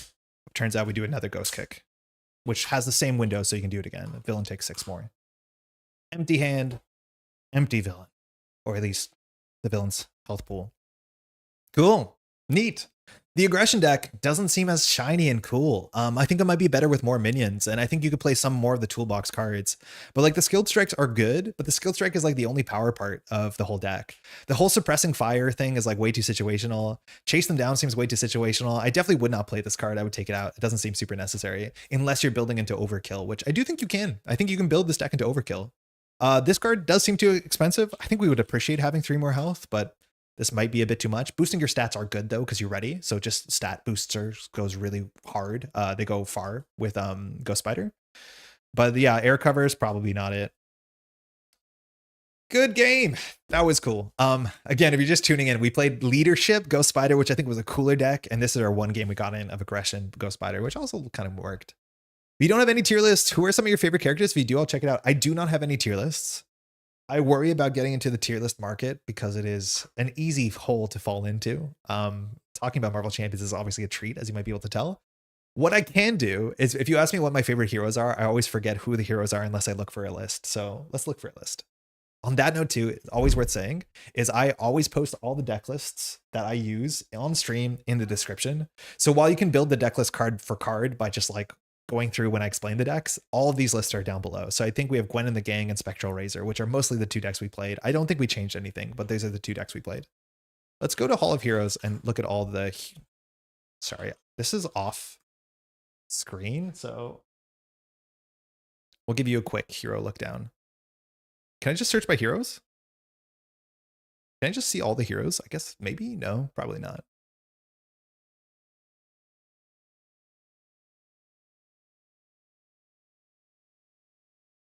Yeah, you can. Sick. Okay. Heroes. Peter Parker. Good. Fine. I don't play a lot of Peter Parker.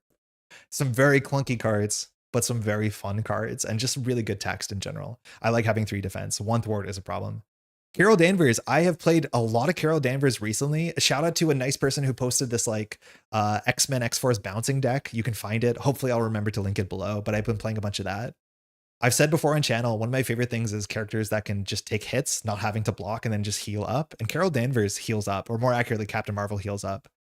People are doing on Reddit this really cool thing where you nominate a character's worst card and their best hero card. And people did not like the card that thwarts for 2 for 2. I really liked it, especially in the core set environment. I've been enjoying Captain Marvel a lot. Yeah, check out the 1,000 game stream. That's a good shout out, Tony. Yeah, Evil, maybe in December we did a stream where we shouted out our 1,000th game of Marvel Champions, because I track every game I play, and I have a Google Drive sheet in which I tell you my win rates and all this other stuff. So you can see who I like playing, which usually aligns to who I enjoy. She-Hulk is sick. She unfortunately has some of the worst cards in the game in her kit, but her, like, she's one of the, she's such a good design. I really wish they could revisit her, because her response and her interrupt are very interesting. She wants to flip. She has some of the most unique cards, but she also has some cards that just don't scale well. I recently played Iron Man, not leadership, protection, as you might have guessed. Iron Man's also kind of sick. The build out is fun. Even when you're built out, you're flexible and you have some cool choices. I think Black Panther is the least interesting in the core set. Steve Rogers, fine, powerful, very stun forward, kind of boring to play, but consistent. I owe myself to play more Miss Marvel. She's one of the most interesting heroes in the entire game. I'm pretty bad with her, it turns out. I don't know why. I kind of suck with event-based heroes, usually. I like building out, I like upgrades, I like supports, but Miss Marvel is very, very cool. One of the most interesting designs in the game. Recently played Leadership Thor. I don't like Thor. I do play solo mostly on Expert, and that actually really matters. Thor is a lot better in a multiplayer environment. Thor has some cool builds now. Like, he did get a lot of support over time, especially the last 2 cycles, but Thor is just a bit clumsy. It looks like they had something really good and they just like tuned him down, kind of like Hulk, but less bad. Black Widow, A+, super fun. Any excuse to play Black Widow. I will play Justice. I'll play Protection. Black Widow's the best. I like Doctor Strange more than most because Doctor Strange is really fun to play. Very powerful, really fun to play. I play Hulk when I want to, which is slightly more than I think it should be. But Hulk unfortunately got kind of nerfed to the ground. Hawkeye is my favorite hero. I don't know what happened. Hawkeye is just the coolest hero. He's not that good. He has some repetitive loops. I think if they designed Hawkeye now, they would add 1 or 2 lines of text to make it more interesting. Like the original alter ego texts just kind of were not great. I think they want to incentivize you going back to alter ego, and this does not do that. But in terms of like playing a gadget based toolbox guy, like he's so cool. I love Hawkeye. I don't know, 10 out of 10. Hawkeye is just my favorite, especially because he's like so outclassed by like all of his peers in like 700 different ways. Makes me have a good time playing him. I played some Spider-Woman earlier this month. I like Spider-Woman a lot. I hadn't played a lot because my partner had played Spider-Woman in campaigns, but she's a lot of flexible builds. Ant-Man, 10 out of 10. So fun. Form flippings. And then Wasp is 3 out of 10. I don't get it. I know Wasp is some people's favorite heroes. She seems clumsy. Her text isn't that good. She has some really expensive cards that seem to have meager payouts. I cannot enjoy Wasp for the life of me. I always am so excited. I build a cool thing. The only cool things I can do with Wasp is use Nadia's ability to like recursively and kind of toxically spam the same mental cards, and a lot of the mental cards are really good, like Nick Fury, Professor X, stuff like that. Man, I just don't get Wasp. I love form flippers, but she's the form flipper that is by far the lowest. Woof. You did a good job of Ghost Spider today, homie, so don't say you suck. Who's an event-based hero? I mean, kind of, but that's like the event-based hero that I really like to play, where it's like responsive events, not like proactive events. No, you're right. Okay, you're right. I'll take it. Thank you. Quicksilver was the reason I played this game. I bounced off the core set many moons ago, kind of dismissively, and then I played Quicksilver against Ultron pre-con decks, and I was like, wait, this is the coolest champion ever made. Quicksilver's sick. I really like it. I haven't played a lot of Scarlet Witch, revisited her over the holidays. Also really fun, really interesting. I like it a lot.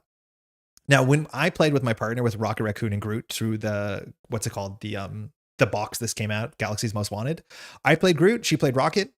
I played Groot wrong because it was hard as a newer player to understand the priority between force interrupts and status cards. That has since been clarified in the rulebook, codified. It's not a good interaction for Groot. Groot, I think, is a pretty pain design. Groot has a lot of things he wants to do, but the problem is Groot's like really feast or famine. If you don't have counters, his cards don't work really well. If you get beat up, you lose your counters, and if you're getting beat up, you can't get back on the board state. It's not a fun design. There's still some cute things you can do with Groot, but like Groot is like very much a mess. I think Groot is much more fun now because Groot really wants to jump down to alter ego because the place 2 growth counters and his nursery or whatever it's called is really good. But yeah, it's a lot better. Yeah, Groot isn't his own worst enemy. It's like very clumsy. We played Rocket recently. Rocket got better. I think Rocket's still like a very old, dated design, but he still constantly gets tools and tricks. He's one of the few characters in the game, and we spent a lot of time talking about this when we streamed back in the day, is that he has very few tempo cards, mostly value cards. And that's still cool. That's still fun. The uses that are not uses is a really cool shtick, but yeah, Rocket's okay. He needs a card made that adds all-purpose counters, maybe? Yeah, I don't know what you do about Groot. Groot's really hard to make it make sense. It's just like the kit it's all over the place. It's not obvious what the designers of the game want to do, whether they wanted you to have no counters and spend them proactively or have all the counters in the world. Perfect D for Wasp, 3 defense and giant. I'm surprised more people don't use her for that, especially if she has pretty good damage in the kit. Yeah, I don't know. None of her cards make me happy. Her changing forms is not as like fun as Ant-Man, where you get the like immediate ability. I don't know. Never liked her. Star-Lord, okay. I think Star-Lord's more interesting than I gave him credit for, but I think the Guardians have this weird thing going on that every group of characters in this game came with a support package, right? Like Web Warriors also have a weird support package where it's all about, I guess I'm holding this up, you can't see it. Web of Life and Destiny, it really cares about allies. Avengers really care about allies, but they also have like Quinn Carrier and some other stuff. Champions have a weird subsection, but when it comes to Guardians, they lack basic supports, and most of the cards that are Guardian traded are traded on attached to allies. And that's not my playstyle usually. I don't like Voltroning allies, so a lot of the Guardian stuff bounced off of me. I think Peter Quill's leadership deck was mostly that, but I've played some cool Star-Lord decks. He's somewhere in the middle. I had a lot of fun playing Gamora last time I played Gamora. She's really cool. She's a fun event-based deck. She's just very smooth to play. I love Drax, like protection, having an aggressive protection deck, that's for me. And Venom is the deck that I think just puts me to sleep. I don't think I've ever lost a Venom game, but it's just numbers.deck. This is something that I think I need to spend more time thinking about, but I think the cool Marvel champions, according to me, the cool Marvel champions hero designs are the decks that are like, have cool, interesting decision points, that have high synergy, that allow you to have this cool combo every once in a while, but the cards interact in a way that are a bit more thoughtful. Venom's cards, once you put them on the table, all your numbers just go up.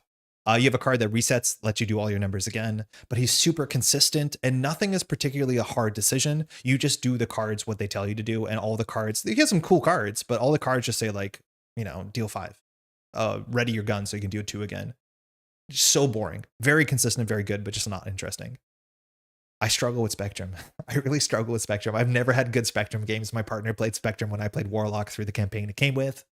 And I want to say Spectrum is like, it's cool that she has her bigger weaknesses. Like when she's in a certain mode, she is obviously 3 in that stat, 1 in the other stats, which is good. And I think maybe one of my complaints about Hulkling is all the modes feel very similar because your stats never shift that drastically.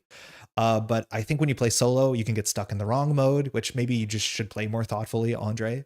But I've struggled to enjoy Spectrum. I do think if she was designed more modernly, I think you'd have more cards that allow you to change your mode while getting value. Maybe that's wrong. I don't know. She does feel like she doesn't play upgrades. She plays mostly events. And then events, especially when you play solo, you have to draw the right event at the right time for the right board state, as opposed to having an upgrade or a support that allows you to control your ability. Maybe she does. It's been a while since I played her kit, but I think she just has resource generators and events. I'm not sure. Warlock's kind of cool. Very cool ability. Very flexible in deck building. I don't think I'm ever having 10 out of 10 fun when I play Warlock, but it's usually like, oh, 7 out of 10, you've done something cool. We played a 0-cost deck on video last summer that I thought was pretty neat. If you ask me, Nebula used to be like a 6 out of 10. She's like a 9 out of 10. The more I play Nebula, the more I think she's one of the coolest designs in this game. And I love heroes that attack the game in a different angle, because she gets all her value. Again, she has no good tempo cards. Well, hold on. She has no long value term cards. Like she has no value engine. She's just about these like bursts in tempo, and then she resets her board state. I appreciate the fact that she's much more consistent when you play multiplayer, because you can play the card that fires all of her techniques during your opponent's turn before you lose them, because you're forced to lose them when your turn starts. But like, I really wish every card game I played had a card like Nebula that challenges the game. It makes you play in a totally different way. If you played Lord of the Rings, or sorry, Arkham, kind of like a Patrice in some ways, where the whole structure is different. Man, Nebula, the more I play her, the more I think she's interesting. Yeah, it just has her own vibe. Locally, there's always someone to meet up with the Justice, Venom, Protection, SPDR, Leadership, Cyclops, and Aggression Angel. Yep. I think they're very smooth to play, and they're very straightforward to play. And that's fine. It's good that the game has this. Again, my opinion is about what I want from the game, and what I want from the game is different than what a lot of people want from the game. We're all different people, so that's cool. I like War Machine a lot. I do not know why I like these lower tier characters. I think War Machine has very interesting design. He's a character that wants to flip up and down. He has some really cool upgrades. I think the art on some of the cards is a bit mismatched, but I think War Machine is just fascinating. Honestly, one of the coolest heroes. I think some people think his cards are weak. His thwarting is almost totally dependent on drawing an event, which sucks, but you can shuffle the events back into his deck. I honestly, any day I'd play War Machine. I think Protection War Machine is sick. Justice War Machine is sick. Aggression War Machine is sick. Leadership, I haven't tried it. Maybe you can do it. I don't know. Valkyrie. When I play multiplayer, I like Valkyrie. I think Valkyrie got a lot better with some of the Justice cards that allow you to get minions consistently, things like Infiltration. I'm definitely not a Valkyrie hater. I understand that she would probably be built differently modernly. The big failure with Valkyrie is that you cannot move Deathglow around. If you put Deathglow on the villain, it's stuck there. I think that sucks. I really like token-based characters, like Iceman, like Bamf in Nightcrawler. I think if they made her modernly, they would have to decide whether they want to make her totally cracked in multiplayer or playable in solo. It looks like they kind of push more towards the later, as much as I have played entire expert campaigns with Valkyrie. I think honestly, my biggest pain point with Valkyrie is that if you draw her Nemesis minion, her kit gives her no way to jump down to Alter Ego. And if you are not in Alter Ego, you can't get rid of your Nemesis, which means you can't get rid of Seduced, which means you can't attack. So everything falls apart horribly. If her kit had 1 or 2 ways that allowed you to jump down to Alter Ego in a nice way that allows you to interact with your Nemesis set, I would like Valkyrie a lot more in solo. That's why I play her in Justice, so I have access to Confuse, but I honestly really enjoy my Valkyrie games, as much as she feels a bit like some of the core set characters, where some of her cards are just not good. It's kind of bad. I don't play enough Vision. Vision's cool. Vision's on the list of characters we'll be playing in the next months or so, because I haven't played him on the list. This whole cycle, and I said this before, like this whole cycle, some of these characters I just didn't play enough, because when I was getting into the game, new cards were here a bit later. Actually, it's worse for champions. It's worse for champions, but a lot of these characters I did not get amount the reps in that I should have, and Vision's one of them.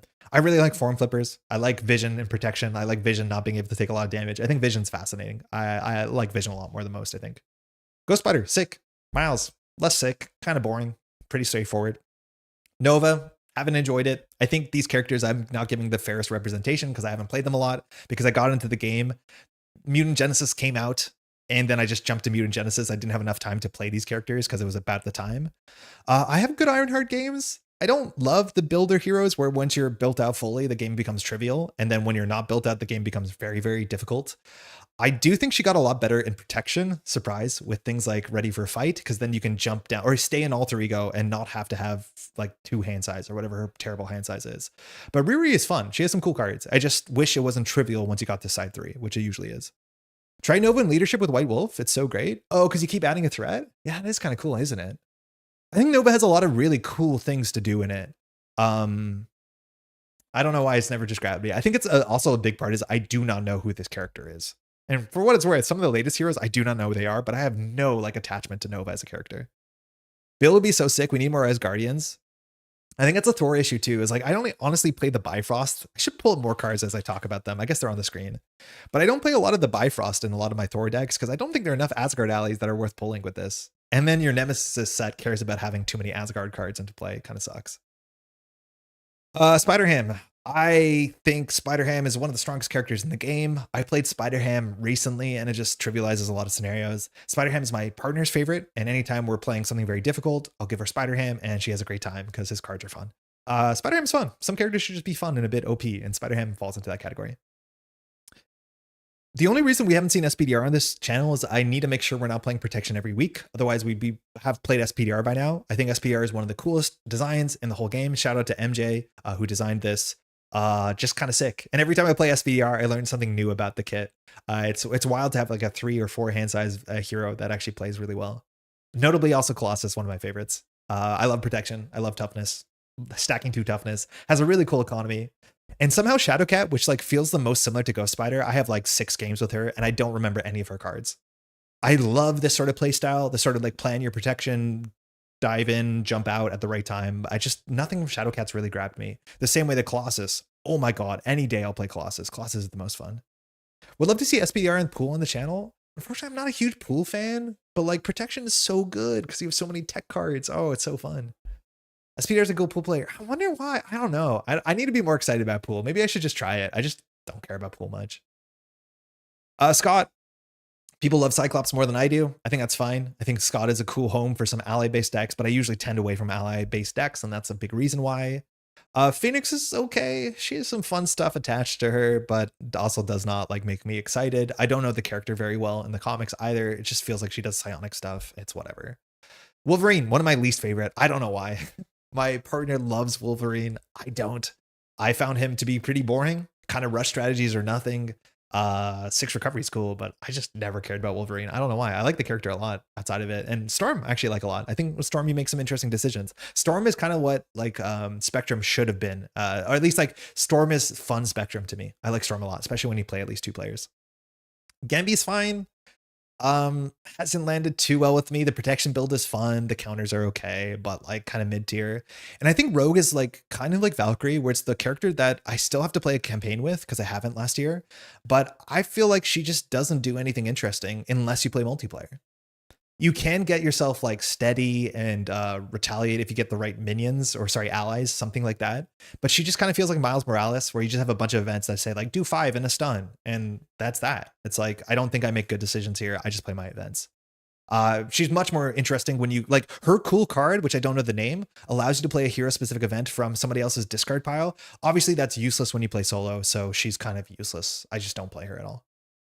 Storm is kind of OP, especially in multiplayer. Yeah, if as long as you can all align on the right cards, like the ability to give +1 to a whole field, or is really, really quite cool. You can give her Mystic and play Sorcerer Supreme. I mean, you can, but that's a lot of work, and I don't even think the payoff is that exciting. Rogue is one of my favorite champions, but yeah, she seems like multiplayer only. And in terms of like what this game trying to deliver to all sort of audiences, only having one hero, maybe besides Valkyrie, but I think Valkyrie solo makes sense. That is like super boring outside of multiplayer. Is a pretty good hit rate. Cable, sick, very powerful, very flexible. I liked a lot of Cable. The problem with Cable is Domino came out in the same box, and Domino is the coolest hero in the whole game. Oh my God, Domino is so fun. Just fun. Genuinely fun. You've seen us jackpot all over the place on camera, like twice in the same turn. Nina is just great. Psylocke, I have enjoyed less the more I've played her. She has some interesting builds. She also is like very stun or confuse heavy. I feel like she has so many moving parts, but they're not super satisfying. Like usually she just always leave one knife, one katana. I think there's very few situations where you have to be very thoughtful. And that's because I think she gives you too many ways to flip her katanas and knives. Like you can flip them when you spend them. You can flip them when you basic activate. So you never find yourself in a situation where you really have to think hard about where sides you want to have your things on, because you can always get them on the right side. She just has so many cool, intricate interactions. She probably has the most words per card in the whole game. But at the end of the day, like you can basically just do whatever because it's not, you have so much control. I wish you had less control over Betsy. But it's really cool to have like a 4-hand size hero with 2 resource generators built in. I think that's fun. I don't vibe with Domino. Oh man, I vibe so much with Domino. I love ripping cards. I love setting up the top of the deck. Like it gives you avenues to feel clever, and we'll get to Magic soon, but avenues to feel clever is my favorite thing in this game. Angel. I like Angel a lot. No, it's not true actually. I don't like Ariel that much. I do not vibe with Ariel unless I'm playing Protection, in which you have that really good Ariel card that readies you and removes 2 threat. But Angel should be one of my favorite heroes. It just hasn't connected. I don't know why. All his cards seem massively over curve. But not in an interesting way. Like all his cards seem like they have one too many numbers on them. He jumps down to like he does everything I want. He jumps down to alter ego. He form changes thoughtfully. He plays events. Like he has good setup cards. Like he does literally everything I want him to do, but he kind of feels somewhat more like Venom, but a more thoughtful Venom. I don't know. Yeah, I don't know. I don't know why this didn't land. I have to think more about it, but I've never been super excited. But it like literally checks every single box, which is weird. So there's another box I don't know about. X23, very cool. Very cool design where she's flexible in every aspect. I last played her in leadership, and oh my god, is it just straight busted? Her with a what's it called, sidekick, is just straight busted. Oh my god, I think it's one of the most powerful decks I felt like I've played in a long time, even though it probably is. But she's really cool because she's flexible. Like she plays defense well. I actually really like her defense because you want to block but always take a bit of damage, so she readies. I think that's awesome. She plays aggression well. X23 is just like so fun and so flexible. I have played surprisingly few games with her considering how flexible she is. Very cool design. I wish there was more cards like this that like I think this is the peak FFG design, really good FFG Marvel Champions design, where she works really cool in every aspect, and every aspect certain cards are better. I like it a lot. Deadpool, I don't like. You'll find this weird trend. It's not that weird, but this break the fourth wall action. Anytime that your hero has the ability to search your deck for a card, I usually don't like those heroes. Because unless the hero kit is designed in a very specific and a very difficult way, you end up with these repetitive patterns where every game there's usually the right card to get, and you end up in situations where your patterns become so boring. Wade Wilson's a pretty bad example of that, where every turn you can just like nuke for 22 damage if you set things up correctly, as long as you draw like your card that does damage to do damage, and then you play this card as fire. Like it's just not interesting. It's not interesting. You don't make great decisions. A lot of Wade Wilson's kit also doesn't line up well with the fact that you can just rush villains in 3 turns, because he has some weird value cards. We played Deadpool on stream maybe a couple months ago. It was more interesting than I thought it would be, but again, it just becomes super repetitive if you want to do the optimal thing, which like you don't have to do the optimal thing. What do you think X23 weakest aspect is though? Probably Justice. Like Justice is just fine. Like you're keeping alive. I would assume Justice. Hey Jason, how you doing? Weekend has been good. I've been talking, streaming too much. My voice is cooked. Hopefully you're well too. I don't like silly characters like Deadpool and Spider-Ham. I do like them. I'm not a big Deadpool fan. Spider-Ham I actually like. I think there should be more weird, goofy stuff in this game. I think Spider-Ham also like appeals maybe to a younger audience because it's very easy to play, and like the whole high five thing, stick out tongue. Like me and my partner do that all the time. We have a good time. I don't know. I like it, but I get it. Different folks. Did you see the new card in Wonderman called Disarming Defense? Maybe? Was it just revealed today? Because I don't know then. I think you'll enjoy that. It says the word defense in it, so you're probably right. Bishop. I like Bishop a lot. Bishop is in the same camp as Cable, where he's very powerful, very flexible. We played, I think, one of Drew's decks that was a leadership deck with Call for Aid. I think Daring Lime recently posted one that's very similar. I like Bishop because I like bruiser characters that can just take hits and heal. I like that a lot. That's a cool response on his alter ego. But the problem is like Magic came out in the same box, and Magic is a 10 out of 10. This, if you haven't known, is Gandalf. There's technically an Arkham Horror character with the same text, but FFG always puts out a character with this text on it. And it's just very thoughtful, very fun, very interesting. You care about sequencing, you care about flipping, you care about icons on top of your deck. Just the coolest design. Magic is so much fun. and a stat line that just kind of like I could play only Magic for the rest of the time and be happy. Which then there's Iceman, who's also one of my favorites. Very fun. Iceman's also very cool in every aspect, pun included, pun intended. You want to ready Iceman? Iceman's thing. What's the card called? Where you like draw the top card of the deck, and if it's an ice card, you ready yourself. It's just like one of the funnest loops. And I think just about at this point in time, FFG like really nailed what alter ego effect should be. Like we talked about, you know, Captain America and Hawkeye, whose texts are only relevant usually on turn 1. And then you have cards like this that really want you to jump to alter ego many times in the game. And this is something the game should celebrate is we have alter egos. We should jump down. It should be a cost. There should be times you want to do it more than others. But Bobby Drake's ability to put a whole bunch of frostbites, jump down to alter ego, not worry about thwart, and then shuffle all these ice cards back into your deck so that you're more consistent drawing your ice cards, let alone ripping a card off the top of the deck and it being an ice deck. Bobby Drake is so cool.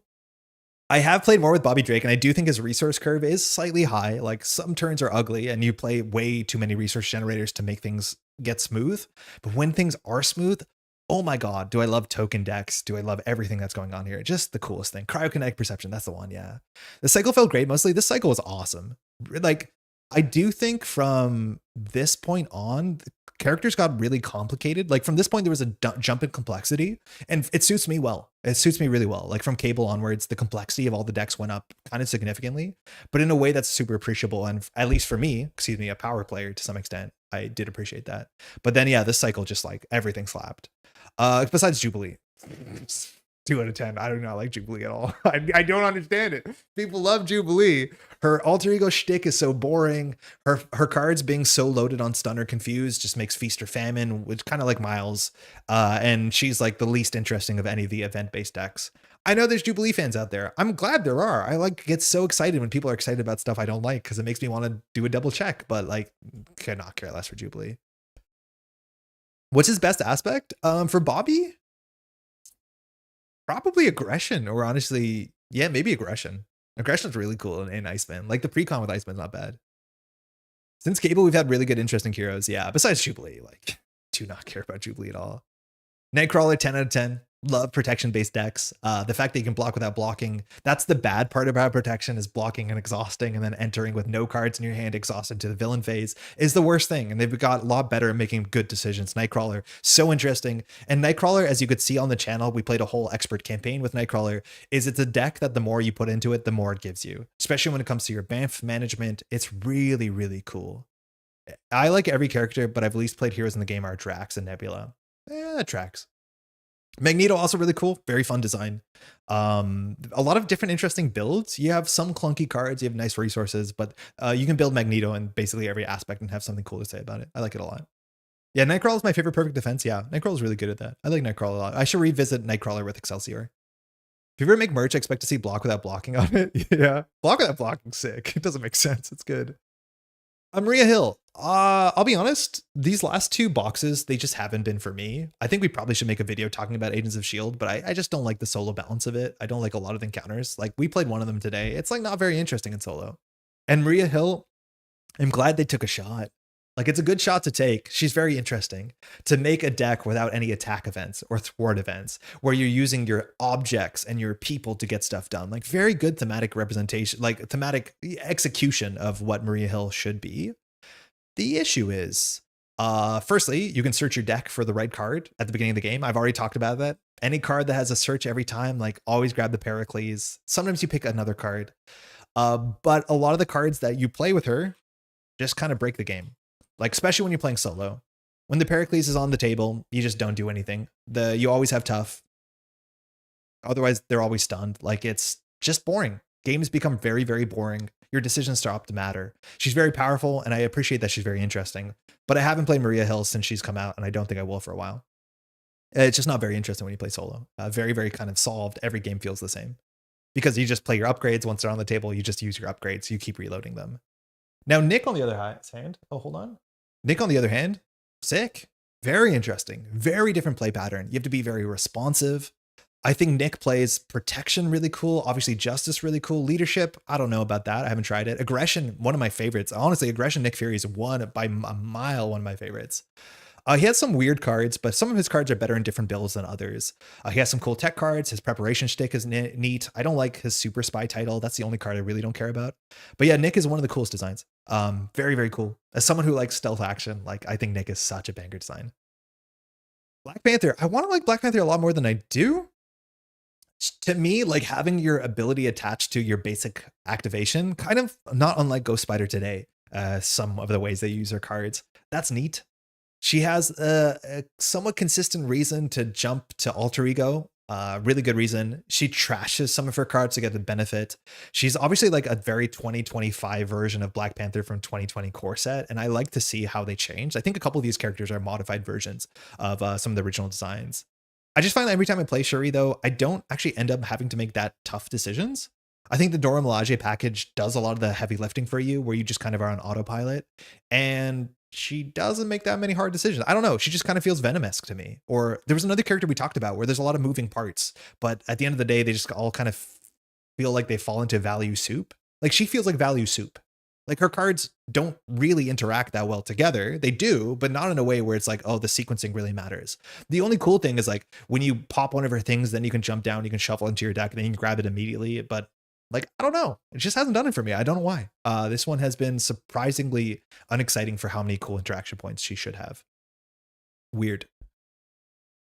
People really like her. I think I'm by far in the minority on this one, but like Shuri Black Panther has just felt like value soup. Silk. I need to play more Silk. I don't know why. I need to play more Silk. She's definitely what I want to be doing. She's interesting. She has different scaling based off of the amount and quantity of size of the counter sets, based off of what you're playing against. She has really good reasons to jump to Alter Ego. She does feel like she doesn't do anything until you find your upgrades, which there's a lot of characters that have that, unfortunately, built in, and that's just kind of part of the game. That's fine. But she has, yeah, I would say incredible. I do think the one problem I have with Web Warrior cards is that a lot of the Web Warrior heroes just kind of feel the same, because usually the cool thing you're doing, and it wasn't that different in Ghost Spider today, was the Web Warrior allies. Like the Web Warrior ally package is just like so card slot intensive because you want to play as many. So Web of Life and Destiny makes sense. And then they generally take kind of, you know, the thing that you want everything else to do. We definitely should play her more though. I've enjoyed her in Justice. I've enjoyed her in Protection. I've got some comments that I probably shouldn't play her in Protection, and there's other aspects that she shines better. I can see that. But Silk is really cool, really thoughtful. I like the design a lot. But yeah, I think the Web Warrior thing is honestly a detractor to me than anything else. Do you want a really funny thing? I think I have the top voted Marvel. I've only posted one list on Marvel CDB. I should be posting more. I always post them below, but I don't publish them. I think we have the top like upvoted Falcon deck. I've played like a dozen games of Falcon at best. Like I just don't play enough Falcon, and I should. He's really cool. He also has some of the most interesting cards ever printed in this game. He gives you so many agency points to control the game, to impact anything going forward. I think all aspects are relevant in Falcon. Leadership is maybe my least favorite because it's like not particular. Like you just become unstoppable. But oh my god, yeah, Falcon is like such a sick design. Maybe not always the most consistent because he lacks forward momentum in his own cards, but his engine gives you so much control that you're hoping you can add the aspect cards that allow you to overcome that. I think Falcon is only going to become more and more appreciated the later the game gets. I think on his first play, maybe even his precon, people bounce off of him, but like he's also very good, I imagine, in multiplayer. Your deck convinced me to get Falcon. I had no interest in him until the deck. Hey, I'll take that. That's really cool. But yeah, I honestly don't even know if that's the most interesting deck you can do in Falcon. It's just a cool thing you can do with a lot of the new cards, which is worth shouting out. Phantom Flip, how's it going? Hey, from Ottawa. I made a Ghost Spider aggression deck last week with Savage Strike and Adrenaline Rush with Fluid Motion and Aggressive Conditioning. It was wild. That's awesome. We played only a couple of those cards. Maybe none of them. I did want to say that there's probably a cool Savage Strike deck. This is an interrupt, which is nice. But I think I would recommend, if you're doing Savage Strike, try playing in hand cannons so that you can get that excess damage into overkill. And then if you're playing overkill, you can maybe play directed force, which is like a really nice idea. That deck sounds really cool. I think Fluid Motion is a card. I wish there was more cards like this in the game. There's not enough cards in the game that give you a benefit from playing an event this turn. I like it a lot. Anyways, Falcon. Sick. Winter Soldier. I don't know if I've completed a campaign with Winter Soldier. I really enjoy playing Winter Soldier. When you play against something with a lot of allies, he really pops off. I think he has a bit more build diversity than I have expected. But I just think the problem is like you printed Winter Soldier and then you printed Tigra. Admittedly, that was like 7 months apart in Canada, 8 months apart, a year apart, whatever it was. But Winter Soldier, like everything Winter Soldier promises to do, holy crap, Tiger does. Oh my god, Tiger is my favorite character in the game right now by a mile. Tiger is just the coolest thing. No, people have been saying about the Wonderman card reveals today. If Wonderman, okay, so if there's been a card revealed, okay, where was the Wonderman card revealed? Was it revealed on a different channel? Because it was revealed on a different channel, I'm not going to show it on stream because I want you to go to that channel and watch their content. If it was revealed through FFG, then yeah, we'll bring it up on stream. Yeah, somebody's recommended, apologies, I don't remember who, but playing Tiger and Winter Soldier together makes a lot of sense because a whole bunch of the Tiger cards don't care who defeated the thing. So Tiger brings them out, Winter Soldier knocks him down, and Tiger still readies. I think that's great. But yeah, Winter Soldier just unfortunately came at the worst time possible. If Winter Soldier was released like back here, I would probably have played a ton of Winter Soldier, but I didn't, and I probably won't. Hulkling is fine. I think Hulkling falls somehow into the same soup category, where like Hulkling appears to promise you so much power, so much flexibility. You can shape shift, and then in each of your shape shifts, you have different strengths and different weaknesses. It turns out you don't really have different weaknesses. Your stats just move around slightly. And the way the Hulkling is structured, you should always shapeshift. There are very few situations where you shouldn't shapeshift. And so now we're kind of gotten to the category of value soup, where like, it's cool that he has good turns. The problem is you're shuffling your deck so much, but you have a lot of consistency. He also has his ability to search for a shapeshift card. I don't find that to be as offensive as some of the other characters that search their deck for cards because you do just grab anything with this. But Hulkling has unfortunately fallen into kind of soup category for me, where it's like your decisions, they're better decisions than others. You can play a turn better than someone else's playing the same hand, the same turn, because there's some intricate ways that things work together. But at the end of the day, it's just like, do the most value you can. It's not so much planning for the future. His loop is satisfying if you like shuffling a lot, but it's just like his loop is how much juice can you get out of this? And the answer is usually, yeah, a lot, like a lot. I think you can play every aspect really well. I think what Hulkling, like, this is the problem. Is like, I want to play a Hulkling deck where you start an infiltration shape or whatever it's called, which becomes like off-brand Nick Fury, which sounds kind of cool. But the issue is that his thing really wants you to shape shift. And so if you're shape shifting, you no longer have a Nick deck. I don't know. It's like, it's trying to have its cake and eating it too. It's weird. Wonderman cards were revealed on Reddit/socials, but by FFG or by someone. Hulkling stealth form has lost me quite a few games. Yeah, it should. Like Nick Fury should too. But yeah, I don't know. I just haven't felt it to be too interesting. It's always just felt like do the most value line you can this turn. Off-brand Nick Fury is good against She-Hulk. I still haven't played She-Hulk or Vision yet. We'll get to it soon. Someone made the meme where Peacemaker and Bloodsport from SS are talking about doing the same thing, but the artist Tiger and Winter Soldier. Yeah, that's probably it. Marvel Champions Discord, that is. On Discord. Oh, okay. I can't pull that up right now. I'm not really on Marvel Champions Discord. Give me one second. I'll pull it up on my phone and I'll see if it makes sense there. Give me one moment. Reddit, Marvel Champions. It says the word defense in it, so like I should be hyped.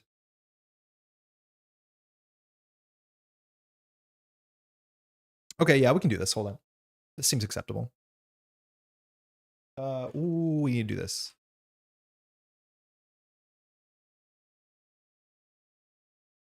Content creator spoiler season is here. I applied to be a content creator thing from FFG. Hopefully they reach out. That'd be sick. So I know all you've been thinking, man, I wonder when we're going to get some more previews. Well, wonder no more, man, because they're here for the next 2 weeks. Be all having a great Sunday afternoon. My fellow champions, time to kick off another season of content creators. Who posted this? Diamond NRG. Cool. Special thanks to FFG for letting us be part of the upcoming preview. Sick.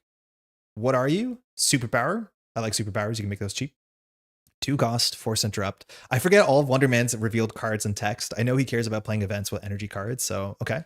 When Wonderman would be defeated, instead set his hit point dial to 4 and change him to alter ego form. You may check events with a printed energy resource from your discard pile under Ionic Physiology until there are 3 tuck that remove this card from the game.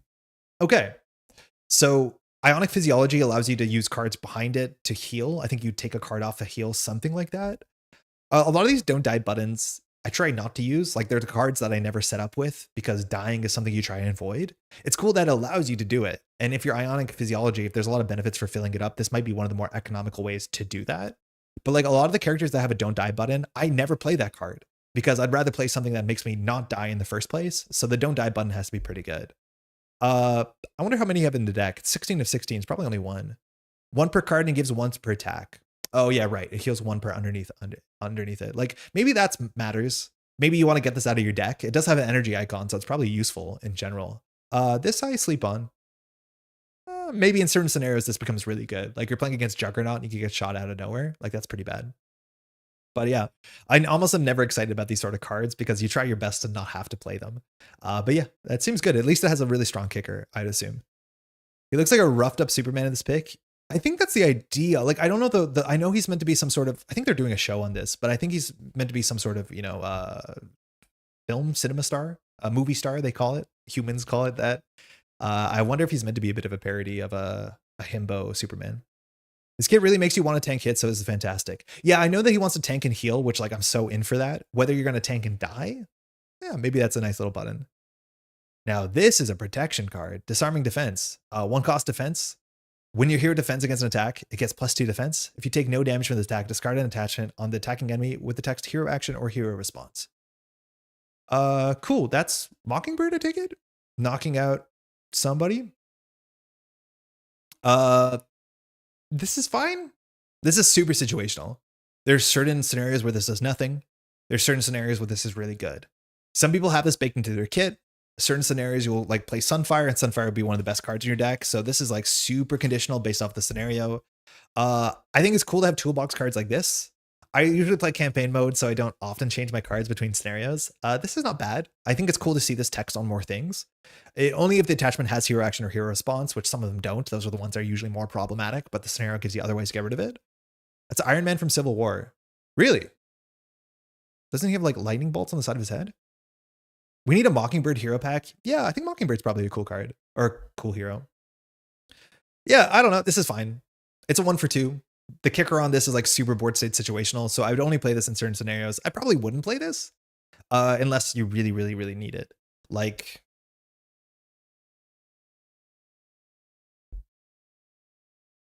what's the bad Goblin Glider?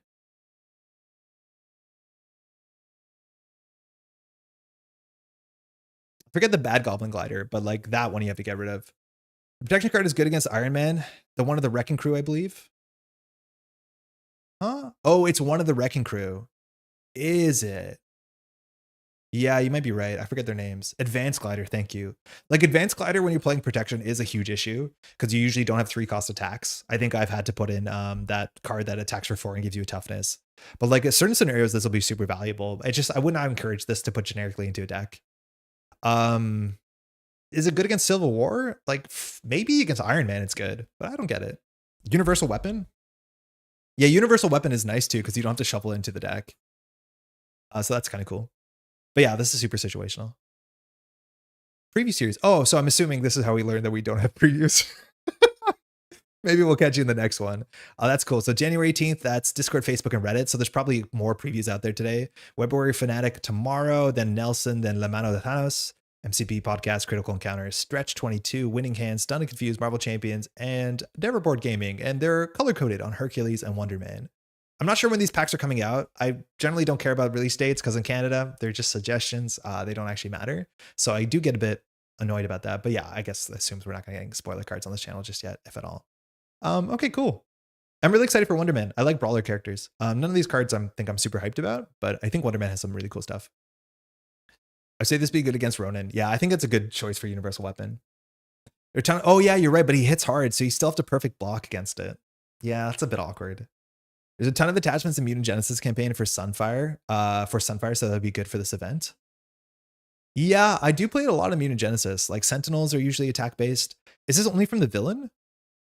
From the attacking enemy. So you can't even block the villain and remove something from a minion, which I guess that's super, super niche. But in theory, you could like take something off of a minion. I don't know why you'd do that. A huge shout out. Thanks for reminding that or telling me that these existed so we could pull these up. I think that's cool. Gambit's ally deals with Ronin's weapon. Gambit ally. Oh, if you want to just grab it underneath you. Yeah, it's kind of fun. I'm excited for Hercules. It's something different. I hope it doesn't get samey. Yeah, me too. I worry with only 3 goals, like 3 things to look for. It might get a bit samey, but they've been really good with the recent designs. So I'm very excited. They've always I think they've been very impressive.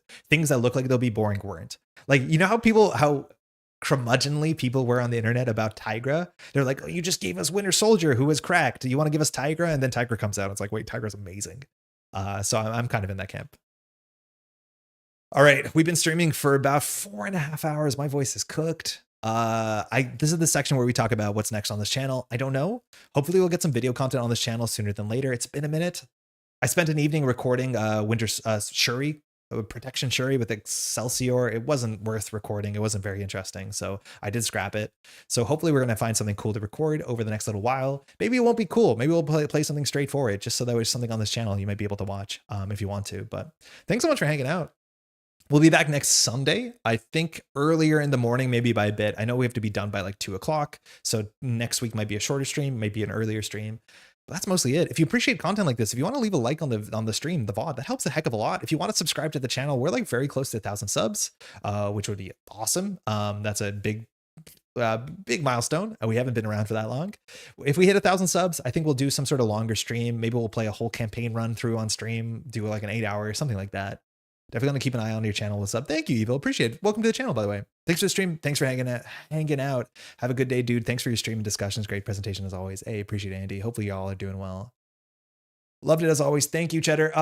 That's mostly it. Deck lists are described. Deck lists are attached in the description if you want to find them. If you make any changes, please hit me up. I'm going to spend some minutes answering some YouTube comments after this once I do the timestamps and publishing. And we'll see you next Sunday. Hey, Jackie. Thank you. Thanks for the stream. Great production. Thank you. Cheers. Glad you appreciate it. We'll catch you in the next one. Take care, y'all. Hold on. I need to find the button to turn this off. How hard could it be?